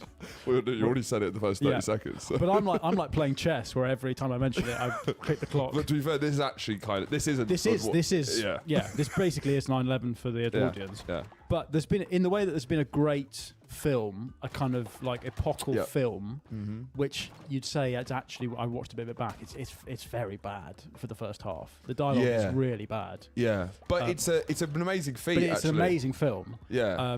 Because once again, it was kind of like a girls' film, sort of. It was the first half is it's a trans film, but it's a fucking because the first half is for girls, and then when they hit the iceberg, it's an action film for the boys.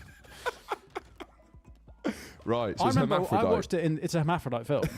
I watched it in the cinema at age 7. What and the bloody hell is I this? was next to my cousin, and when Rose does the hand, my Female cousin, cousin? male cousin who's Right. a bit older than me goes, "They're having sex," and I'm like, "What the fuck's that?" What we do at Christmas. what do you mean? What do you mean having sex? You told me that was a handshake. Yeah. Knock. Yeah, exactly. And that's the beginning of the long trail of abuse that leads to this podcast. But I'm thinking about why hasn't there been a 9/11 film where they hang it on a love story, right, of like people that were going into the towers that day. Or you could do a 9/11. Yeah, they have. It's called Remember Me. Where there's a love story and someone has an ex, like their wife's in the tower. Their ex is in it, and they're like, "Oh, thank fuck she's gone." Yeah, a divorce story. Yeah. Beautiful ending. Well, it's more, how on earth are we going to tell your sister that we've been sleeping behind her back? Oh, she just died. Fine. Oh, that's that done. It's more of a short film. Or you have a film where the current girlfriend, the victim of the cheating, is in the first tower. Yeah. And then the new one's in the second tower. And so he's like, thank God. Thank God for that. No! And he has to sprint to get his new love out of whatever the second tower was. Type in Charlie Sheen 9/11 film. All right, so I need to actually watch this. What? There's a Charlie Sheen 9/11 film? It's Borderlands 2 Eula Misinfo campaign. I said, "Oh man, have y'all read this Eula? It's terrible." Great 9/11 cinema, and there should be. It's the most cinematic thing that's ever happened. So the whole, where were you? I was in a lift. It's kind of like, how can you make the cheapest 9/11 film? You just play the actual footage and then have them in one studio.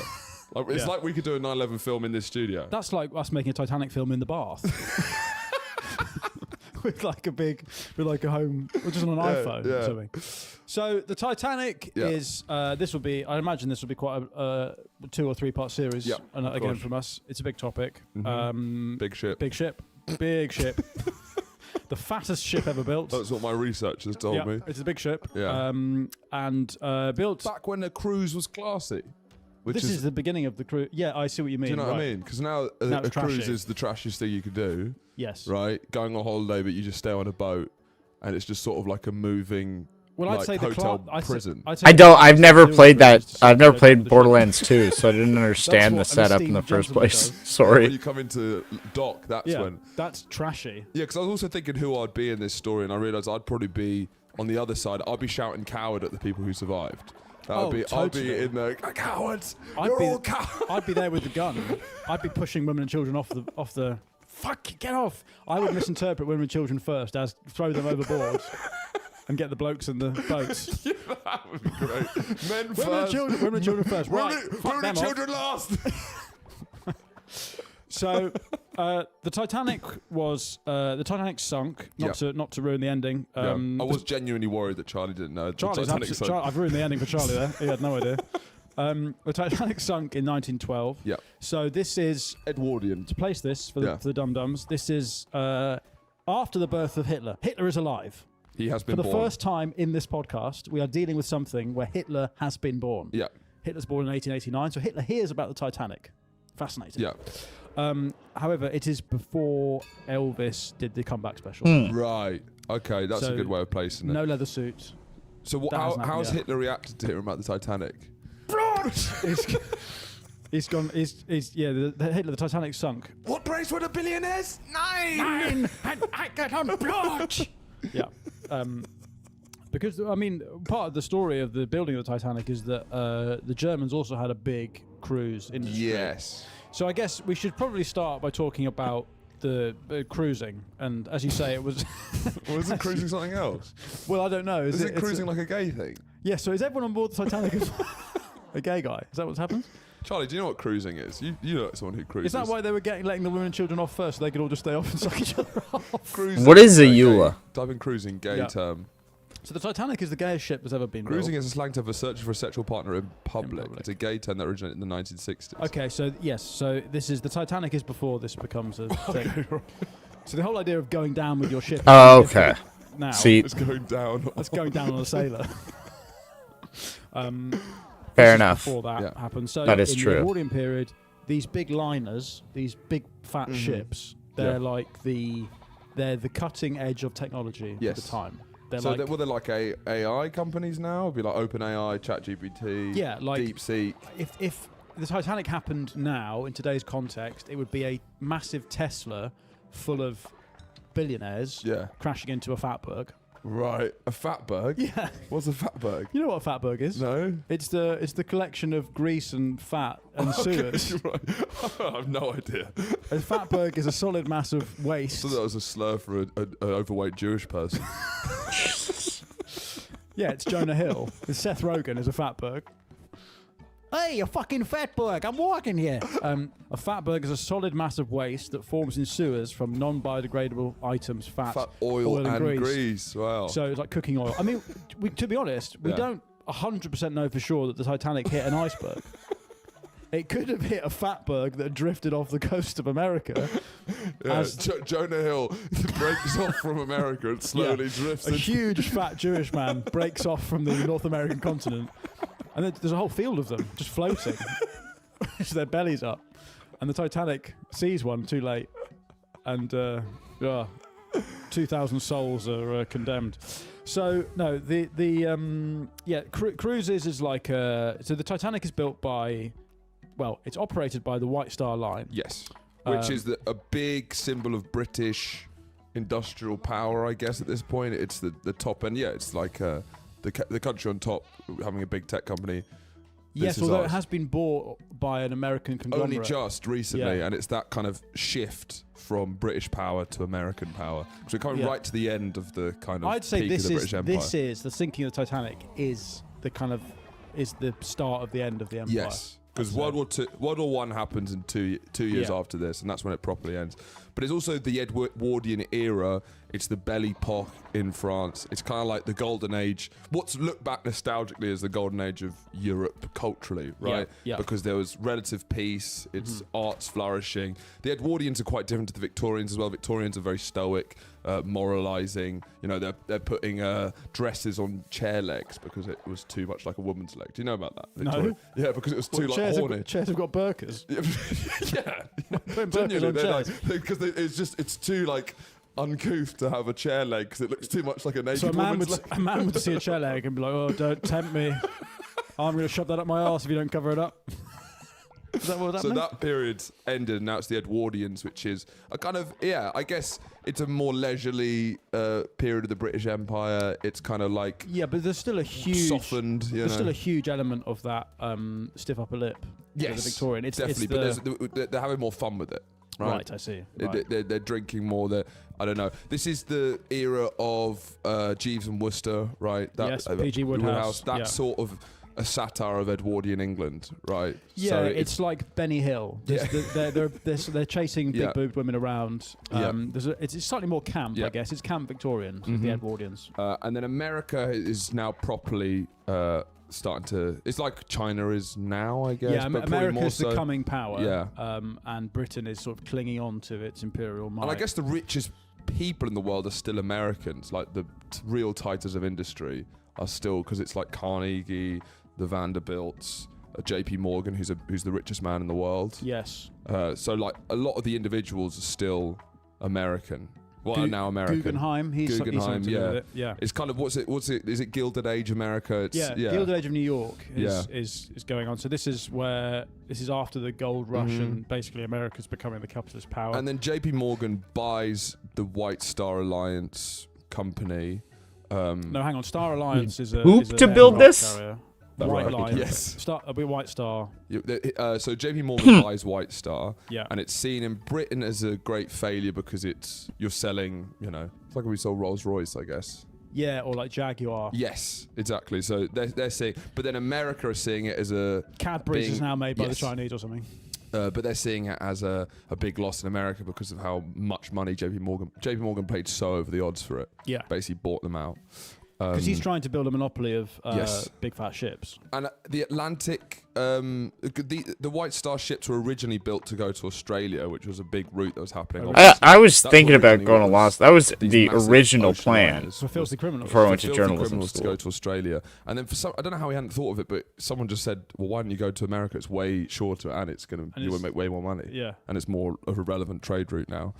So this kind of transatlantic voyage had only just started to properly explode with like big ocean liners. And basically the White Star Line, the British company, has a rival.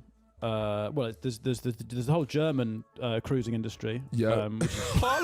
Hiya!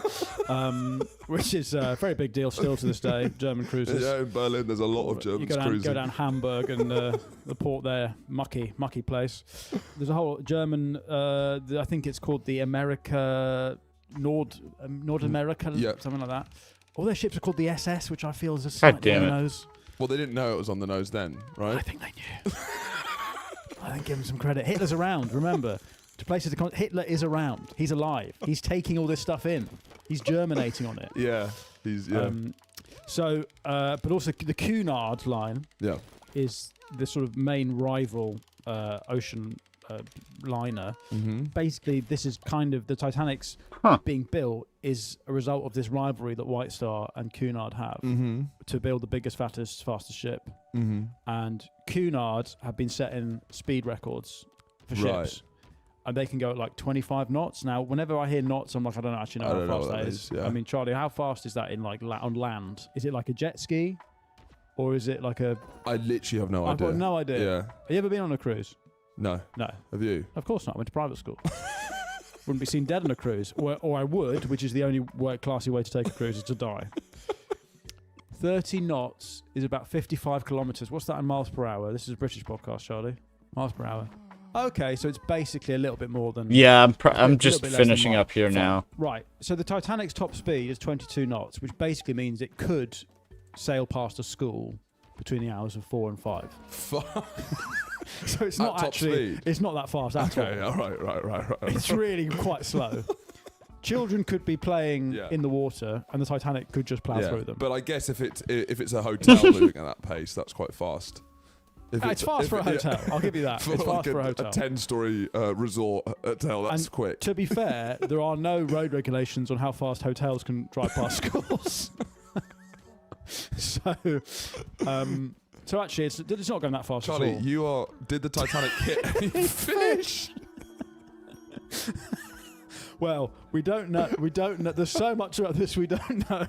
How many fish did the Titanic kill on its maiden voyage? The real victims. They're not. They counted amongst the dead. You know those people who talk about the animals that are killed in World War II, and there's like a separate memorial day. The horses. The fish who died. Where's the memorial for the fish the Titanic hit on its way? Anyway. So where are we at? The Titanic is slow as fuck. Yeah. It's big.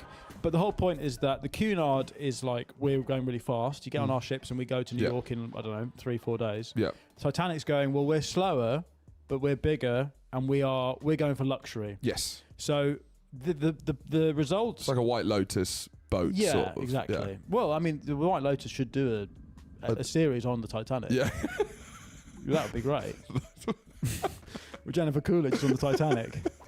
So, this comes out of a meeting in 1907 between J.P. Morgan and then Ismay. Now, is it Bruce Ismay or is it his son? Probably his his dad. So, but I think Bruce Ismay's dad starts White Star. Yes, he starts it, and he. Well, I mean, I think he the comes from majority of nothing, people and in Canada and the U.S. viewed within kind of British probably social live circles in as kind of trashy new money, right? And EST, he, right? Sends his kid Bruce Ismay to top boarding schools. The big thing that he Or wants am I way is to off have his there? son be a gentleman, right? And what's interesting is that Americans view Bruce Ismay as this kind of posh English guy who inherited everything and didn't deserve anything, and the Brits see Bruce Ismay as this kind of bolshy upstart trash. White trash. Yeah. And it's kind of like the two different ideals at this point, and kind of like it really sums up the difference. But in both culture. absolutely detest him for surviving. Yeah. Right. So Bruce Ismay sits down for dinner with JP Morgan and I don't know, some other cunt, and they basically come up with this idea of a new fleet of transatlantic cruisers. They'll be the biggest ships ever. They'll be basically, this is the first time that someone's really gone, let's make a really nice hotel and put it on the sea. And so they, out of this meeting, they decide to build 3 ships. The Olympic. Now the Titanic, which obviously after it crashes gets renamed the Paralympic. And the Britannic. And they're all fucking massive. They're all really big, but I think the Titanic is maybe like 3 inches bigger than the next one. They keep adding just a little bit more, so it breaks the record. But All right. fundamentally, no one's going to talk about the Olympic, but it's probably almost exactly the same, right? I think it's but I do They're think still maybe amazing. the Titanic. Is there anyone streaming that the 3 of you can raid? Or is it even worth it?